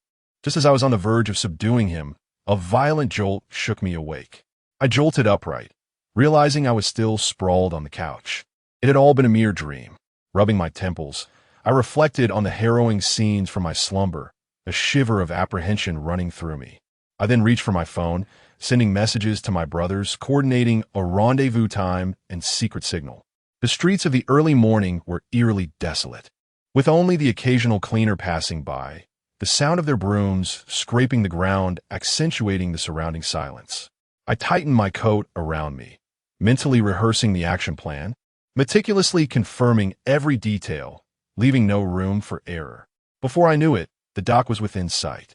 I slowed my pace, crouching low as I navigated stealthily between the containers, searching for the concealed hideout I had scouted the previous night. Suddenly, a low murmur of conversation reached my ears, halting me in my tracks, my heart pounding fiercely as I pressed my back against the container, scarcely daring to breathe. As the voices gradually receded, I exhaled deeply, resuming my forward momentum. Finally, I located the narrow yet hidden corner, affording a clear view of the cargo ship while remaining obscured from sight. I retrieved my binoculars from my bag, adjusted the focus, and fixated my gaze on the ship, determined to miss no subtle movement. Time slipped by, each passing second marked by the rising sun, which illuminated the dock with increasing activity and noise. Just as fatigue began to set in, the cargo ship stirred to life. Several burly figures descended, carrying crates while scanning their surroundings with wary vigilance. Instantly, I tensed, pressing my communication earpiece. "Brothers, be advised, the target is in motion." A chorus of affirmative responses echoed through my earpiece. Received. I fixated intently on those who were lifting the boxes, observing as they meticulously placed each one onto a truck that had long been waiting nearby. After securing each box, an individual would step forward to inspect the binding ropes with great care, only proceeding to the next once certain all was in order. Curiously, I pondered what treasures they might be transporting, my curiosity intensifying as I gripped my binoculars tighter. At that moment, a man clad in a black trench coat descended from the ship. His stature was commanding, and his sharp gaze surveyed the surroundings with an efficient precision. Unmistakably the leader of this group, I hastily pressed my earpiece and exclaimed with fervor, "Brothers, the big fish has appeared. That man in the black coat is undoubtedly the key figure. Keep a close watch on him." With that, I dared not let my guard down. Fixating on his every move, I watched as he approached the truck and engaged in hushed conversation with the driver before tapping the side of the vehicle, signaling that they could depart. Alarm surged within me. They were about to flee. Without a moment's hesitation, I dashed from my hiding spot towards the truck, shouting, "Stop!" My comrades, hearing my call, surged forth from all directions, converging on the truck. The driver's face paled at the sight, and he slammed the accelerator, the truck roaring to life as it barreled towards the dock's exit. I could not allow them to escape so easily. I pursued with all my might, my legs moving with the speed of a machine, my voice ringing out, "You won't get away." Chapter 52. The secret of the mysterious box, my legs moved with the speed of a whirlwind, yet the truck maintained its relentless pace towards the dock's exit. The surrounding crowd, startled by the commotion, hastily scattered, transforming the dock into a chaotic scene. As I pursued the vehicle, I shouted at the top of my lungs, "Don't just stand there! Quickly, stop that truck!" My comrades, hearing my call, swiftly responded, encircling the truck from various directions. A few agile brothers leaped onto the nearby piles of cargo, attempting to intercept the truck from above. The truck driver, sensing the impending danger, sharply turned the steering wheel, causing the vehicle to swerve erratically across the dock in an attempt to shake us off. However, my brothers were relentless, clinging on with determination. At that moment, a forklift suddenly charged from the side, positioning itself in front of the truck. The driver turned pale with fear and slammed on the brakes, the truck screeching to a halt mere centimeters from the forklift. I recognized it was Li Wei. In a flash, I dashed forward, reaching for the truck's door. It creaked open, and I seized the driver by the collar, demanding loudly, "What on earth is going on? What are those boxes filled with?" The driver trembled, stammering in response, I don't know. I'm just following orders." Just then, a man in a black trench coat emerged from nowhere, brandishing a handgun and shouting at us, "Stop right there. Move and I will shoot." My brothers immediately surrounded him, yet none dared to make a rash move. The atmosphere was charged with tension. Staring down the dark barrel of the gun, my heart raced, and beads of sweat formed on my forehead. However, I gritted my teeth, feigning calm as I locked eyes with the man in black and declared, "Do you think a mere gun can intimidate us? You won't escape today." He let out a cold laugh, a glint of menace in his gaze. "Let's see about that. You'd best not push me. Otherwise, no one will leave unscathed." As he spoke, he cautiously turned, keeping a wary eye on the brothers encircling him. The tension was palpable, like a bowstring drawn taut, ready to snap. In that moment, I caught a glimpse of Li Wei stealthily maneuvering behind the man in black, searching for an opportunity to subdue him. Meanwhile, I continued to engage the man. "Why are you so desperate to protect those boxes? What unspeakable contents do they hold? Drugs? Weapons?" A flicker of panic crossed his eyes, but he quickly regained his composure. "Enough with the questions. You have no right to know. If you're wise, clear the way, or this gun won't hesitate." As he spoke, Li Wei seized the moment, lunging towards the man's gun arm. The man sensed the movement behind him and instinctively turned to fire, the gunshot ringing out with a deafening crack as the bullet whizzed past my brother's ear. The sudden gunfire startled everyone, yet Li Wei showed no signs of retreat. Taking advantage of the distraction, I shouted, "Go!" The brothers surged forward, engaging in a fierce struggle with the man in black. I too rushed ahead, executing a sweeping kick that sent the man tumbling to the ground, his handgun flying from his grasp. The others quickly joined forces to subdue him, binding him tightly. Gasping for breath, I approached the man, crouched down, and coldly locked eyes with him, saying, "Now, you shall disclose what is concealed within those boxes." The burly figure took a step forward, brandishing a club in the air with a menacing swish, and snarled, "Kid, be wise and release him. Then clear the way. Otherwise, don't blame us for being ungracious." A chill ran through me as I realized the precariousness of our situation, yet the arrow was already knocked, and I had no choice but to respond. "Release him? Do you think this is child's play? We must uncover the truth today." The brothers huddled closely, each one eager for a fight, their eyes betraying no fear. I scanned the surroundings, contemplating how to navigate the impending conflict. Suddenly, a thought struck me. Perhaps I could probe them further with words, seeking a potential breakthrough. Thus, I raised my voice and declared, "What secrets are you so desperately concealing? Do not presume that sheer numbers can intimidate us. If your dealings are legitimate, why the need for such secrecy?" Upon hearing this, the leader's expression faltered slightly, a flicker of panic crossing his eyes before his demeanor hardened once more. "Enough of this nonsense.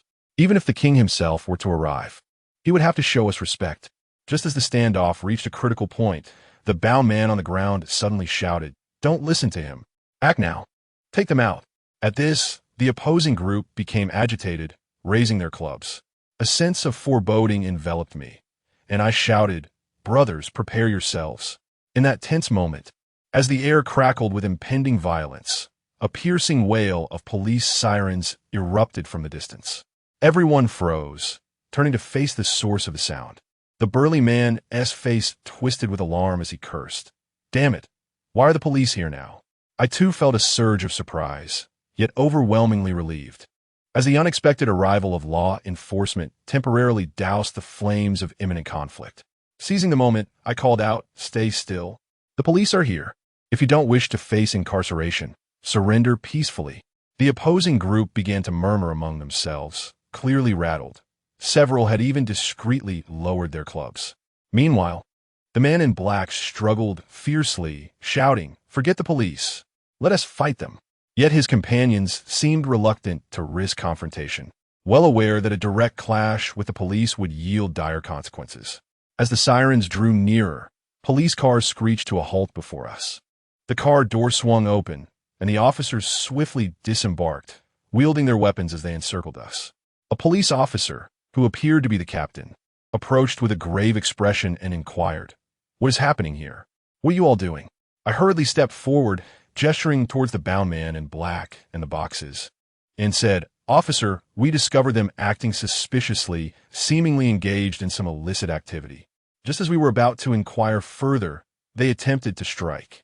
The captain scrutinized me, then turned his sharp gaze towards the group across from us, commanding, "Everyone remain still. We will clarify the situation shortly." He then signaled to his fellow officers to secure the scene. Under the authority of the police, the previously menacing members of the mysterious organization wilted. The officers commenced a meticulous examination of the boxes, and as each one was opened, the truth began to emerge. Chapter 53. Speculations. Before the barbecue stall, I stood before Chang'e and in Yi Xiao, my heart pounding audibly in my chest. As I assured them with fervor, "It is absolutely true." The police verified it on the spot. It is indeed genuine narcotics. They have taken those fellows away in one fell swoop. As I finished speaking, I added, "I wonder which benevolent soul called the police." Their timing was impeccable, almost as if they had opened their third eye. Had they arrived even a moment later, who knows what chaos might have ensued. Chang'e sat on the sofa, his brow furrowed into a deep crease, his fingers drumming rhythmically on the armrest, reminiscent of Morse code. And Yi Xiao leaned against the wall, his eyes narrowed, his expression inscrutable, lost in thought. After a considerable pause, and Yi Xiao finally spoke, gesturing for me to step outside. He then handed me a thick envelope, stating, "This is your share of the casino's recent profits. Take it." Curious, I opened the envelope and was greeted by a stack of vibrant red bills. Counting them, I found a total of 50,000 yuan. I nearly lost my composure, exclaiming at the top of my lungs, "Thank you, boss." My voice likely echoed through several streets. With this substantial sum in hand, I hummed a tuneless melody as I exited the nightclub. As soon as I stepped outside, I quickly retrieved my phone and dialed Li Wei. "Hey, Weizi," I exclaimed, brimming with excitement as the call connected. Today was absolutely thrilling. If it weren't for your cleverness, launching a surprise attack at the crucial moment, I shudder to think what might have happened. I just left Chang Ji's place, where he handed me my share of the profits. Let us go indulge in some barbecue to celebrate. Li Wei's hearty laughter came through the line. "Huh, sounds great. I was just thinking of finding a place to unwind. Today has been exhausting." Before long, I arrived at the designated barbecue stall, finding a vacant seat while eagerly watching the entrance. In no time, I spotted Li Wei's energetic figure waving at me from afar. He plopped down beside me and immediately grabbed the menu, declaring, "I need to eat a lot today. I'm absolutely famished." I chuckled and teased, "Take it easy. Don't devour my share of the profits." After placing our orders, I poured Li Wei a glass of beer, raising my cup. "Cheers, Wei Zi, to our valorous performance today, and may we never encounter such perilous situations again." Li Wei clinked his glass against mine and downed it in one go, reassuring me. "Don't worry. With brothers like us, we can withstand anything." He then took a bite of skewered meat, cheeks bulging as he mumbled, "Songge, I've been having some doubts. Do you think this might be connected to Chang'e and his crew? Could it be that they deliberately set you up to deal with those drug dealers?" My heart skipped a beat at his words, and I paused, chopsticks suspended mid-air, contemplating the implications of Li Wei's suggestion. Is that really possible? I furrowed my brow and spoke slowly. Li Wei swallowed the morsel of meat in his mouth, took a swig of wine, and wiped his lips. Brother Song, I'm merely speculating. Consider this. Such a significant event occurs, and the police suddenly appear. What are the odds? Perhaps Brother Chong and his associates have been plotting this all along, intending for us to act as the vanguard and draw those fellows out. Upon hearing Li Wei's words, my heart sank instantly. The skewer in my hand clattered back onto the plate. I stared intently at the table, as if trying to pierce through it. My mind a chaotic whirlwind. Wei Zi, what you're saying is terrifying, I murmured, my voice involuntarily lowering, tinged with bitterness. I had always regarded Brother Chong as a pillar of support, sincerely following them. Could it be that they truly intended to use me as a pawn? As this thought crossed my mind, a chill ran up my spine, leaving my back feeling icy. Li Wei curled his lip in disdain. Brother Song, do you still doubt it? I've heard that during this period, the activities of the Black Hand have been severely disrupted by those drug dealers, leading to a significant decline in clientele. How could Brother Chong not be anxious? They might have orchestrated this entire scenario, placing you at the forefront. My brows knitted tightly together, my hands clenching the corners of my clothing until my knuckles turned white. If what you say is true, they haven't even considered whether I could return alive. I whispered to myself, filled with a sense of loss and anger. If I were to die, they could easily find another Song Yi to replace me. Is my life truly so worthless in their eyes? Li Wei patted the back of my hand in a gesture of comfort. Brother Song, try not to be too agitated. Perhaps we are overthinking this. Brother Chong and the others have always treated you well. I forced a bitter smile and shook my head. Well treated?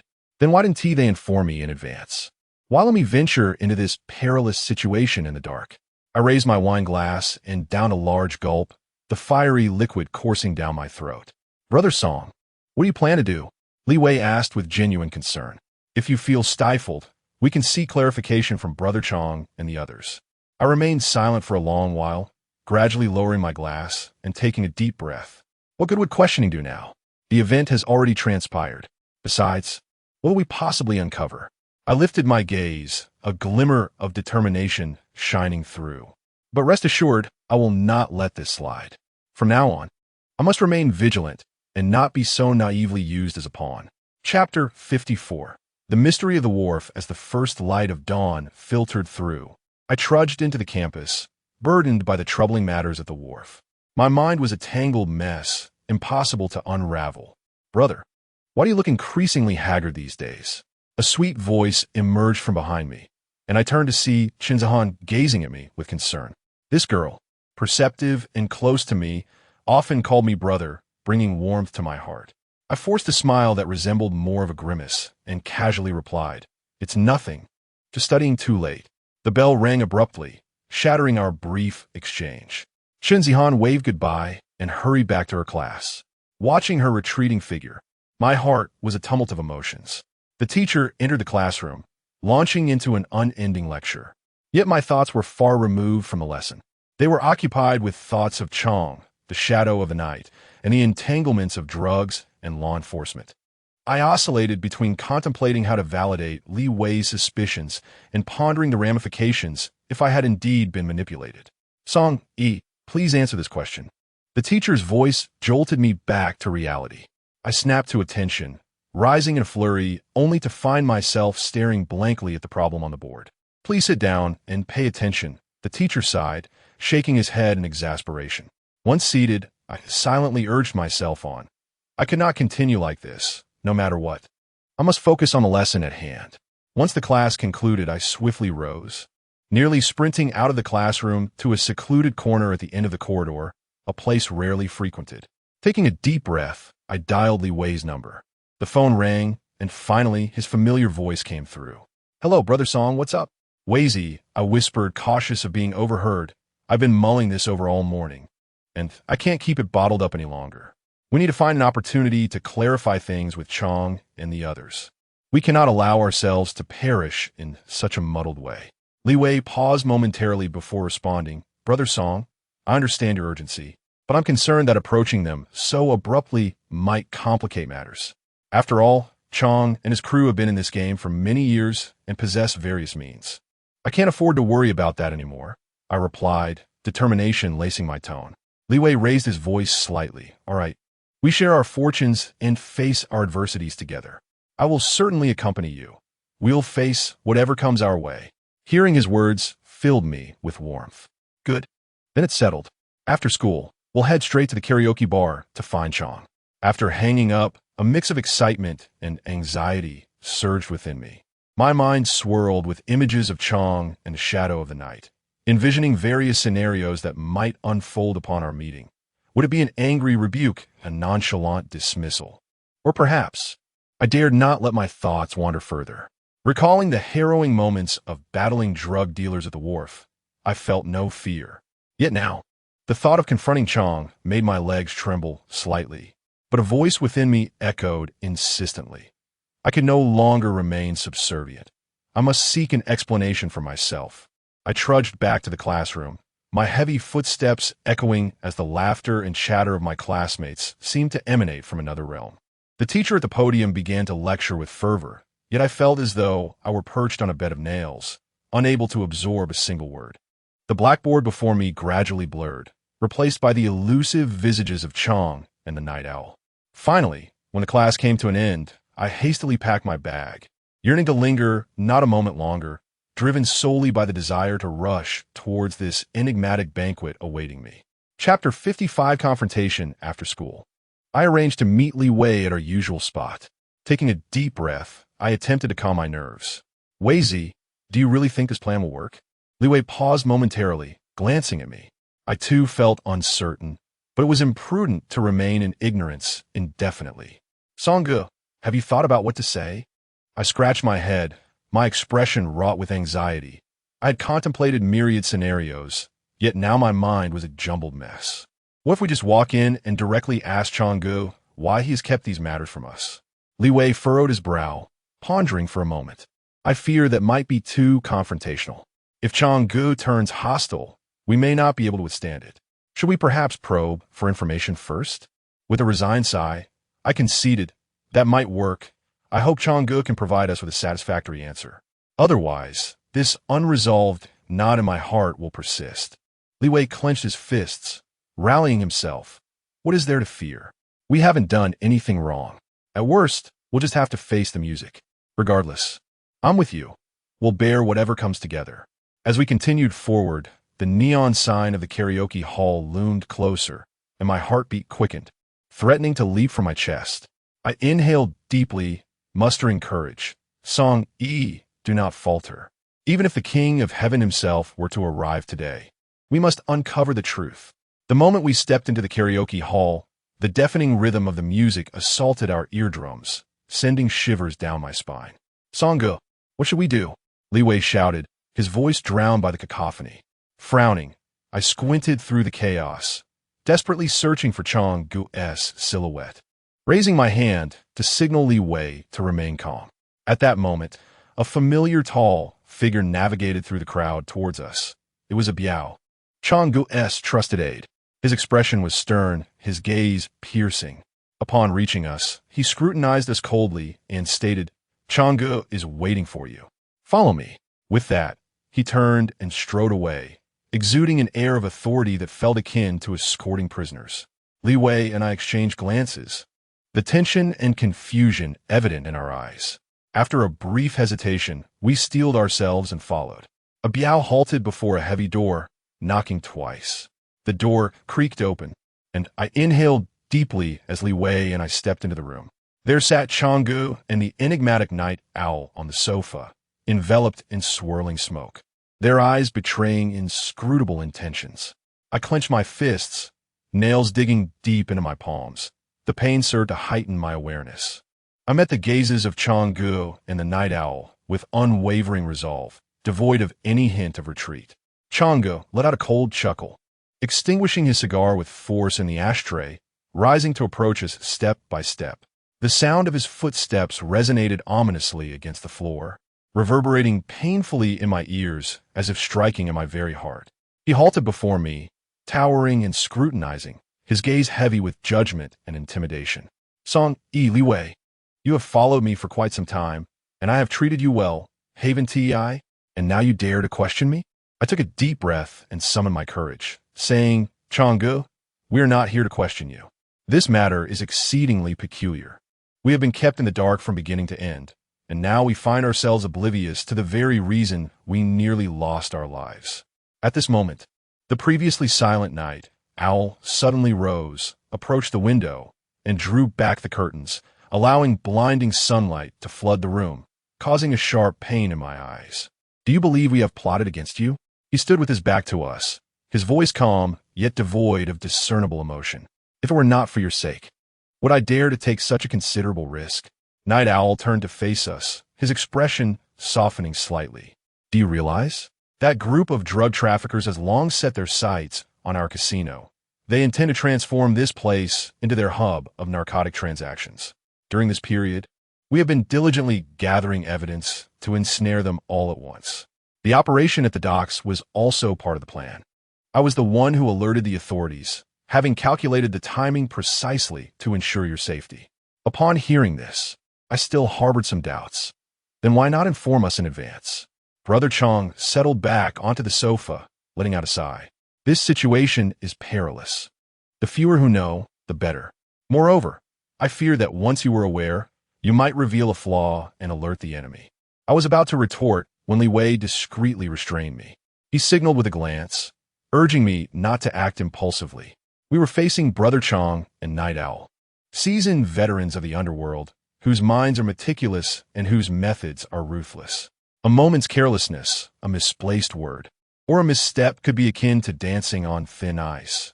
Should the surface shatter, we would plummet into an abyss of darkness, ensnared in a predicament from which there would be no escape.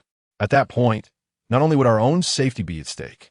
Chapter 56. An unexpected 100,000 in the dim light, and Yi Xiao took a leisurely drag from his cigarette, then slowly extracted a bank card from his pocket, slapping it onto the table with a casual flourish. Here lies 100,000 yuan, he declared nonchalantly. In an instant, both Li Wei and I were rendered speechless, our eyes wide as saucers, fixated on the card before us, which felt less like a mere card and more like a ticking time bomb, poised to explode at any moment. Take it. And Yi Xiao gestured with a slight lift of his chin, exhaling a smoke ring that floated languidly in the light. Consider this as compensation for your mental anguish. It was our oversight not to clarify matters before involving you. As I gazed at the money, an overwhelming sense of frustration washed over me. Was this not an attempt to buy us off? In their eyes, were we merely two puppets to be manipulated at will? Our fates dangling precariously in their grasp? Stealing a glance around, I noted the sealed door of the private room, which felt like a massive iron cage ensnaring us completely. My heart raced. If we failed to be discreet, it seemed unlikely we would leave this room unscathed. With a smile that was more grotesque than joyous, I mustered the courage to respond, "Thank you, boss, I understand." Even as I spoke, I could hear the tremor in my voice. I subtly nudged Li Wei with my elbow, conveying a silent warning. "Brother, let us not be impulsive. Wise men do not suffer for their immediate gains." I gingerly picked up the bank card, feeling as though I were holding a scalding hot potato rather than a sum of money. Internally, I murmured to myself, this 100,000 yuan arrived quite unexpectedly, possessing it felt akin to carrying a ticking bomb, ready to obliterate me at any moment. Changgu, who had been silently observing, suddenly interjected, "Do not overthink it. This money is merely a token of goodwill. Should you need anything in the future, do not hesitate to ask." I carefully tucked the bank card into my pocket, feeling as though I were concealing a detonator. With a forced smile, I replied, "Rest assured, Changgu, Xiaogu, we are sensible. Let us consider today as events a misunderstanding." Deep down, I was acutely aware that this was no mere misunderstanding. It was a harrowing game of life and death. Fortune had simply smiled upon us, allowing us to escape the pit for the time being. I resolved that once we exited this private room, I must find a secure place to conceal the card. Otherwise, carrying it would make me feel like a walking target, vulnerable to anyone who might take notice. Finally, having escaped the confines of the room, Li Wei and I hurried along, my sole thought being to distance myself from this treacherous place as swiftly as possible. "Brother Song, are we truly keeping this money?" Li Wei whispered nervously. his expression betraying his anxiety. I shot him an exasperated look and retorted, "What else would we do? Toss it away. This is 100,000, not just 10. We must find a safe place to hide it. If my mother discovers this card of dubious origin, she will undoubtedly pry into its origins." Stepping out of the karaoke hall, the cold air hit me like a slap, causing me to shiver, yet my vigilance remained unwavering. I grabbed Li Wei and plunged into a narrow alleyway beside the street. I found myself scanning the alley, when suddenly my gaze fell upon an abandoned trash bin. Without a second thought for its filth, I hastily moved it aside and unearthed a small hole in the wall's corner. In a frenzy, I buried my bank card deep within, covering it meticulously with soil, ensuring it was well packed by stepping on it several times. "Brother Song, is this really how you choose to hide it? What if someone discovers it?" Li Wei asked, his brow furrowed in concern. I brushed the dirt off my hands, disregarding his apprehension, and pulled him towards the alley's entrance, stating, "For now, let us leave it be. We can find a more suitable hiding place tomorrow. The priority is to return home swiftly and avoid raising any suspicion." Once back home, I lay in bed, tossing and turning, unable to find rest. The weight of that 100,000 yuan felt like a heavy stone pressing down on my heart. I stared at the ceiling, my mind racing with doubts. What were Changge and Yi Xiao truly after? Was their generosity born out of genuine remorse, or did they harbor ulterior motives? This matter was undoubtedly more complex than it appeared. Early the next morning, I arranged to meet Li Wei at our usual spot. Anxiety gnawed at me as I rushed him towards the alley where I had hidden the card. Upon arrival, my heart sank. The trash bin had been moved, and the hiding spot was in disarray. My bank card had vanished. "Oh no, this is a serious predicament," I exclaimed, my feet anxiously tapping as cold sweat broke out on my brow, the world around me spinning. Li Wei, equally flustered, stammered, "Brother Song, what are we going to do? Could it be the work of Changge and his associates?" Just as we stood there, bewildered, my phone rang unexpectedly, displaying an unfamiliar number. Trembling, I answered, only to hear a chilling voice on the other end. "If you wish to retrieve your bank card, come alone to the abandoned factory in the western outskirts. Do not involve the police, or else you shall bear the consequences." Chapter 57. The mysterious call. With trembling hands, I answered the phone, only to hear a chilling voice on the other end. "If you wish to reclaim your bank card, come alone to the abandoned factory in the western suburbs. Do not alert the authorities, or else." The voice lingered ominously, sending a shiver through my bones, nearly causing me to hurl the phone away in terror. "Wait, could you at least tell me who you are?" I stammered, my voice quaking with a hint of hope. But all I received in response was the monotonous sound of a busy signal. Clutching the phone, my palms slick with sweat, I wrestled with the dilemma, to go or not to go. It was a perilous choice. If I ventured forth, I risked being ensnared like a fish in a net, potentially endangering my life. Yet, to abstain meant forfeiting a significant sum of 100,000 yuan. My heart ached at the thought of such a loss. In the midst of my turmoil, Li Wei approached and inquired, "Brother Song, what is going on? Whose call was that?" I recounted the situation in detail, and his eyes widened in alarm. "Brother Song, this is clearly a trap. You must not go." I managed a wry smile and shook my head. "But that money. We can't just let it slip away, can we?" Li Wei furrowed his brow, pacing back and forth before suddenly slapping his thigh. "How about this? I'll accompany you, hiding in the shadows. If danger arises, I'll find a way to rescue you." After considering his proposal, I recognized the inherent risk, but appreciated the semblance of support, and thus I nodded in agreement. We cautiously made our way to the abandoned factory in the western suburbs. The surroundings were overgrown with weeds, and the dilapidated buildings swayed precariously in the chilling wind, punctuated by the eerie calls of strange birds, an atmosphere that sent a shiver down my spine. Taking a deep breath, I steeled myself and stepped into the factory. As I grappled with my mounting apprehension, I was startled by the sudden sound of footsteps behind me.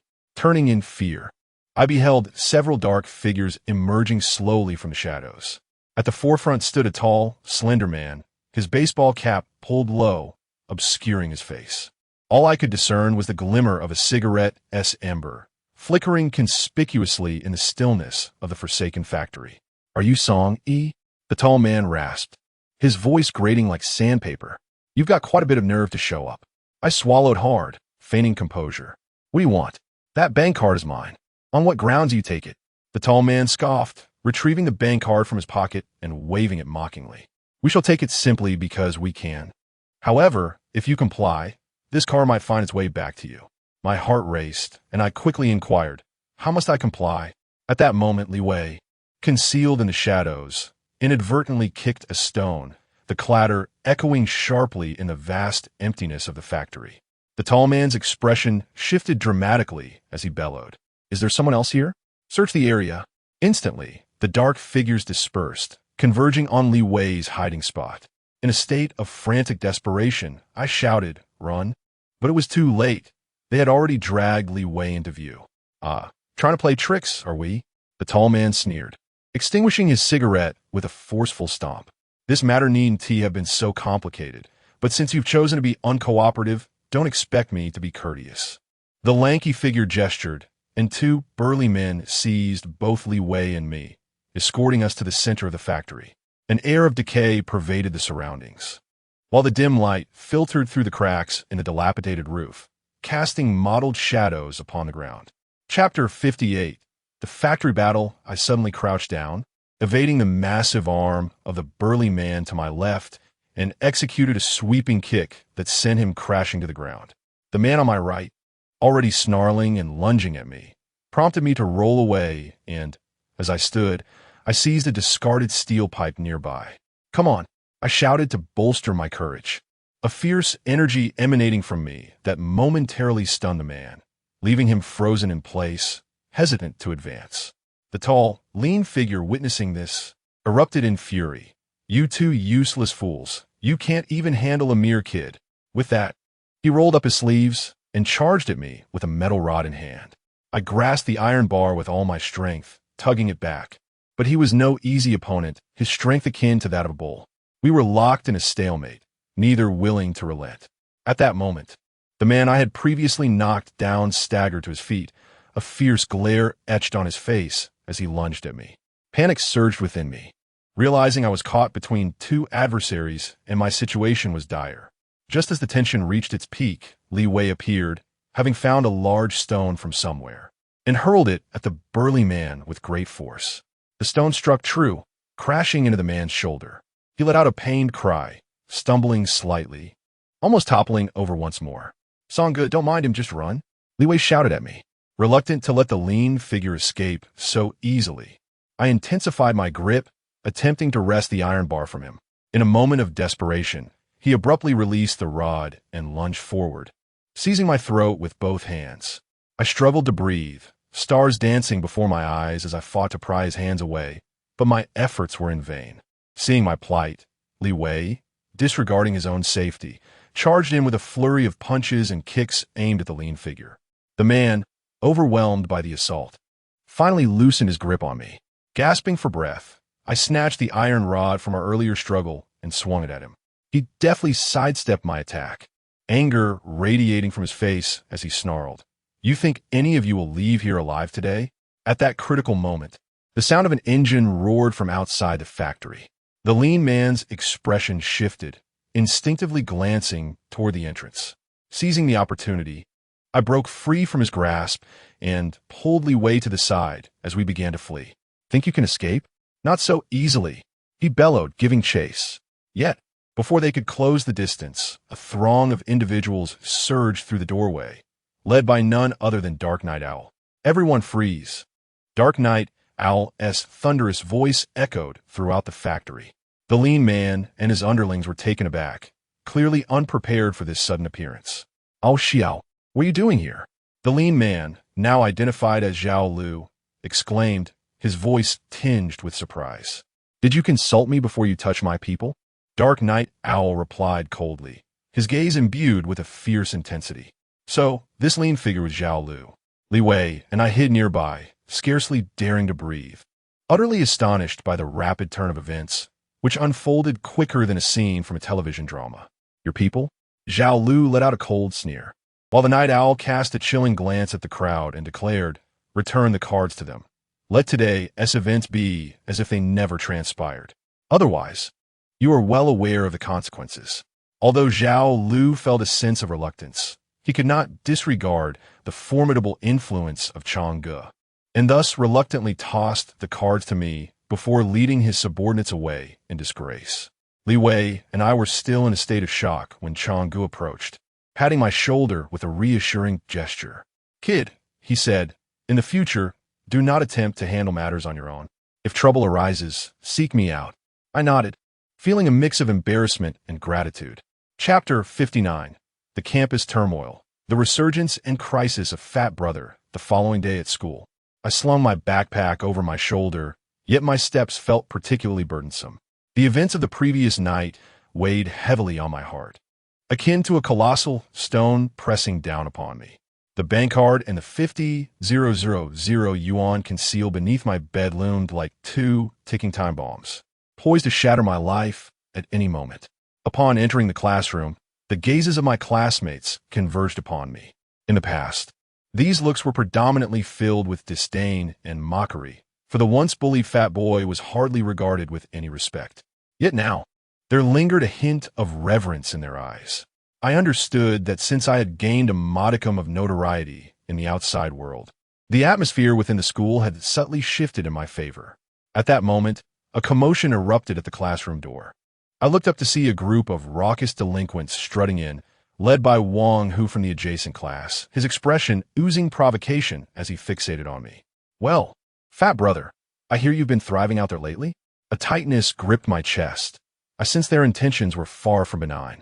Rising to my feet, I coolly replied, "What do you mean?" Wang Hu sneered, "Oh, nothing much. Just thought I might borrow some cash from you. Word has it you've been making quite a bit lately, and my buddies and I could use a little help." The surrounding classmates gasped collectively, their eyes darting nervously between us.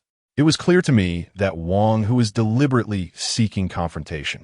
If I yielded today, my standing in the school would be irrevocably compromised. "Why on earth would I lend you money?" I retorted defiantly, locking my gaze with his. Wang Hu's expression darkened. "Fat Brother, don't push your luck. We've heard all about your little escapades. If you don't want this to escalate, you'd better hand over the cash." I recognized the veiled threat in his words. However, I was no longer the easy target I once was. "Wang Hu, you'd best understand your position. Don't presume I fear you," I declared loudly, striving to assert my dominance. Seeing my refusal to capitulate, Wang Hu's face flushed with rage. With a wave of his hand, his lackeys encircled me. The classroom erupted into chaos, with classmates retreating in fear of being caught in the fray. In a split second, one of the thugs lunged at me, and I instinctively sidestepped, causing him to crash into a desk, yelping in pain. The others hesitated momentarily, but soon rallied their courage to advance menacingly. Casting a quick glance around, I spotted a broom nearby. Seizing it, I brandished it like a weapon, shouting, "Stay back." My fierce proclamation startled them, momentarily halting their advance. Wang Hu's face turned crimson with fury as he bellowed, "You worthless fools! Why are you hesitating? Overwhelm him together." Emboldened by his words, his lackeys surged forward once more. Clutching the broom tightly, I resolved that no matter the cost, I would not allow them to prevail.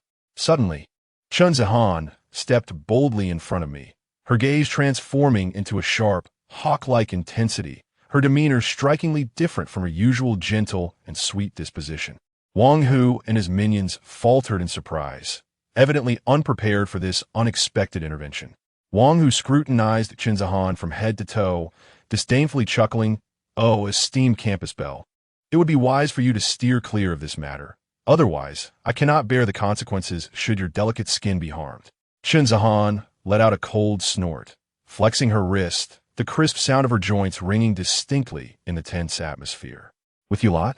If anyone dares to lay a finger on him today, I shall make you understand why the flowers bloom so vibrantly." Her voice, though not loud, carried an undeniable ferocity. Wang Hu, clutching his stomach, gritted out through clenched teeth, "I do not strike girls. Best not to meddle, or you shall live to regret it." Chun Zihan scoffed, her gaze laced with contempt. "You? Spare me the bravado. Today, I shall certainly intervene." With that, she assumed a boxing stance, her feet agilely shifting. Her eyes locked onto Wang Hu and his companions. Wang Hu's lackeys fidgeted nearby, hesitant to act out of fear of Chen Zihan's earlier display of skill. Observing their hesitation, Wang Hu, incensed and humiliated, bellowed at his minions. "What are you all dawdling for? Attack her collectively!" Emboldened by his command, the lackeys surged toward Chen Zihan from all directions. Unfazed, she seized the moment, darting toward the lackey on her left, delivering a swift, powerful jab that struck him squarely in the face. He yelped in agony, blood gushing from his nose as he stumbled backward, collapsing onto the ground. The lackey on her right seized the opportunity to launch a sneak attack from behind, but Chen Zihan seemed to anticipate it. She slightly angled her body, evading the strike, and swiftly executed a backward kick that landed squarely on his chest. The force of the blow sent him crashing into a nearby desk. The remaining lackeys hesitated, their resolve wavering as they slowed their advance. Chen Zihan, sensing her advantage, pressed the attack, her fists and feet raining down like a tempest, leaving the minions utterly defenseless. Wang Hu watched, his teeth clenched in frustration, yet he dared not approach. He had never imagined that the seemingly frail campus belle was, in truth, a masterful boxer concealed beneath an unassuming exterior. Chapter 60. Campus Rivals. Confrontation at the casino. Suddenly, the bell rang for class, its sound striking like a binding spell, forcing Wang Hu to contain his raging fury within. Upon hearing the bell, Chen Zihan gracefully withdrew her stance, dusting off non-existent particles from her attire, and provocatively glanced at Wang Hu, stating, "Class has commenced. Consider yourself fortunate this time. Should you dare to bully my brother again, it will not be so simple." Wang Hu shot a fierce glare at Chen Zihan, then directed a menacing look at me before storming out with his lackeys, muttering, "Just you wait. This matter is far from over." As Wang Hu and his entourage departed, the previously tense atmosphere among the classmates gradually relaxed. They returned to their seats, whispering amongst themselves. "Chen Zihan is incredibly impressive. I never imagined the campus belle possessed such skills." Indeed, Wang Hu has certainly bitten off more than he can chew this time. He probably won't dare to cause trouble again. I approached Chen Zihan, ready to speak, but she beat me to it with a smile, saying, "Brother, you really ought to be more careful. In the future, don't shoulder such burdens alone. I'm here for you." I scratched my head, feeling somewhat embarrassed, and replied, "Thank you, Zihan." Watching Wang Hu and his gang retreat in defeat ignited my frustration, and I couldn't help but murmur to myself, if it weren't for Chen Zihan today, I would have ensured you all paid a heavier price. I've been harboring anger with no outlet, and here you are, presenting yourselves to me. Chen Zihan nonchalantly waved her hand, flipping her ponytail like a heroine, and boldly declared, "Brother, if anything arises, just come to me. There's no need for formality. I'm heading back to class." With that, she skipped away. At that moment, the teacher entered the classroom, and I silently vowed to become stronger, vowing not to allow others to bully me again, nor to let Chen Zihan worry about me. After school, as I arrived at the entrance of the casino, I spotted Wang Hu loitering about like a headless fly, his face displaying a mix of turmoil, most likely itching to indulge in some gambling. Little did he know, this casino was my domain. He had inadvertently walked into my territory. A subtle smirk crept upon my lips as I approached him with a confident stride, deliberately raising my voice. "Oh, isn't this Wang Hu? What brings you to my doorstep?" Upon hearing my voice, Wang Hu flinched visibly, a flicker of panic crossing his face. Yet he quickly feigned composure, stubbornly retorting, "What, is this place owned by you? I can come and go as I please." With my arms crossed and a half smile, I regarded him. "You're quite right. This casino is indeed mine. Since you've come here after repeatedly seeking trouble with me, let us settle the score." Wang Hu's expression drained of color, fear glimmering in his eyes, yet he stubbornly replied, "You don't get too cocky. I'm not afraid of you."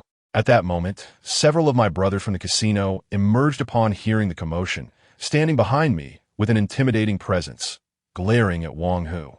Wang Hu swallowed hard and instinctively took a step back, his few underlings cowering behind him, too frightened to utter a sound.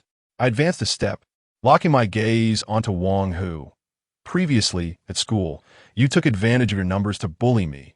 Today, you stand alone. Let us see how brazen you can remain." Beads of sweat appeared on his forehead, and his eyes darted around, as if seeking an opportunity to flee. Suddenly, he pivoted sharply and bolted. I scoffed, thinking of escaping. It won't be that simple. With a wave of my hand, several brothers immediately pursued him, and in no time, they dragged Wang Hu back. He was pinned to the ground, his demeanor a far cry from the previous arrogance he displayed. Desperately, he pleaded, "I was wrong. I promise I won't dare again. Please, just spare me this once."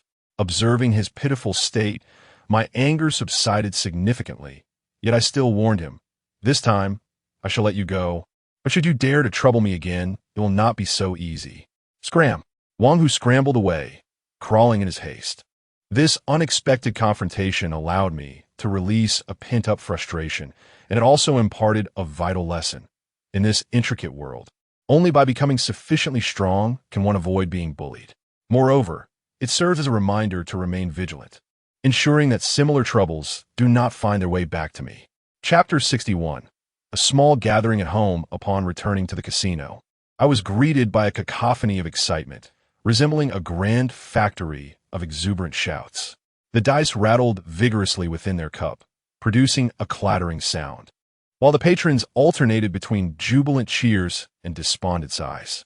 One moment, someone leaped up in exhilaration, exclaiming, "I've won," and the next, another would slump in despair, lamenting their misfortune. With an air of confidence, I strode over to my exclusive leather sofa, replaying in my mind the scene where I had bested Wang Hu decisively. Li Wei swiftly approached, his voice booming, "Brother Song, today has been incredibly satisfying. Just look at Wang Hu's cowardice. If he dares to cause trouble again, he must be out of his mind, tempting fate." I chuckled and patted his shoulder, the gesture echoing like a drum. "You're absolutely right. Keep an eye on the place for me today, and if anything comes up, give me a call, understood? I have some matters to attend to." Li Wei puffed out his chest, exuding confidence as he declared, "Absolutely, Brother Song. You can rest assured with me here. Those petty rascals won't dare." As I pushed open the door, the delightful aroma of home-cooked meals enveloped me. My mother emerged from the kitchen, carrying the last dish, and upon seeing me, her face blossomed into a gentle smile.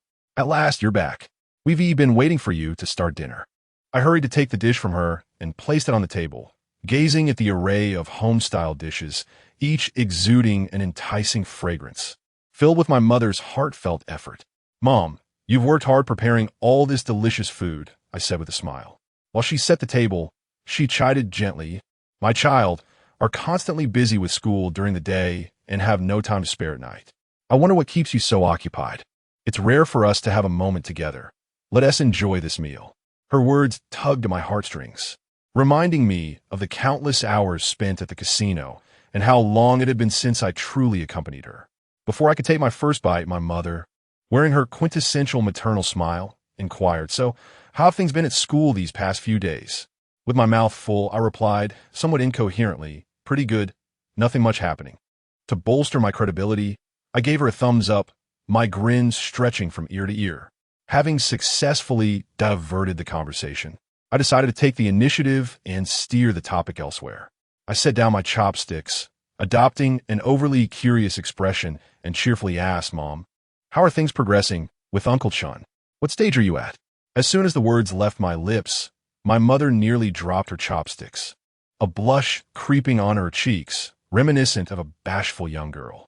"You, my dear, always thinking about frivolities. Why do you concern yourself with adult matters?" Feigning annoyance, she lightly tapped my head. I quickly shielded myself, adopting a look of feigned grievance. "Mom, this isn't mere idle concern. It's genuine interest in your happiness. Just think, if you and Uncle Chan were to become a couple, there would be someone else to cherish you at home." My mother cast a sidelong glance at me, unable to suppress a smile, and remarked, "You certainly have a way with words. Our relationship is quite pleasant, merely a normal interaction. Do refrain from stirring the pot." Upon hearing this, my eyes sparkled with curiosity, and I eagerly probed, what exactly constitutes a normal interaction? Does it involve watching movies or dining together? My mother, caught off guard by my relentless questioning, relented. All right, I shan't divulge anything further. Your incessant inquiries could outlast a meal." With a chuckle, she deftly placed a generous piece of meat into my bowl and urged, "Now, Focus on your meal and spare me the interrogation. Gazing at the succulent morsel in my bowl, I couldn't help but beam. Very well then, considering this delectable offering, I shall let you off the hook for now. In my heart, I silently wish for my mother and Uncle Chun to cultivate a blossoming romance, envisioning their future filled with sweetness and joy. Chapter 62. Vigilance beneath the night after dinner. I took the initiative to wash the dishes while my mother busied herself wiping the table, occasionally reminding me to be careful not to drop any plates. Once the task was complete, I collapsed onto the sofa, switching on the television in hopes of unwinding. At that moment, my mother approached, seated herself beside me, and handed me a freshly washed apple, urging me to eat some fruit and take a moment to rest. I accepted the apple, biting into it. The sweet juice burst in my mouth, yet my heart remained heavy. Sensing my unease, my mother gently patted my shoulder and inquired, "What is the matter, dear? Do you have something on your mind?" Hesitating for a moment, I met her concerned gaze, but ultimately swallowed the words that hovered on my lips. I did not wish to trouble her, forcing a faint smile as I replied, "It's nothing, Mom. I'm just a bit tired today."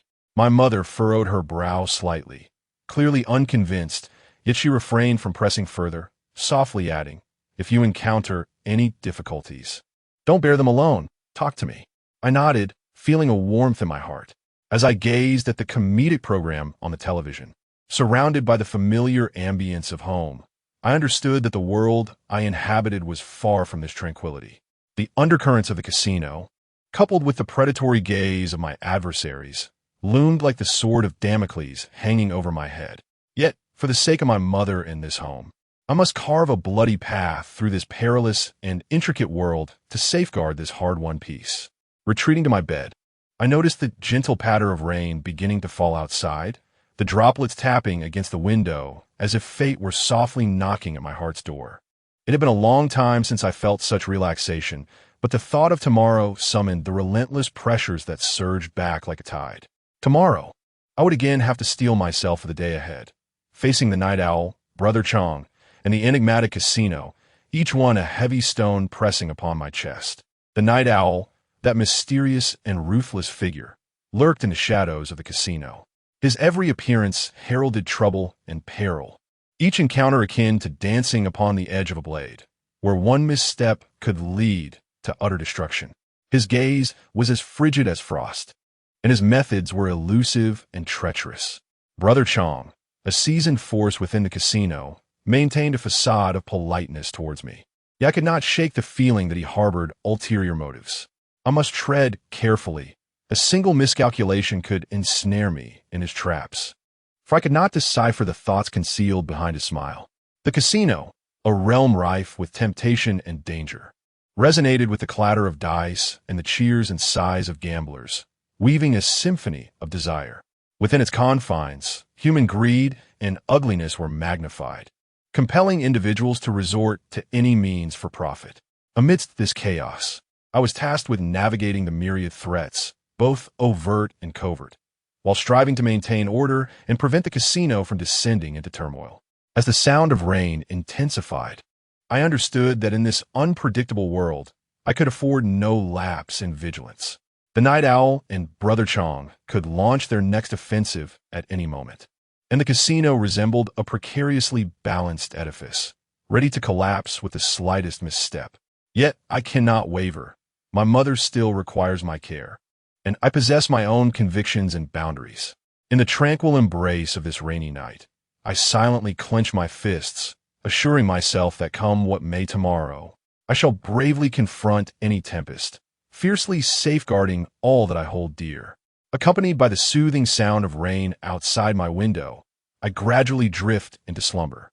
In my dreams, it seems I find myself amidst the tumult of a casino, navigating the stormy seas, resolutely standing tall against the odds. Chapter 63.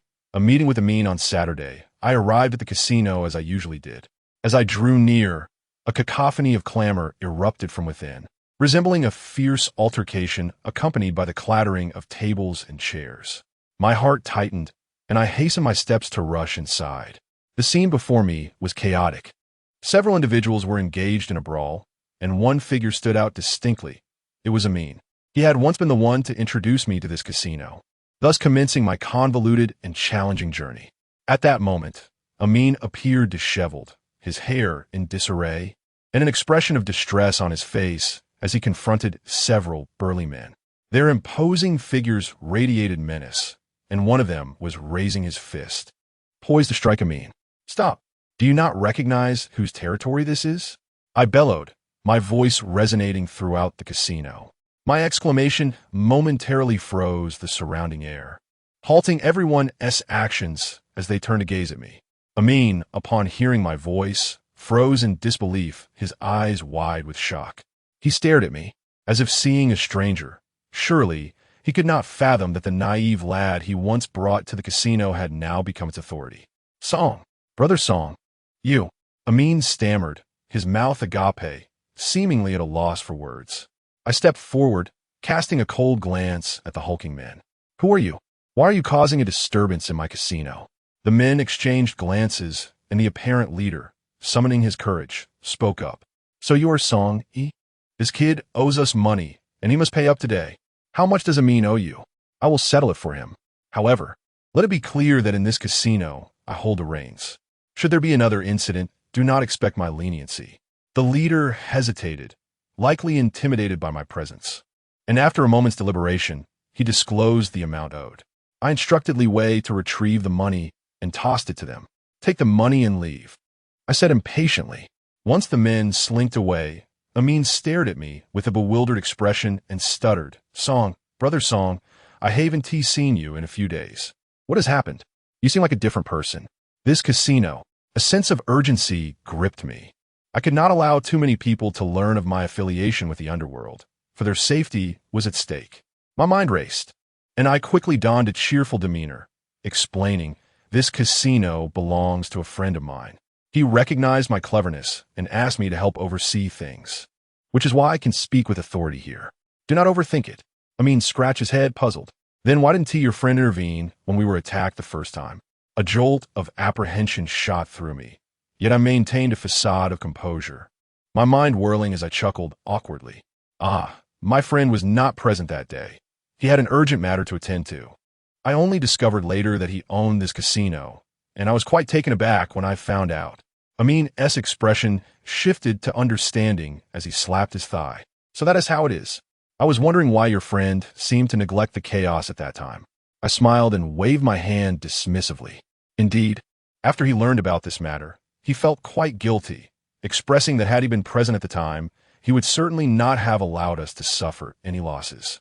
Amin sighed, remarking how fortunate it is that you now enjoy a good relationship with him, granting you a voice in this gambling establishment. Otherwise, I truly wouldn't know how to handle today's predicament. I patted Amin on the shoulder, reassuring him, "Rest assured, as long as I am here, you shall not be bullied again. However, you must promise me to steer clear of those troublesome affairs." Amin nodded vigorously, his gaze resolute. "All right, brother Song, I shall heed your counsel. From now on, I will conduct myself properly and refrain from any foolish antics." Chapter 64. A night conversation at the brothers' restaurant as night descended. Amin and I entered a quaint roadside eatery. The air was infused with the delectable aroma of dishes being prepared, and the lively chatter of diners filled the atmosphere. Yet, my thoughts were solely focused on Amin. After placing our orders, I poured him a cup of tea, my expression a blend of concern and seriousness, and I inquired, "Amin, today at the casino was perilous. I cannot fathom why you ventured there again." Amin lifted his teacup and took a tentative sip, his gaze evasive as he stammered, "Brother Song, I had no other option. Finances have been exceedingly tight lately.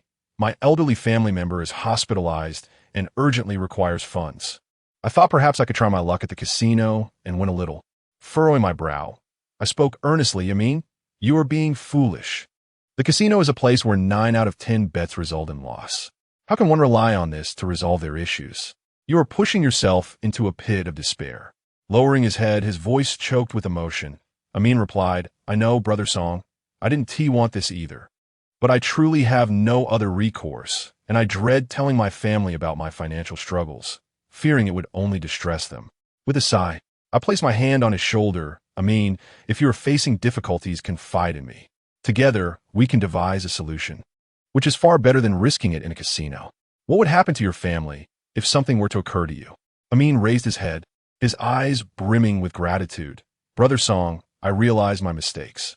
If it weren't for you today, I wouldn't know what to do. I promise I will never return to the casino again. I continued, how much do you need? Amin hesitated for a moment, then clenched his teeth and said, 100,000. My heart sank at the staggering amount.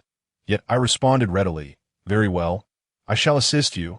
Upon hearing this, Amin took a moment to process, then grasped my hand with fervor, exclaiming, Brother Song, you are truly my lifeline. I will certainly repay this, even if I have to sell my possessions.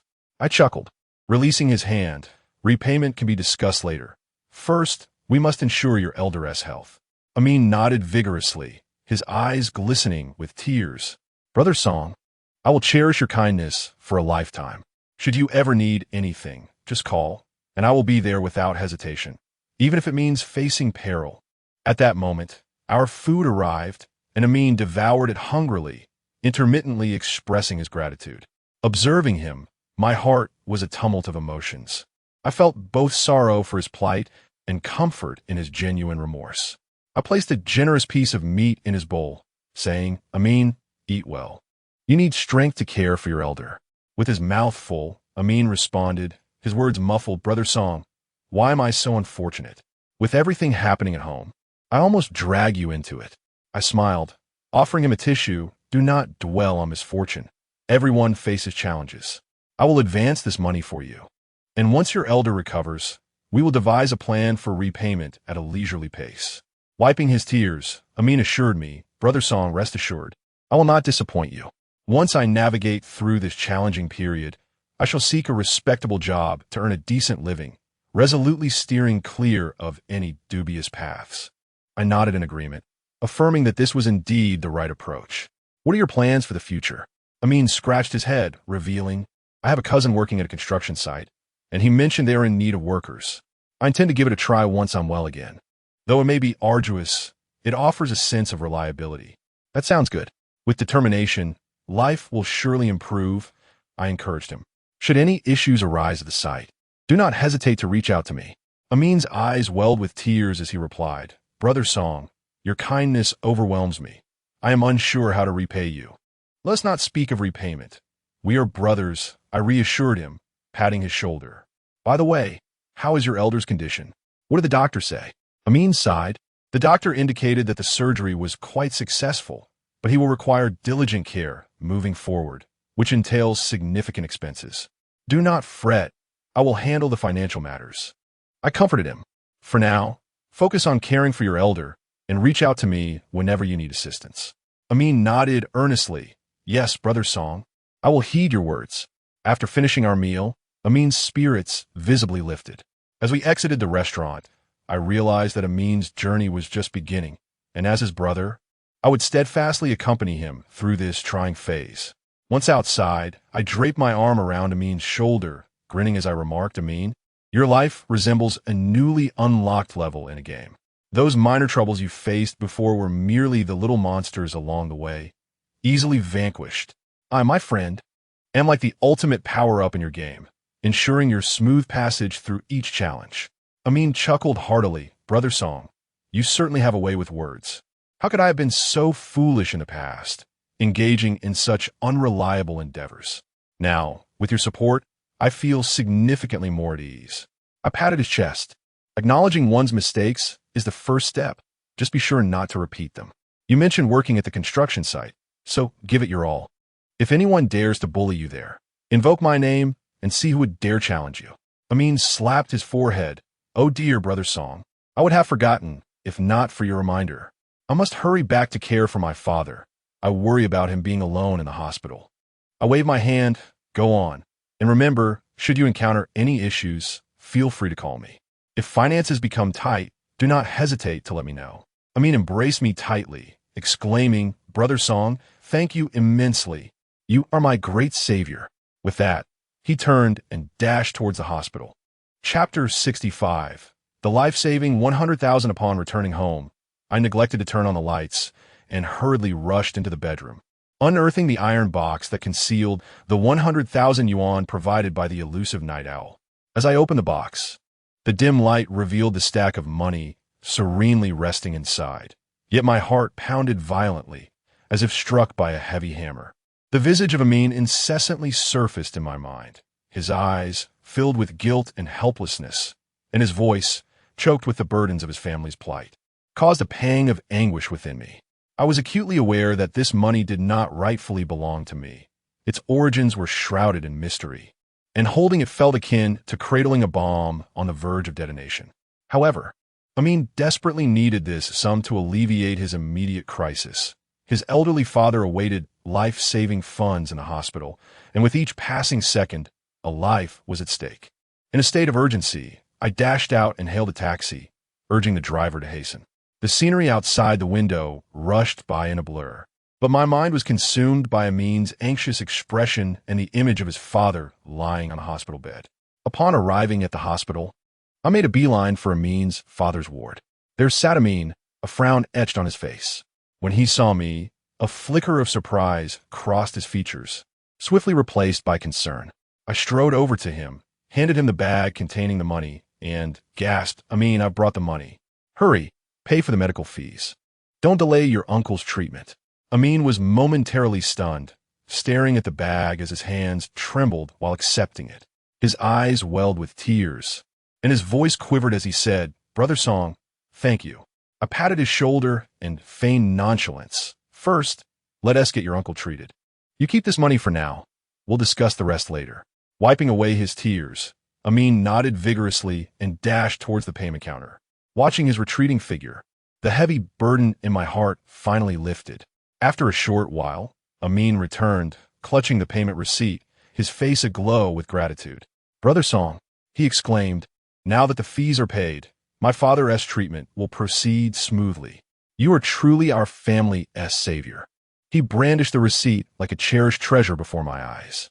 Amused by his exuberance, I teased, all right, don't elevate me too high. I might just tumble down. You, however, should return to care for your uncle and refrain from bantering with me here." Amin chuckled, scratching his head. "Brother Song, you have no idea. When I went to pay just now, my heart felt so at ease. I used to think money was a trivial thing, but now I realize it is a life-saving elixir, and this elixir you provided has snatched my father back from the clutches of the Grim Reaper."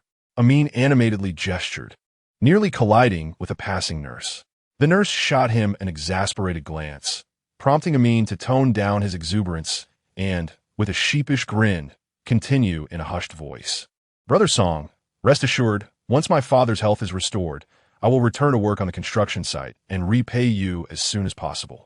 I have already made up my mind. I aspire to be the unrivaled champion of the construction site. While others may carry a single load of bricks, I shall carry two. When night falls and my peers succumb to slumber, I shall diligently ponder how to execute my tasks with both speed and precision, striving to secure a promotion and salary increase, so that I may repay you in full, with interest." Observing his earnest demeanor, I could not suppress a chuckle. "You must take care not to overexert yourself. There is no rush to repay. Focus on living well first." With a confident pat on his chest, he replied, "Brother Song, just you wait and see. With my physique, I am quite resilient. Once I step onto the construction site and don my safety helmet, I will be steadfast in my pursuit of wealth. Who knows, I might even achieve notable success there and uplift my brothers alongside me. At that point, I shall be the foreman, and everyone will address me as Manager Ming. Ha ha ha." As we spoke, a cough emanated from the hospital room, and instantly, A Ming's jovial expression faded as he hurried inside, murmuring, "Dad, how are you? Are you feeling unwell? I'm right here, don't worry." Watching A Ming bustling about in the ward filled my heart with warmth. Exiting the hospital and walking home, I reflected on his words, my lips involuntarily curling into a smile. This young man has indeed matured through his experiences. I firmly believe that as long as he is willing to put in the effort, a bright future awaits him. Chapter 66. Rent collection. Under my meticulous management, the casino flourished with an ever-increasing clientele. The gambling tables were perpetually surrounded by a diverse array of patrons, the clinking of chips resonating like a harmonious symphony, while the flickering lights cast a mesmerizing glow over the entire establishment. Each evening, as I reviewed the substantial profit reports, a profound sense of accomplishment enveloped me. On this particular day, while I was engrossed in reconciling accounts in my office, a striking woman entered. Dressed in a form-fitting red dress that perfectly accentuated her curves, she wore a pair of sleek black stilettos. The sound of her footsteps resonated crisply amidst the cacophony of the casino, each step echoing in my heart. Cascading waves of hair tumbled casually over her shoulders. Her fair skin radiated a soft luminescence under the subdued lighting, and her bright eyes seemed to harbor countless stars, exuding an enchanting allure with every glance. She appraised me with a keen gaze and spoke in a crisp tone. "It's you, right? I'm sent by Brother Xiao. Brother Chong is unavailable for the next few days, so the rent collection is entrusted to you." I was taken aback. Collecting rent was no trivial task, especially in the establishments overseen by Brother Chong, which were often fraught with danger. Previously, he would accompany a group of lackeys, yet now I was to venture forth alone. Rubbing the back of my neck, I hesitated. "Sister, is it really appropriate for me to go in Brother Chong's absence? What if they refuse to cooperate?" She cast me a dismissive glance, retrieving a note and a set of car keys from her bag and tossing them to me. "Here is the address and the keys to my car. Brother Xiao has faith in your capabilities."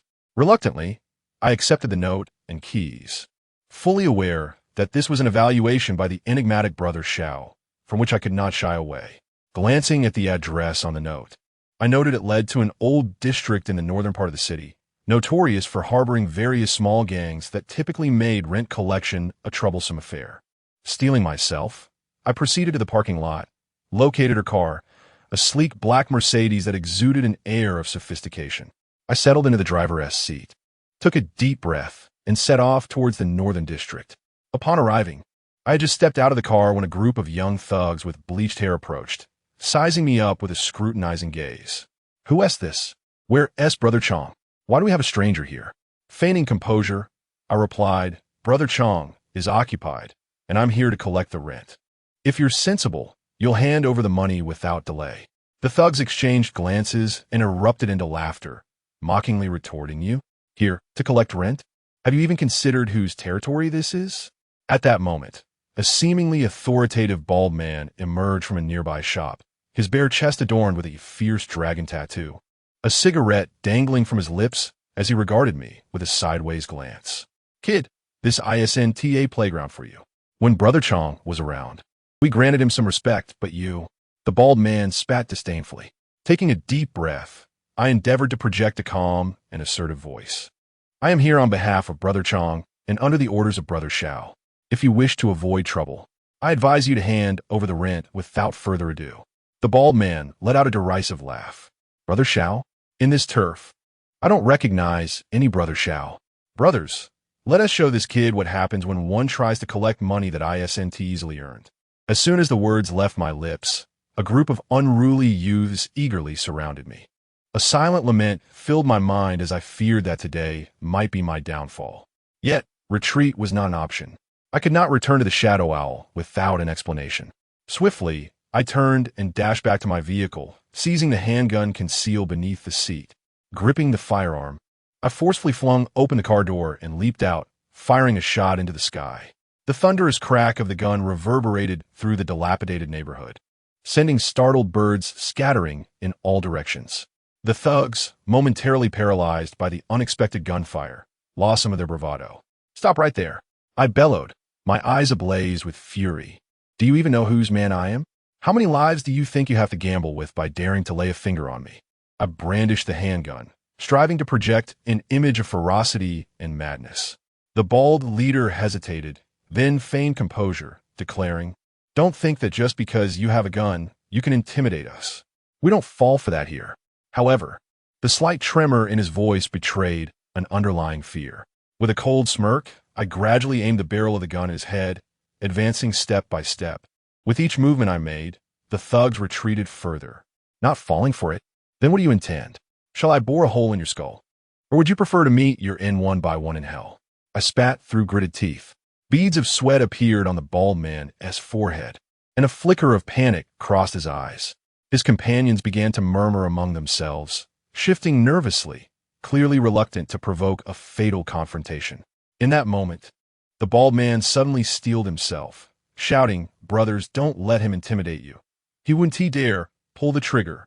Charge!" The thugs hesitated momentarily, but under the bald man's urging, they began to close in again. My heart raced, knowing I could no longer afford to hesitate. I lowered the gun and aimed for his thigh, pulling the trigger once more. A scream escaped his lips as he fell to the ground, clutching his bleeding leg. "Who else wishes to test me?" I roared, my voice echoing through the stillness of the street. The remaining thugs, pale with fear at the sight before them, discarded their weapons and fled in all directions. I holstered my gun and crouched beside the bald man, coldly stating, "Go back and inform your superiors that I have claimed this rent. If you dare to trouble me again, it won't just be a leg I take." He gritted his teeth, beads of sweat rolling down his forehead, enduring the agonizing pain in his leg as he shouted to his associates, "Hurry and summon the boss." Before long, hurried footsteps approached, and a black SUV screeched to a halt nearby. The door swung open, revealing a burly man who stepped out. Clad in a tight black t-shirt that accentuated his muscular physique, a menacing scar stretched from the corner of his eye to his chin, adding to his fearsome appearance. He surveyed the fallen bald man on the ground, his gaze instantly turning cold, before locking eyes with me. "You are the one who injured my brother? You have quite the audacity." His voice was deep and gravelly, as if forced through clenched teeth. I took a deep breath, striving to compose myself. "I am a representative of the Night Owl, dispatched to collect rent. If you wish to avoid antagonizing Brother Owl, cease your obstruction." The man's expression shifted slightly, yet he quickly regained his menacing demeanor. "So what if you're the Night Owl? In my territory, one must adhere to my rules. You have injured my man. How will you account for that? You initiated the confrontation. I merely acted in self-defense. Today, I must collect the rent. As for your brother's injury, I can provide an explanation, but only if you agree to pay your rent on time from now on and refrain from causing further trouble." I cast a glance at him and the bald man on the ground. The bald man let out a derisive laugh. "Who do you think you are? You can't simply demand an explanation." I stomped down hard on his injured leg. He emitted a wretched scream, his body curling up like a shrimp. "Look at your brother in this pitiful state. This is the consequence of obstructing the rent collection." I gritted my teeth, shifting my gaze from the bald man to the man opposite me. "I shall reiterate, I am a representative of the Night Owl, conveying his intentions. If you wish to avoid a complete rupture with Brother Owl, do not entangle yourself further." The man's expression darkened, his tightly clenched fists turning pale as he glared at me and shouted, "If you dare to harm my brother, you must provide an explanation today." "So what if you're the Night Owl? I am not to be trifled with in this area." "An explanation? Paying your rent punctually constitutes an explanation." I shot back fearlessly. "You're somewhat reputable in this vicinity. You should be well aware of Brother Owl's methods. If you oppose him over this trivial rent, the one who will ultimately suffer is you." A flicker of hesitation crossed the man's eyes. Clearly, he harbored some trepidation regarding the Night Owl. Seizing this moment of uncertainty, I continued, "We all engage in this business for profit. If you pay your rent on time, Brother Owl will not create difficulties for you. Let today's incident be regarded as a misunderstanding. From now on, let us coexist peacefully." The man remained silent for a moment before slowly responding, "Very well. I can extend a courtesy to the Night Owl. However, the injury to my brother cannot simply be overlooked." Upon hearing this, I realized there was room for negotiation. "In that case, I shall cover his medical expenses as an apology to your brothers. However, you must ensure timely rent payments in the future and avoid unnecessary complications." The man pondered for a moment and nodded. "All right, I agree. But if you dare to harm my brother again, I will risk everything to ensure you face the consequences." I released my foot from the bald man's leg, withdrew a stack of cash from my pocket, and tossed it beside him. "This is for his medical expenses. I hope we can collaborate harmoniously moving forward." With that, I kept a vigilant eye on them, slowly retreating until I safely entered my vehicle and drove away. Chapter 67.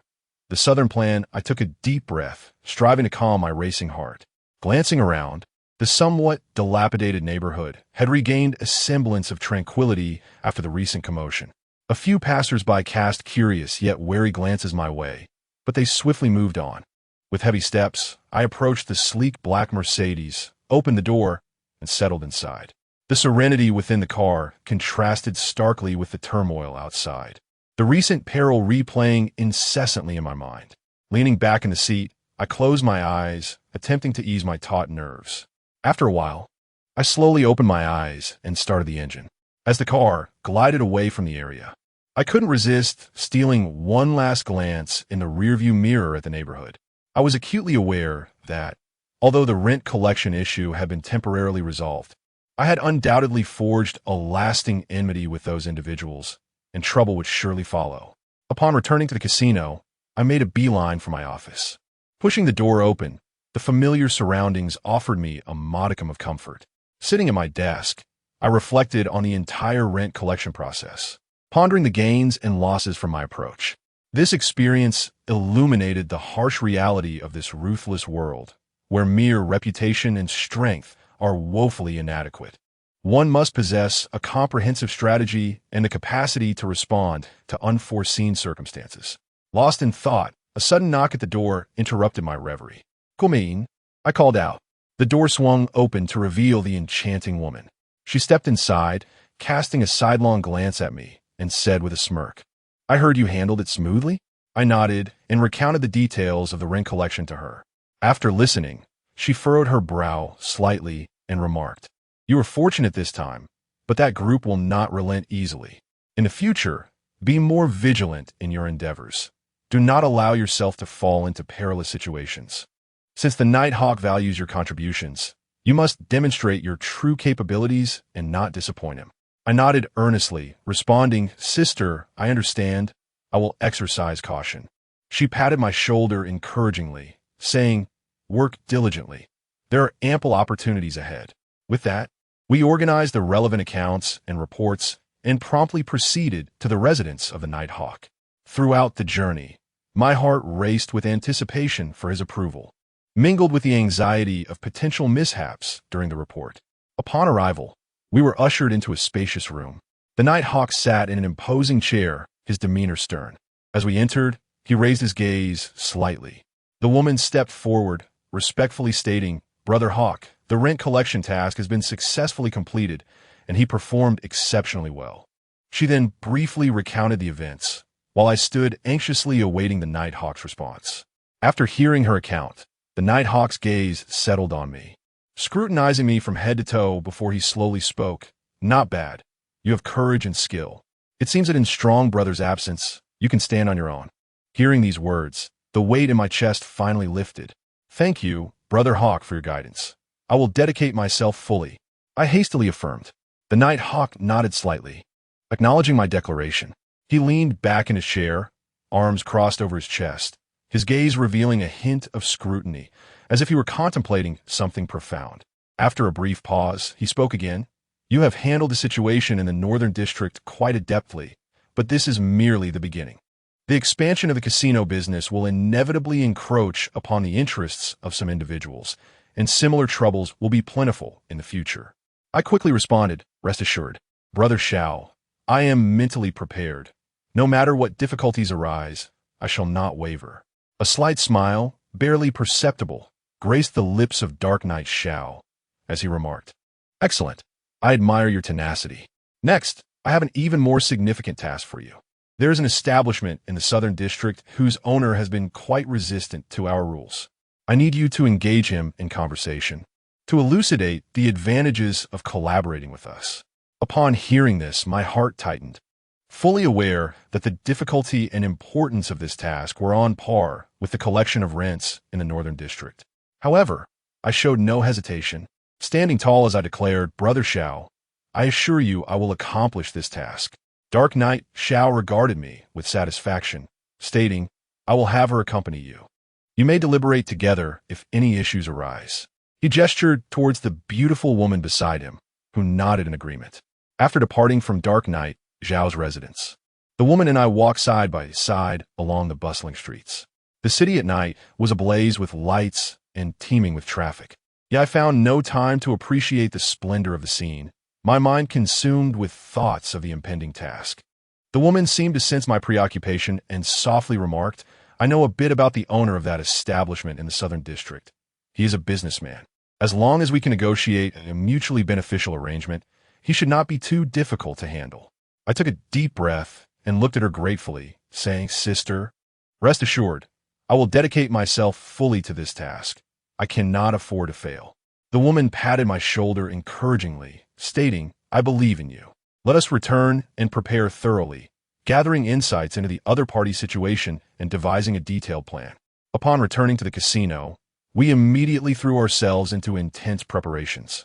We collected information regarding the owner of the Southern establishment through various channels, analyzing his background, preferences, and business vulnerabilities. Before we knew it, dawn broke, and our plan began to take shape amidst our discussions. Chapter 68. The Southern Plan After a Night of Deliberation. We learned that the owner of the Southern venue, Zhou Xiong, had risen to prominence through the building materials trade in his early years. He is shrewd and cautious, placing great importance on his establishment. His reluctance to adhere to the rules set forth by the Dark Knight Falcon stems from his connection to a local influential figure, the president of a powerful business association, which has fortified his confidence. However, we also discovered that Zhou Xiong is currently contemplating an expansion of his business and is in dire need of substantial financial liquidity. While his factory is indeed profitable, a significant portion of his funds is tied up in maintaining his current operations, leaving his cash flow quite constrained. This, perhaps, represents our opportunity. Given his financial predicament, we resolved to approach this matter from that angle. The female associate, yawning, suggested that we could promise him financial support on the condition that he adheres to our regulations and forges a closer partnership with the casino. I nodded in agreement. It was a sound proposal, yet I surmised that he would not be easily convinced. We needed to devise a strategy that would lead him to believe this was an exceedingly lucrative venture. After further discussion, we decided to engage with Zhou Xiong under the guise of an ostensibly independent investment firm affiliated with the Dark Knight Falcon. This investment company has garnered a respectable reputation within the industry, and its transparent financial records would prevent Zhou Xiong from easily discerning our underlying connection to the Dark Knight Falcon, thereby enhancing his trust. Once the plan was solidified, we took a brief respite before preparing for our meeting with Zhou Xiong. I was tasked with contacting him on behalf of the investment firm to arrange a meeting, while my associate would prepare the relevant investment proposals and contracts, ensuring everything appeared professional and legitimate. As I dialed Zhou Xiong's number, a flutter of anxiety coursed through me. "Hello," Kosh's voice answered. "Hello, who is this?" Taking a deep breath, I endeavored to project a calm and confident demeanor. "Hello, Mr. Zhou. I am a representative from Galaxy Investment Company. We are quite interested in your enterprise and would like to schedule a time to discuss potential collaboration in detail." There was a brief silence before Zhou Xiong replied slowly, "Investment company? I haven't heard of you before. What kind of collaboration are you proposing?" I adhered to my pre-prepared script. "Mr. Zhou, we understand that you are planning to expand your business, and our firm possesses extensive experience and robust financial resources in this area. A face-to-face discussion would reveal this as a rare opportunity. Might you be available tomorrow afternoon?" Another pause ensued, and, just as I anticipated a refusal, Zhou Xiong responded, "Very well. Let us meet tomorrow afternoon at 3 o'clock in the CAF near my venue." "Excellent. Mr. Zhou, we shall be there punctually at 3. After hanging up, I released a sigh of relief. I had taken the first step, and now it was time to see how the negotiations would unfold. Seeing that I had successfully scheduled the meeting with Zhou Xiong, my associate wore a satisfied smile. "Well done. Now we must refine our proposal to ensure absolute precision." We spent several more hours perfecting the investment plan. The exquisite woman, drawing upon her extensive experience, meticulously scrutinized every detail, crafting a comprehensive and highly appealing plan that encompassed investment amounts, return periods, and risk assessments. In this proposal, we pledged to provide Zhou Xiong with ample funding at a modest interest rate, while, upon the expansion of his business, we would only claim a reasonable share of the profits, refraining from excessive interference in his management operations. Chapter 69. Anxious anticipation on the appointed day. The enchanting lady and I arrived early at the CAF.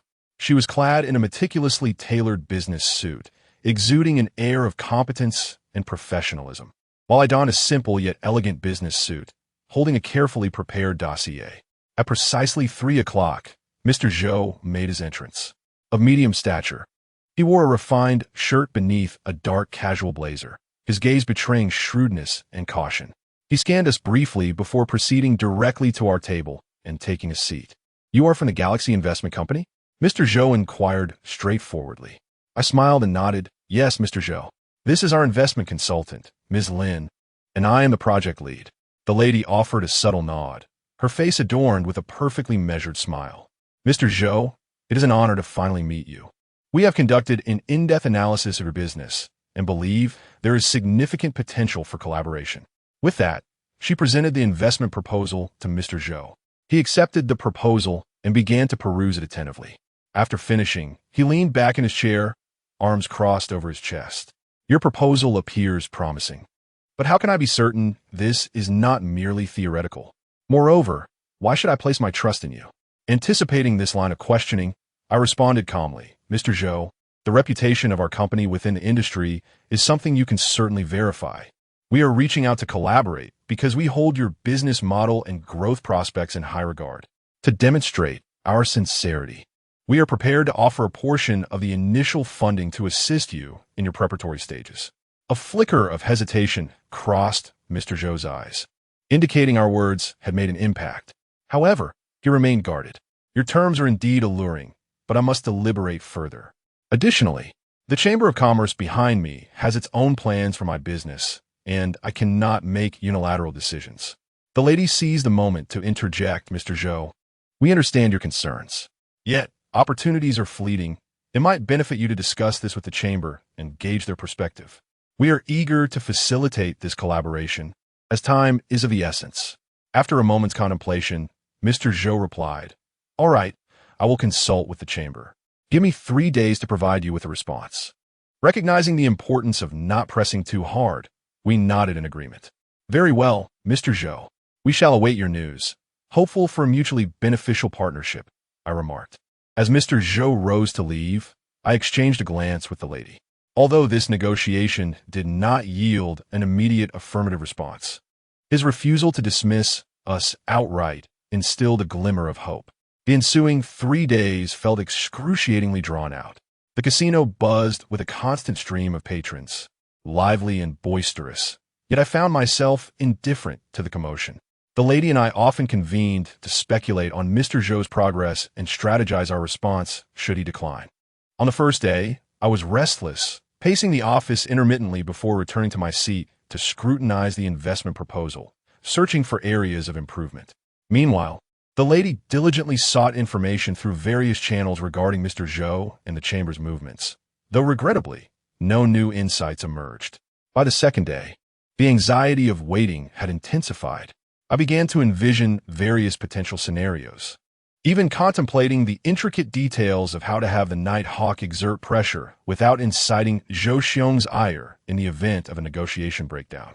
The beauty, though seemingly composed on the surface, betrayed her underlying anxiety. She frequently reached out to her connections, seeking to uncover more opportunities for this matter. Finally, the third day arrived. Since the morning, I had been glued to my phone, dreading the possibility of missing Zhou Xiong's call. Each vibration of my device made my heart race. Yet the initial calls proved to be trivial messages. In the afternoon, just as despair began to envelop me, my phone rang unexpectedly, displaying Zhou Xiong's number. I took a deep breath, glanced at the equally anxious beauty beside me, and pressed the answer button. "Hello, Boss Zhou." I endeavored to keep my voice steady. "Yes, this is Zhou Xiong. I have discussed your proposal with the Chamber of Commerce." His tone was inscrutable, devoid of any discernible emotion. My heart leapt into my throat as I anxiously awaited his next words. "Upon careful consideration, we believe we can collaborate with you." Zhou Xiong's declaration resonated like a melodious symphony, instantly alleviating the tension that had gripped me. "Thank you immensely, Boss Zhou. We will do everything in our power to ensure the success of our collaboration," I exclaimed, unable to contain my excitement. On the other end, Zhou Xiong continued, "However, some details still require further discussion. Please come to the same CAF tomorrow afternoon." "Certainly, Boss Zhou. We will be there on time." After hanging up, The beauty and I exchanged a smile, our joy palpable, although further negotiations were necessary to finalize the specifics. Zhou Xiong's willingness to collaborate represented a significant leap forward for us. Subsequently, we immersed ourselves in a new round of preparations, striving to refine our plans for tomorrow's meeting with Zhou Xiong, determined to ensure the success of this partnership. Chapter 70. Successful negotiation. The enchanting beauty and I tirelessly revisited our materials, meticulously focusing on the intricate details that Zhou Xiong might raise, as well as our strategies for addressing them.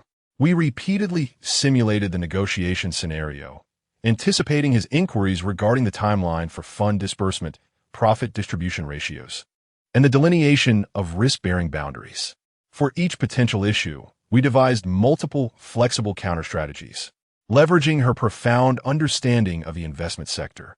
The beauty refined the financial terms of our proposal to ensure that the anticipated returns met our expectations while simultaneously presenting an alluring prospect for Zhou Xiong.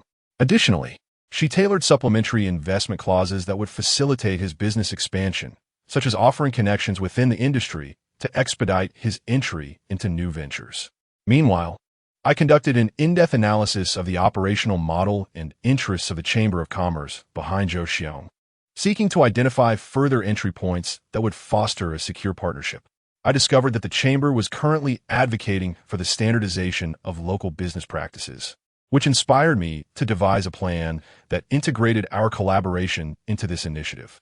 This would not only help Zhou Xiong cultivate a positive image within the Chamber, but also reinforce the legitimacy and stability of our partnership. As I prepared the materials, I organized all terms and data with clarity, creating succinct charts and presentations to facilitate Zhou Xiong's swift comprehension of key information during the negotiation. Additionally, I gathered successful case studies of similar collaborations, compiling them into a booklet to enhance the credibility and persuasiveness of our proposal. We toiled late into the night, the office overflowing with documents and materials. Though fatigue weighed heavily upon us, our eyes shone with determination and anticipation. Gazing at the fruits of our meticulous preparation, we were confident that the following day's negotiation would culminate in success. Just as we were reveling in the prospect of victory, the beauty suddenly stifled a tremendous yawn, shattering the exhilaration that enveloped us. "I can't take it anymore. My eyelids are about to wage war," she declared, rubbing her eyes with an expression of exhaustion. I couldn't help but chuckle. Indeed, no matter how thrilling the night, we needed to rest well to ensure we could unleash our full potential at the negotiation table. Bright and early the next morning, we arrived at the CAF, revitalized and ready for the day.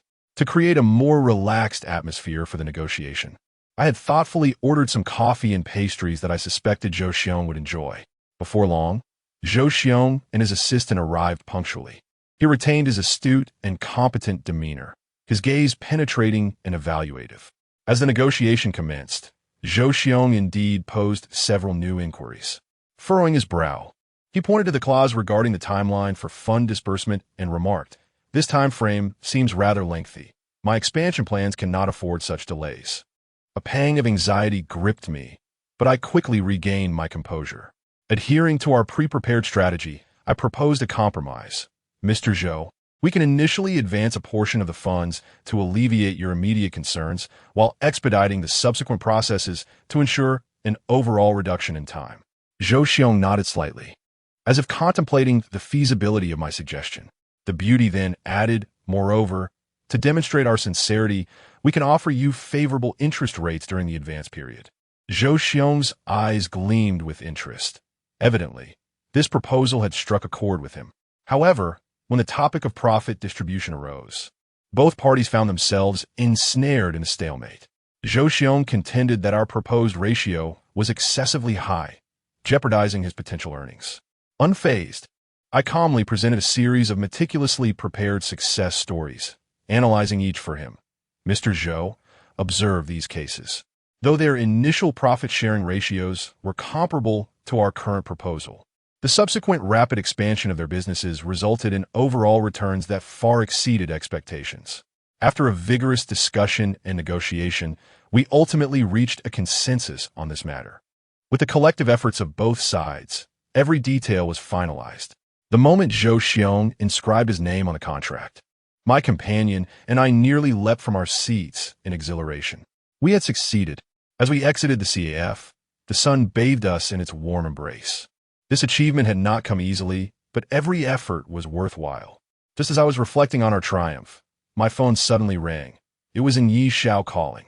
I promptly answered and relayed the news of our successful negotiation. Laughter erupted from the other end. Well done. You two have truly accomplished something remarkable. Upon your return, I shall treat you both generously. After hanging up, my companion, brimming with excitement, exclaimed, "Let us go celebrate with a lavish feast. I've been utterly exhausted these past few days and deserve to indulge." Consequently, we ventured to an exquisite restaurant and ordered an array of sumptuous dishes. During our meal, we reveled in the promising prospects this collaboration would bring. My companion animatedly waved her fork, her eyes sparkling with enthusiasm as she declared, "Just imagine, as Zhou Xiong's venue expands, our share from the casino will undoubtedly soar. Who knows, our bonuses might even double. I shall then acquire an enormous wardrobe to house all those limited edition handbags and beautiful outfits." I nodded in agreement. Continuing her line of thought, "It's not merely about the money. This successful partnership will resonate throughout the industry, enhancing the reputation of Yi Xiao. In the future, who would dare to underestimate us? Other venue owners will surely be eager to collaborate with us, practically offering us money." As I savor a piece of steak, I continued to dream. Once our business flourishes, we could broaden our scope, perhaps even venture into other lucrative industries. In that case, Yi Xiao's influence will permeate the entire city, and as key contributors, we shall be regarded with utmost respect wherever we go. While indulging in the exquisite cuisine, we were enveloped in our delightful visions of the future, our laughter echoing throughout the restaurant. At that moment, we were filled with anticipation, firmly believing that this collaboration was merely the resplendent beginning, with even greater successes awaiting us ahead. Chapter 71. Construction Site Conflict. As soon as I arrived home that evening, the phone rang. Upon answering, I heard Amin's voice, trembling with tears. "Brother, help me. I'm being bullied at the construction site. There's several of them surrounding me, and I'm about to be beaten to death." My heart clenched at Amin's plea, and without a moment's hesitation, I grabbed my coat and rushed out the door. "Amin, don't panic. Tell me your exact location. I'll be there immediately," I shouted while frantically hailing a passing car. Throughout the journey, I was tormented with anxiety. Images of Amin being mistreated replaying in my mind. He is a brother I watched grow up. How could I stand idly by? Before the vehicle had even come to a complete stop, I leapt out and sprinted towards the direction Amin had indicated. Upon reaching the construction site, I found a group of people mercilessly beating Amin. My eyes instantly reddened, and I shouted, "Stop this at once!" The assailants were startled by my roar and turned to face me. I rushed forward, shielding Amin behind me, glaring fiercely at them. "What gives you the right to bully others?" The ringleader, a scruffy youth with dyed green hair, scoffed derisively. "Oh, who do we have here? A hero saving the damsel? This kid is slow at work and talks back. We're just teaching him a lesson." I glared at him, suppressing my fury. "Is there no way to resolve this peacefully? Must you resort to violence?" The blonde-haired thug sneered. "Who do you think you are? Stay out of this, or you'll get a beating too." Amin, weakly from behind me, murmured, "Brother, they're just looking for trouble because they see I'm new and easy to bully." Seeing Amin's bruised face and wounds filled me with sorrow and ignited my anger. "If you don't give me a satisfactory explanation today, none of you will leave." The moment they heard my words, their faces twisted into malicious grins, and without hesitation, they lunged at me with fists flying. The blonde one was the quickest, darting forward with a swift punch aimed at my face. My heart raced. I instinctively sidestepped just in time, feeling the rush of air as his fist grazed my cheek. Before I could regain my footing, another burly guy in a black tank top attacked from the side, delivering a powerful kick to my waist. I quickly raised my arm to block, but the force was immense, sending me stumbling back several steps with a sharp pain radiating through my arm. Amin yelled anxiously from the side, "Brother, be careful." At that moment, two more assailants charged from behind. One grabbed my legs while the other swung a punch at my back. I lost my balance and fell heavily to the ground, but I harnessed my strength, breaking free from the grip on my legs. With a swift roll, I sprang back to my feet, wiping the blood from the corner of my mouth. I glared at them with fiery eyes. You think you can take me down that easily?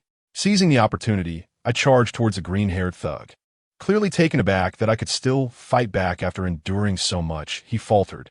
In that moment of hesitation, I lunged forward, landing a powerful uppercut to his jaw. The blonde thug let out a pained scream, collapsing backward in a disheveled heap. The remaining assailants hesitated briefly, but they quickly regrouped and closed in on me once more. At this critical juncture, a sudden commotion erupted in the distance, punctuated by urgent footsteps and shouts. "Stop right there!" The crowd turned their heads to see the security captain of the construction site, Zhao Gang, hastily approaching with several guards in tow, wielding batons and wearing expressions of urgency. Renowned for his unwavering strictness, Zhao Gang was well known in this area. Anyone daring to cause trouble on his territory would find no mercy. Zhao Gang strode into our midst, his piercing gaze scanning every individual present, ultimately landing on the group led by the green-haired individual. His brow furrowed in a knot as he bellowed. "What mischief are you up to this time? This is a construction site, not a playground for your antics." Upon recognizing Zhao Gang, the once arrogant green-haired group instantly lost their bravado, lowering their heads and daring not to utter a word. I wiped the blood from the corner of my mouth and, supporting Ming, managed to stand upright. Addressing Zhao Gang, I said, "Captain Zhao, your arrival is timely. These individuals have been bullying Ming, the newcomer." Unable to bear it any longer, I confronted them, but they resorted to violence. Zhao Gang's gaze shifted to the injuries on Ming and me, a flicker of anger crossing his features as he turned to the green-haired group. "Is this true? You better confess." The green-haired individuals stammered, attempting to defend themselves. Yet their words faltered at their lips. Zhao Gang let out a cold snort. "Do not presume that my leniency equates to impunity. This matter must be addressed today." With that, he pulled out his mobile phone. "I'm calling the police to handle this." Upon hearing the mention of police involvement, the green-haired group immediately panicked, pleading for mercy. "Captain Zhao, please don't call the police. We were wrong, truly wrong. We won't dare to do it again." Witnessing their disheveled state, I felt a mix of satisfaction and pity. Zhao Gang turned to me and Ming, inquiring, "What are your thoughts?" Ming and I exchanged glances, and he whispered, "Brother, perhaps we should let them go this time. They realized their mistake." I pondered for a moment, though I still felt a twinge of anger. I did not wish to escalate the situation. Thus, I addressed Zhao Gang, "Captain Zhao, since they acknowledge their wrongdoing, let us forgive them this time. But they must promise never to bully anyone again." Zhao Gang nodded, eyeing the green-haired group. "Did you hear that? Hurry up and apologize." The green-haired individuals promptly approached us, heads bowed, murmuring, "We're sorry, we were wrong, and we won't dare to do it again." I waved my hand dismissively. "Very well, remember your words." Chapter 72. The Casino Agreement. Right or wrong, a tumultuous uproar had finally subsided. Undersökningens decisiva arrangements.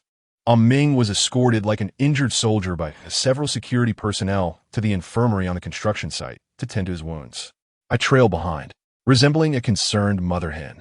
Upon arriving at the infirmary, Ming sat pitifully on the medical bed, allowing the doctor to prod at the bruises on his face with cotton balls.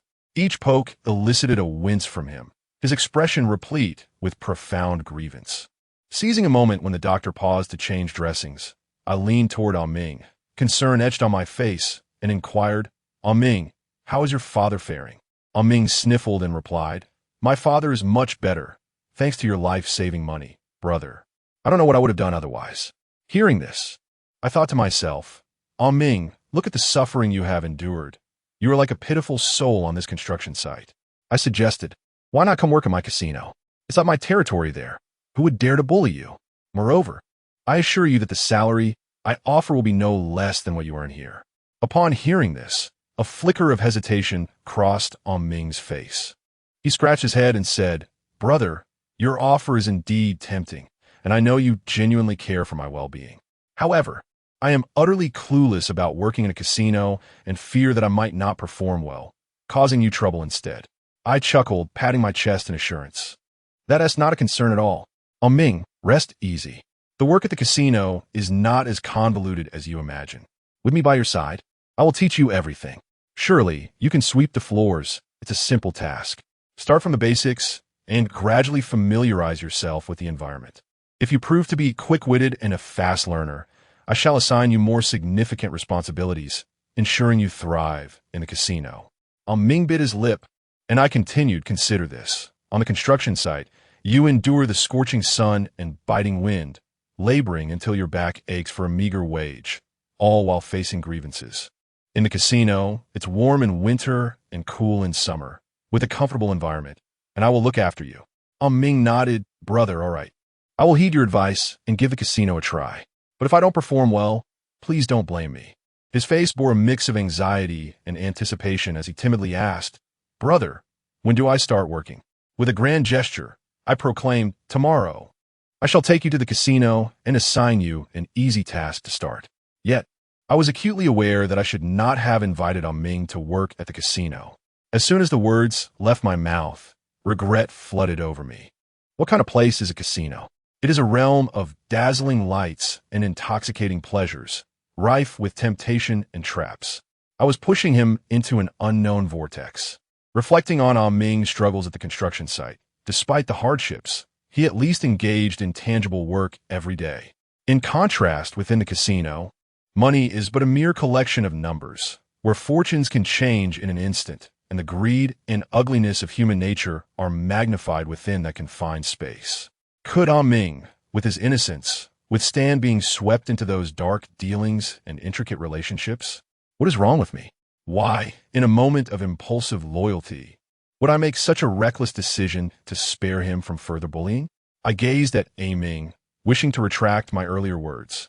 Yet they lingered on the tip of my tongue, unspoken.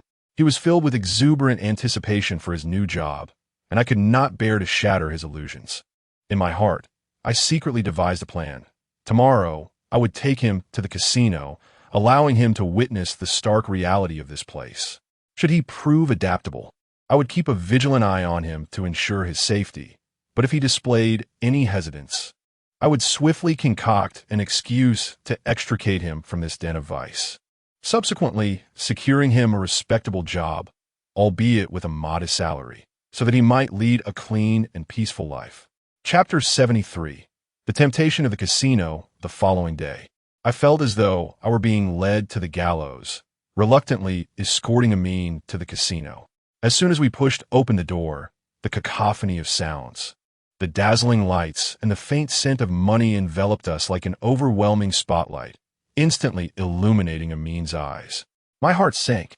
I realized that he was undoubtedly entranced by this intoxicating atmosphere of opulence. As we made our way toward the office, I kept a vigilant watch on him, my gaze akin to that of a surveillance camera, stealing glances at his expression from time to time.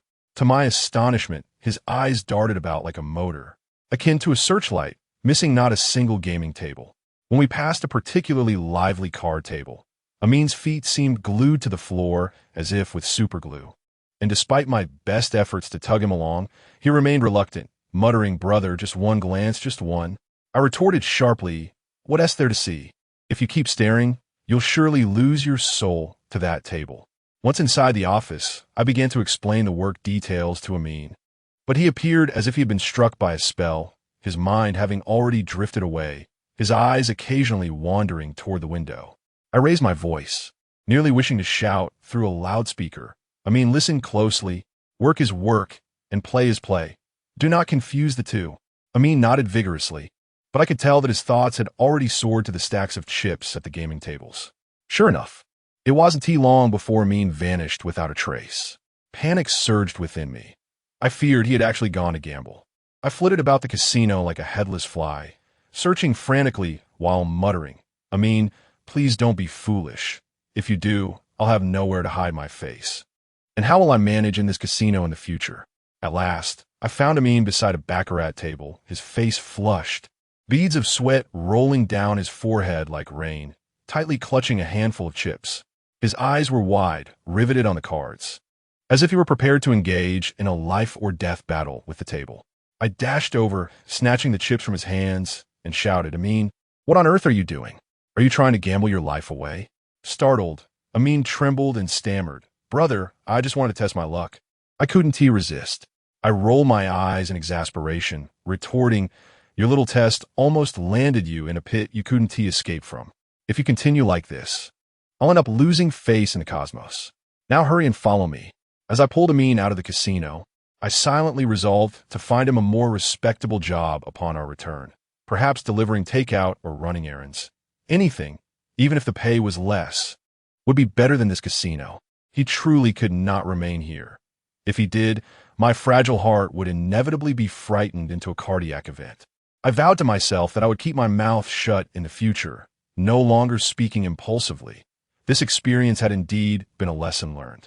As I walked down the bustling street, the warm sunlight enveloped me, yet my heart felt cold and heavy. I resolved silently within myself that upon returning home, I would help him find a more respectable job, be it delivering takeout or running errands. Even if the pay were modest, it would be far superior to his current situation in that casino. He truly could not remain there much longer.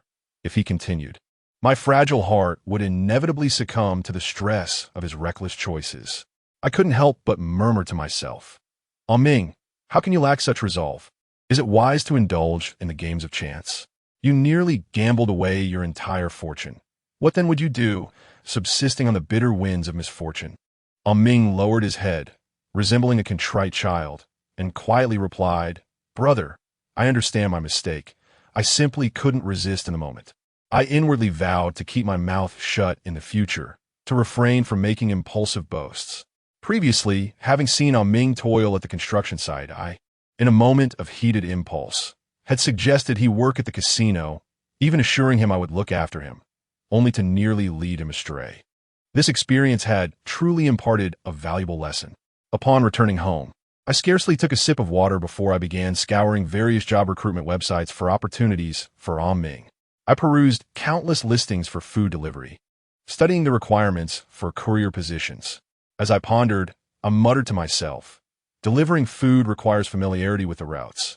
Ming is directionally challenged. How will that work? While courier work is less picky about routes, I've heard it involves heavy lifting. Can Ming's slight frame withstand such demands?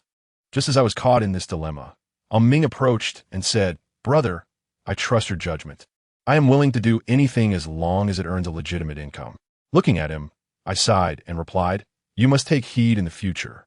Had I not been here this time, you would have faced dire consequences. After careful consideration, I finally secured a position for Ming as a package sorter. On the day of the interview, I accompanied him, continuously offering advice along the way. Once we arrive, be charming and quick on your feet. Do not behave as you did in the casino. Ming nodded earnestly, assuring me, Brother, you need not worry. I will perform diligently. Chapter 74. The examination on the morning of the following day, the sunlight burst into my eyes with an urgency akin to that of an impatient messenger, proving even more effective than an alarm clock, yanking me back from the realm of dreams. With a sudden leap, I sprang from my bed, muttering in dismay, and hurriedly washed my face and brushed my teeth.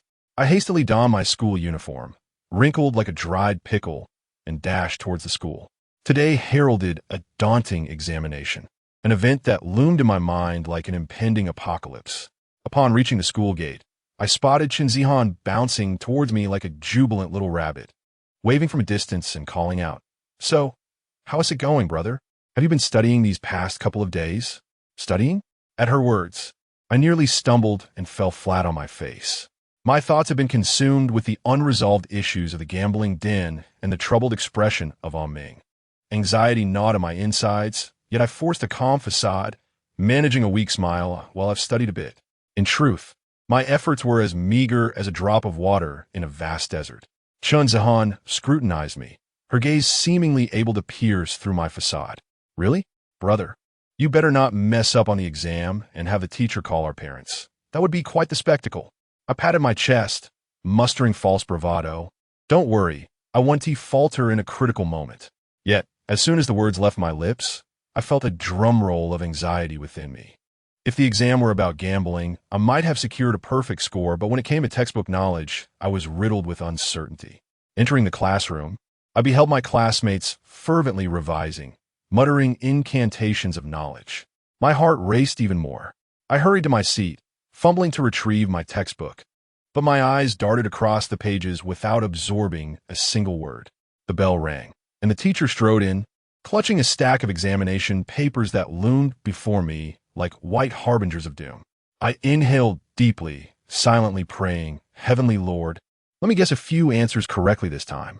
As the papers were distributed, I trembled as I opened mine, only to be confronted by the first question that left me utterly perplexed. I stared wide-eyed at the text, feeling as if sparks might ignite from my gaze. But the words seemed to conspire against me, refusing to be comprehended. I scratched my head, nearly tangling my hair into a nest, yet remained completely at a loss. With no other recourse, I resorted to guessing. I closed my eyes and chanted to myself, "For 3 long and 1 short, choose the shortest. For 3 short and 1 long, select the longest. If it's uneven, go with C." I scribbled answers onto the answer sheet with abandon. After completing my guesses, I consoled myself, thinking perhaps this is the correct answer. My ability to guess might just be a special skill bestowed upon me by the heavens. As I continued, I suddenly noticed the overachiever in front of me, writing with such fluidity that the pen hardly paused. A wave of envy washed over me. I longed to extract their intelligence and implant it within my own mind. Yet, admiration aside, I had to persist in my guessing endeavor. The question presented itself as a conundrum. Selecting option A appeared somewhat reasonable, while option B held its own merit, and option C, too, seemed devoid of error. I found myself ensnared in an internal struggle, feeling as though each choice bore the weight of correctness and fallibility. Ultimately, overwhelmed by the torment of indecision, I resolutely made a random selection. Immediately after, regret washed over me as I pondered whether I had erred. Had I known, I would have opted for another choice. Time flew by, and as I glanced at the exam paper, I was dismayed to see that a significant portion remained blank, akin to a restless ant on a hot skillet. In a frenzy, I began to scribble haphazardly on the paper, disregarding accuracy, intent on filling the void.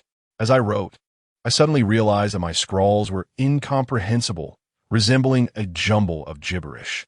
I chuckled helplessly, thinking, well, perhaps the teacher will bestow upon me some sympathy points for my earnest effort. At last, the examination concluded. I exhaled deeply, feeling as though I had emerged from a fierce battle. Slumped in my seat, I observed my peers. Some wore broad smiles, while others sighed in despair. I mused to myself, what does it matter now? The exam is over. I shall leave the outcome to fate. Chapter 75. The life-and-death gamble of the gang. As the school day concluded, I swiftly slung my backpack over my shoulder, humming a cheerful tune, and prepared to head to the food stall at the school gate for a serving of grilled cold noodles. Just then, my phone buzzed in my pocket. Upon answering, I was greeted by the booming voice of Brother Chong. "Song E, I'll be at the casino to see you tonight. There's something important we need to discuss." For a moment, I was taken aback, pondering what Brother Chong was up to. Nevertheless, I quickly replied, "All right, I understand." As I walked home, my mind whirled with thoughts. Brother Chong had been away for several days, indulging in who knows what, and his sudden return to seek me out surely indicated something significant was afoot. That evening, with a sense of trepidation akin to that of a thief, I stealthily entered the casino. The atmosphere was thick with smoke and noise, the clattering of dice, shouts, and curses blending into a cacophony. After considerable effort, I finally reached Brother Chong's office. Upon pushing the door open, I found Brother Chong seated in his chair like a stoic statue, his expression grave, as if he were preparing to attend his own funeral. I swallowed hard and cautiously inquired, "What is the matter, Brother Chong? What is so serious?"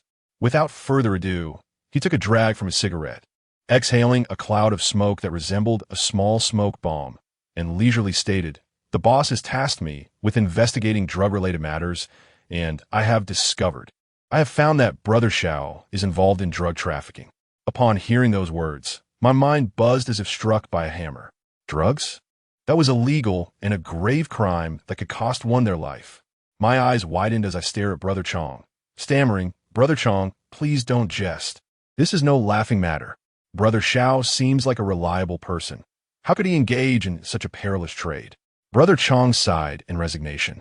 tossing the cigarette but to the ground and crushing it underfoot as if it were Brother Xiao himself. I cannot believe it either, but the evidence is irrefutable. I have followed him for days and witnessed him meeting with several shady individuals. Those boxes are most likely filled with drugs. I plopped down onto a nearby chair, feeling utterly defeated, my mind racing with thoughts of how I had unwittingly become embroiled in such dangerous affairs. As a diligent student, how had I found myself entangled in this life-threatening situation? Working for Brother Zhao's underlings, if discovered, would undoubtedly land me behind bars. What am I to do? I glanced at Brother Chong, my voice tinged with despair. When I initially allied myself with Brother Xiao, I never imagined I would become involved in drug trafficking. Who would have thought that Brother Xiao had inexplicably allied with drug dealers, all under the guise of expanding business and keeping up with the times? I was desperate to ask him if this was truly a trend worth following. Once ensnared by the law, one could never escape. Brother Chong furrowed his brow, his expression a portrait of worry, resembling a student overwhelmed by a mountain of homework. He scratched his head and said, "I'm at a loss too. Brother Xiao is determined this time. What can we do? We certainly can't disobey him, or we might lose a finger." Despair washed over me as I cradled my head, cursing Brother Xiao 1,000 times in my mind. Here I was, a promising young man, attending classes diligently and completing assignments with care. Although I occasionally skipped a class or copied homework, surely I had not sunk to the depths of drug trafficking. What if we fled? I tentatively suggested, my voice barely above a whisper. Brother Chong looked at me as if I were insane. Flee? Where to? Brother Xiao's eyes and ears are everywhere in the city. The moment we run, we'll be caught and dragged back. And at one T just be losing a finger. We might end up feeding the fish in the river. What to do? What to do? I paced back and forth in the room, beads of sweat forming on my forehead. Suddenly, Brother Chong sprang to his feet, as if propelled by a spring, and declared loudly, "Let us find Dark Knight Xiao." I was taken aback. Although my heart raced with anxiety, I quickly nodded and followed Brother Chong's lead. As we made our way, my heart fluttered nervously. My mind was filled with dreadful scenarios. What if Brother Xiao turned against us? We would be in dire trouble indeed. Upon arriving at the karaoke bar, the atmosphere buzzed like a massive beehive, with music, laughter, and the clinking of glasses mingling chaotically. Brother Chong and I entered Brother Xiao's office. He took a deep breath, pushed the door open, and exclaimed, "Brother Xiao, why are you doing this?" I hid behind Brother Chong, peeking out like a timid little mouse. Brother Xiao sat behind his desk, casually leaning back with his legs crossed, taking a slow drag from a cigarette. The smoke curled out like a little dragon, and then he said languidly, "So you all know now?" Brother Chong stepped forward, straightened his back, and indignantly replied, "Brother Xiao, when I followed you and worked for you, you explicitly stated your disdain for drug traffickers because they harmed your family." He paused, realizing it was too painful to revisit Brother Xiao's sorrowful past. Brother Xiao extinguished the cigarette, but in the ashtray with a forceful press. As if venting his pent-up anger, and with a bitter smile, he said, "Do you think I want this? I'm being coerced. Not long ago, I inadvertently offended a powerful figure. He threatened me that if I didn't help him transport drugs, he would kill everyone close to me. What could I do? I couldn't let anyone get hurt because of me." Brother Chong and I exchanged glances, astonished. We never anticipated that Brother Xiao was entangled in such a predicament. This plot twist was more thrilling than a roller coaster ride. Brother Chong furrowed his brow, contemplating, and then said, "Brother Xiao, we can't resort to illegal activities just because we are being threatened. That is not a solution, and it will lead to disaster for everyone. Let us brainstorm together. There must be a way out." Brother Xiao lifted his gaze, looking at us with eyes filled with weariness and conflict. "I've thought of many solutions, but the opposing force is too powerful for me to contend with." Brother Chong and I exchanged glances, momentarily at a loss for words. At that moment, Chonggu suddenly slapped his thigh and exclaimed, "Xiaogu, let us confront them head-on. Gather the brothers for a fight to the bitter end." Xie, with a wry smile, shook his head in silence. I hurriedly tugged at Chong Ji's sleeve and whispered, "Are you out of your mind? Their power is immense. We will be courting death." Chonggu remained undeterred, defiantly asserting, We cannot simply sit idly by. Frustration surged within me as I paced anxiously, my mind racing. Suddenly, an idea struck me.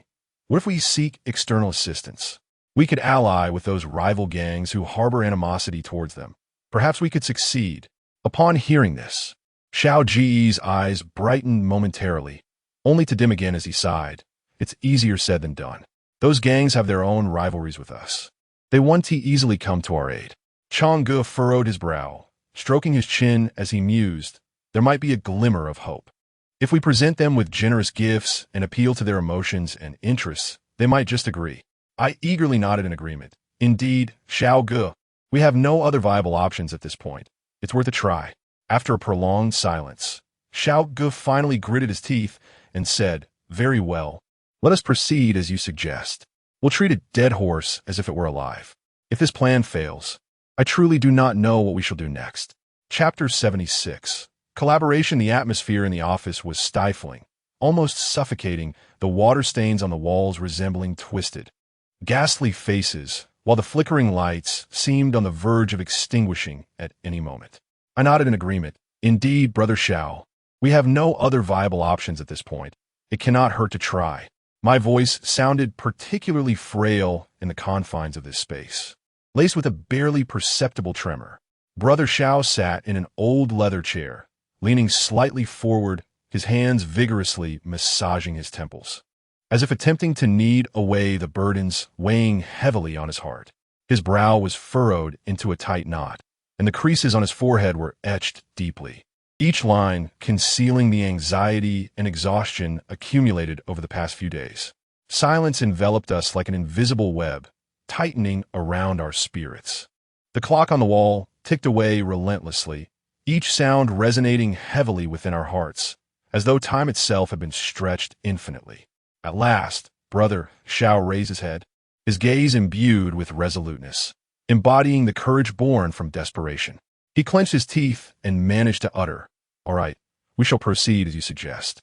Let us treat this dead horse as if it were alive. If this fails, I truly do not know what to do next." With determination, Brother Chang swiftly retrieved his phone and began reaching out to those factions with whom we had previously had conflicts, yet might unite with us against a common adversary. His fingers danced across the screen, dialing one number after another. From the other end, he received both cold rejections and skeptical inquiries, each response darkening his expression further. I stood beside him, anxiously observing, silently praying for favorable news. With every call Brother Chang ended, my heart sank a little deeper. These individuals, typically so brazen, now exhibited such cowardice at a critical juncture. In frustration, Brother Chang hurled his phone onto the table and sank heavily into his chair, gasping for breath. Brother Xiao rose and approached the window, drawing back the heavy curtains. Blinding sunlight flooded into the room, illuminating every corner, yet failing to brighten our heavy hearts. "Do not lose hope. Let us try again. A solution will emerge," he said, his voice low yet imbued with a reassuring strength. Brother Chang inhaled deeply, picked up his phone once more, and continued dialing the next number. This time, a deep voice responded, "You want us to assist you? On what grounds?" Brother Chang quickly laid out our plan and intentions, and after a moment of silence, the voice replied, "I need to consider this. Please await my response." Brother Chang was nearly leaping with excitement, repeatedly affirming, "All right, please respond as soon as you can. We beg of you." During the wait for a reply, every second stretched unbearably long. None of us spoke, each lost in our own thoughts. I gazed out at the bustling street, my heart a tumult of emotions. Once, we had enjoyed a modest reputation in this land, yet now we found ourselves scurrying to escape our plight, humbled and subdued. At long last, Chang's phone rang, and he nearly lunged to grab it, anxiously pressing the answer button. As he listened to the voice on the other end, a smile gradually spread across his face. "Wonderful! They have agreed to collaborate with us," he exclaimed excitedly. A glance exchanged between me and Xiao revealed a flicker of astonishment in our eyes. Upon hearing Chang's words, the atmosphere in the office shifted from oppressive to electrifying. Xiao hastened forward, wrapping an arm around Chang's shoulders and giving him a hearty pat. his smile breaking forth like the thawing ice of spring, filled with an exhilaration tinged with the relief of having survived a calamity. Well done, my boy. This is our turning point. I too was overwhelmed with exhilaration, leaping up and vigorously pumping my fist in the air, exclaiming, "Fantastic! We are finally rescued." However, before we could revel in our joy for long, the harsh realities began to unfold. Though the other party agreed to collaborate, they presented a series of stringent conditions. Aside from demanding a substantial budget for the event, they insisted that upon successful completion, we must relinquish 3 bustling streets in the western part of the city. Zhao's brow furrowed deeply as he paced back and forth in the room, the floor creaking beneath his feet, echoing the turmoil within his heart. Chang, in a state of agitation, scratched his head and muttered, "These terms are too harsh. 3 streets. That's our cash cow." I bit my lip, contemplating for a moment before saying, "Xiao, Chang, although the conditions are severe, this is our only chance at present. If we refuse, we may not have any opportunity to rise again. While those streets are vital, as long as the green hills remain, we need not fear the lack of firewood. Once we navigate through this crisis, we could devise a means to reclaim them." Meeting Zhao's gaze, Chang's slightly furrowed brow concealed a hint of reluctance. Yet after a brief silence, he resignedly nodded, his tone imbued with a sense of pragmatism and determination. "All right, let us proceed as such. We will tackle this hurdle first." These simple words, though laced with resignation, were rich in the wisdom of considering the greater good, as if conveying to everyone that relinquishing personal obsessions in this moment to unite and weather the storm together was of utmost importance. I let out a long breath, my anxious heart settling somewhat.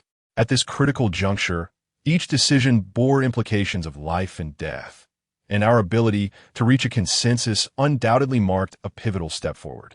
"Xiao, Chang, I understand that everyone harbors reservations. After all, this is a gamble.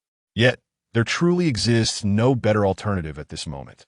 If we unite our efforts, we shall surely overcome this challenge."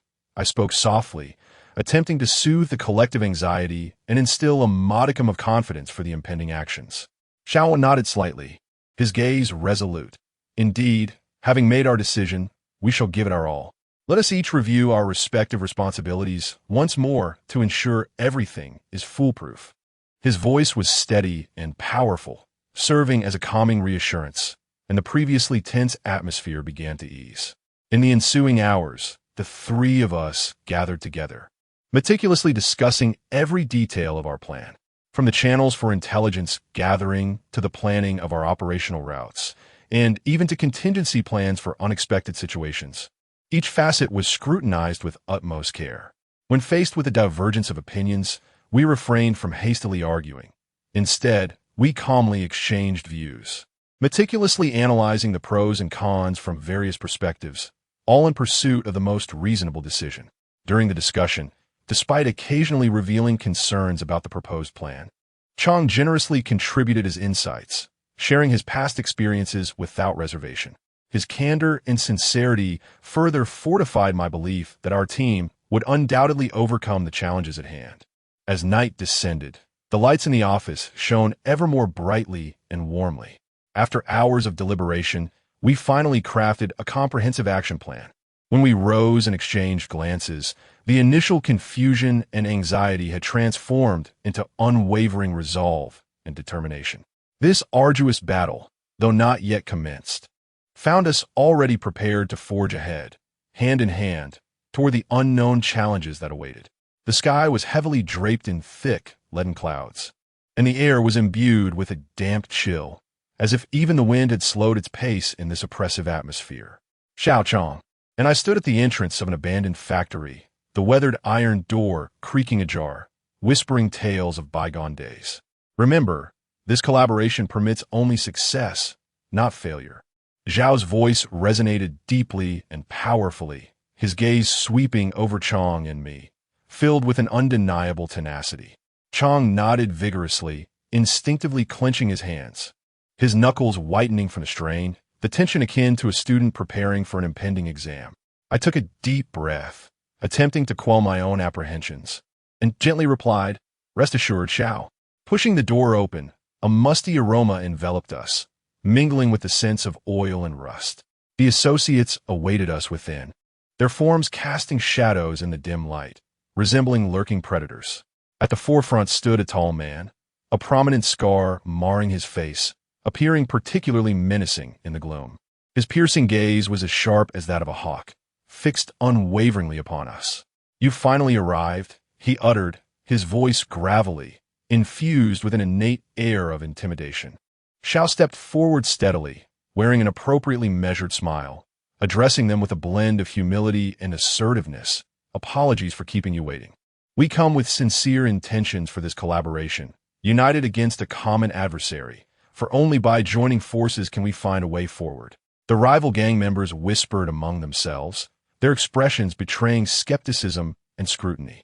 At that moment, a lean figure emerged, pointing an accusatory finger at Chong, exclaiming, "Just you lot?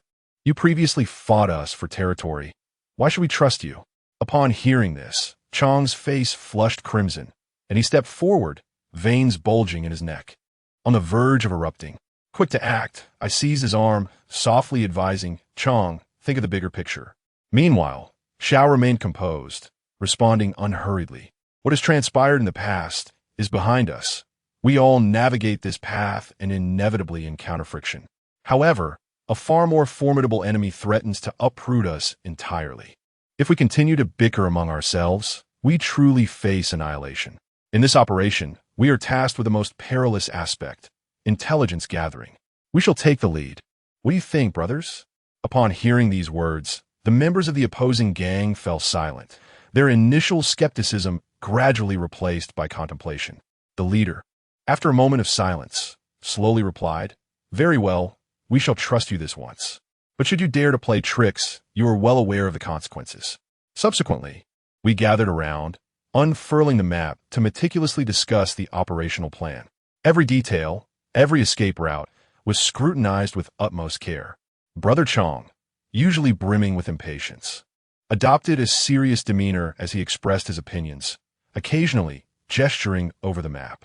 As our discussions deepened, the previously tense atmosphere began to ease, and our objectives became increasingly clear. When we rose to depart, a newfound trust and understanding shimmered in our exchanged glances. Stepping out of the factory, the sky remained overcast, yet within our hearts ignited a flame of hope.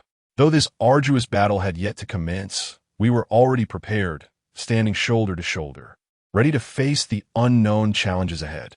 For we understood that in this perilous world, only by uniting as one could we seek a glimmer of light in the darkness and carve out a path that belongs to us. Chapter 77, Unity at Dawn. The victory song on the ruins. After departing from the factory, we tirelessly plunged into preparations to amass sufficient supplies. Chong took the initiative to liaise with various black market traders, employing his silver tongue to negotiate in the murky corners of the underworld. His bargaining tactics resembled those of a shrewd vendor in a bustling market, meticulously haggling to secure a substantial cache of weapons, ammunition, and medical supplies at the most favorable prices. Meanwhile, I was tasked with further organizing and consolidating intelligence, immersing myself day and night in the myriad of information provided by our informants, my eyes bloodshot and weary, resembling a giant panda. The fragmented and intricate clues gradually wove together in my hands, forming a tight net that granted us a clearer understanding of the enemy's every move. Xiao, overseeing the entire operation, maintained close communication with our allies, coordinating the rhythm of our joint actions while soothing the spirits of our gang members to keep their morale high. He was like an indefatigable top, bustling through every aspect of our endeavor. As the day of action drew nearer, the atmosphere grew increasingly tense. On the eve of our departure, the three of us gathered at our usual haunt, the table strewn with maps and strategic plans. Chong, gulping down beer to alleviate his anxiety, looked at us and declared, "Brothers, no matter what we encounter, we must stand firm. I refuse to be the subject of ridicule in the future." I chuckled and patted his shoulder, reassuring him, "Fear not, with our iron triangle in place. Nothing can defeat us." Xiao raised his glass, his gaze resolute. "Indeed, united in purpose, life, and death together. For our future, let us go." The following morning, Before dawn had fully dispelled the darkness, we assembled with our allied brothers at the designated location. Everyone wore serious expressions, their eyes reflecting a resolute acceptance of death. As our vehicles slowly set forth towards the enemy, each person understood that this would be an extraordinarily arduous battle, yet our unity rendered us fearless. Upon entering enemy territory, an eerie silence enveloped us, broken only by the howling wind through the abandoned structures. Suddenly, a barrage of gunfire shattered the stillness. The enemy had discovered our presence. Without hesitation, Chong raised his weapon and shouted, "Brothers, charge!" Amidst the hail of bullets, we coordinated seamlessly, while our allies flanked the enemy from the sides. And we launched a frontal assault. Though some fell wounded, none wavered. We shielded and supported one another, advancing step by step towards the enemy's core with unwavering resolve and the strength of our unity. A bullet grazed Chong's arm, blood streaming down his forearm. Yet he merely tore a strip from his shirt to bandage it haphazardly before raising his weapon again, charging forward with a fierce roar, as if he intended to devour the enemy whole. "Brothers, hold on. We're almost at their lair." His voice, ringing out amidst the chaos, served as a potent tonic, uplifting everyone's spirits. I crouched low, using the cover of gunfire to swiftly reach a wounded comrade. His thigh had been struck, his face pale with pain, beads of sweat rolling down his forehead like pearls. "Fear not, for I shall lead you away from this perilous place," I exclaimed, simultaneously firing upon the surrounding adversaries to suppress their onslaught. At that moment, a bullet grazed my cheek, and I felt a sharp sting, but I had no time to dwell on it. My sole focus was to ensure my brother's safe evacuation. Brother Xiao, positioned at the rear of our formation, orchestrated the battle with remarkable composure. He was like a steadfast anchor amidst the chaos of the battlefield, constantly attuned to the evolving situation and deftly adjusting our tactics. Brothers on the left suppressed the enemy's stronghold. To the right, flanked them. His voice was steady and commanding, guiding us through the tumult of combat. Suddenly, the enemy's fire intensified, revealing a formidable bunker ahead, with bullets raining down upon us like a relentless tempest, effectively barricading our advance. In that moment, we found ourselves immobilized, ensnared by the enemy's onslaught. Brother Chong, aflame with urgency, disregarded the peril and rose to charge towards the bunker with the intent to demolish it. "Chong, do not act recklessly," I shouted, attempting to halt him. Just then, a comrade from the cooperative gang surged forth, clutching a bundle of explosives, declaring, "Brothers, for the sake of victory." With that, he dashed towards the bunker. Amidst the cacophony of a violent explosion, the bunker was obliterated, and the enemy's firepower waned instantaneously. "Charge!" we shouted in unison, seizing the moment of confusion to surge into the heart of the enemy's territory. Here, we finally confronted the enemy leader face to face. He regarded us with a flicker of astonishment, yet swiftly regained his composure, sneering, "Do you truly believe this will be your victory? Such naivety!" Brother Xiao responded with a derisive chuckle, stepping forward to declare, "Your reign has come to an end. Today marks your demise." With that proclamation, both sides re-engaged in fierce combat. In this life-and-death struggle, we harnessed the power of unity, placing our trust in one another and working in concert. Ultimately, we successfully subdued the enemy leader, prompting his subordinates to surrender one by one. As the smoke gradually dissipated and sunlight pierced through the clouds, illuminating the war-torn landscape, we lay exhausted upon the ground, yet our hearts brimmed with the elation of victory. Through our unwavering solidarity, we had triumphed in this arduous battle, carving out a path to survival that was rightfully ours. Chapter 78. The reluctant rise of the new gang leader. The scent of gunpowder still lingered in the air as Brother Xiao approached me with a weary gait. He placed a reassuring hand on my shoulder, his voice low yet imbued with an undeniable resolve. "I am tired. It is time for me to step back. Song Yi, you are still young and resourceful. The Black Hand Gang will rely on you from now on." His words struck me like a heavy hammer, sending ripples of disbelief through my heart. I stared at him, wide-eyed, as if a colossal pie had unexpectedly fallen upon me, leaving me momentarily dazed. "Brother Xiao, you must be joking?" I stammered, my voice involuntarily rising an octave, akin to a cat whose tail had been stepped on. A wave of panic surged within me. The position of leader, though seemingly glamorous, concealed pressures and troubles known only to the one who bore the title. If I stumbled, would I not be crushed under the weight of this formidable mantle? Brother Shao, observing my flustered demeanor, chuckled, a glint of mischief in his eyes reminiscent of a cunning old fox. Look at you, do I seem like one who jokes? This decision has been thoroughly contemplated. You, my boy, possess an abundance of clever ideas and quick wit. The mantle of leadership rightfully belongs to you. I grimaced, nearly on the verge of tears. Brother Shao, you cannot be serious. I merely assist you. I am ill-equipped for the responsibilities of a leader. Perhaps you might reconsider. Brother Chong would be far more suitable, given his experience and prestige. At that moment, Brother Chong emerged from the shadows, a smirk playing on his lips as he interjected gleefully, "Hey, don't drag me into this. I relish following your lead. Being a leader is too taxing, and I prefer not to bear the burden." He winked at me, as if to say, "You're destined to accept your fate." Brother Shao shot Brother Chong a disapproving glance before turning back to me. Brother Chong has his own strengths, but he is not suited for the role of leader. Stop deflecting. I have faith in your abilities. With that, he gave my shoulder a firm pat, as if imparting a surge of mysterious strength. Sighing in resignation, I thought, what should I do? Whether I accept this position or not, it seems inevitable. Suddenly, an idea struck me. Brother Shao, how about this? I will give it a try, and if I do not perform well, you can replace me at any time. Brother Shao nodded with a smile.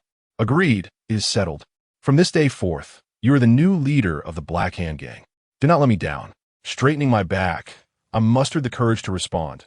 All right, I shall give it my best shot. However, Brother Shao, Brother Chong, I implore you to support me. Should I falter, do not abandon me. Brother Chong laughed heartily beside me. Rest assured, with us by your side, you can proceed boldly. But remember, as the leader, you must look out for us as well. Thus, in a haze of confusion, I found myself assuming the leadership of the Black Hand Gang. Gazing at the eager faces of my comrades surrounding me, I silently vowed to work diligently and not disappoint them. In the days that followed, I swiftly immersed myself in the affairs of the gang, rebuilding our territory, pacifying my brothers, and restoring order. Each task is formidable and intricate, yet I have not wavered. Though Brother Shao has stepped back from the forefront, he continually offers invaluable advice and support in my moments of uncertainty. Brother Chong stands as my unwavering ally, providing me with formidable assistance in our endeavors. During a negotiation with rival factions, they attempted to seize our business while we were still regaining our strength. Seated at the negotiation table, I felt a twinge of anxiety. However, remembering the trust reflected in the eyes of my brothers behind me, I summoned my courage. I argued persuasively and navigated the discussion deftly, ultimately safeguarding our interests. As I exited the negotiation room, a deep breath escaped my lips, and I was enveloped by a sense of accomplishment. I realized I was gradually acclimating to this new role. As time progressed, under my leadership, the Black Hand not only regained its former strength, but also ventured into new realms of business, emerging even more formidable. Whenever I stand at the gang's stronghold, observing my brothers engaged in their industrious pursuits, I am profoundly aware that our unity is paramount, and this success is a testament to Brother Zhao's initial trust and delegation. This legacy is not merely a responsibility. It serves as the driving force propelling me forward. With this conviction, I shall guide the Black Hand towards a brighter future. Many mysteries remain unresolved, such as the old man and that book. Stay tuned for the second installment.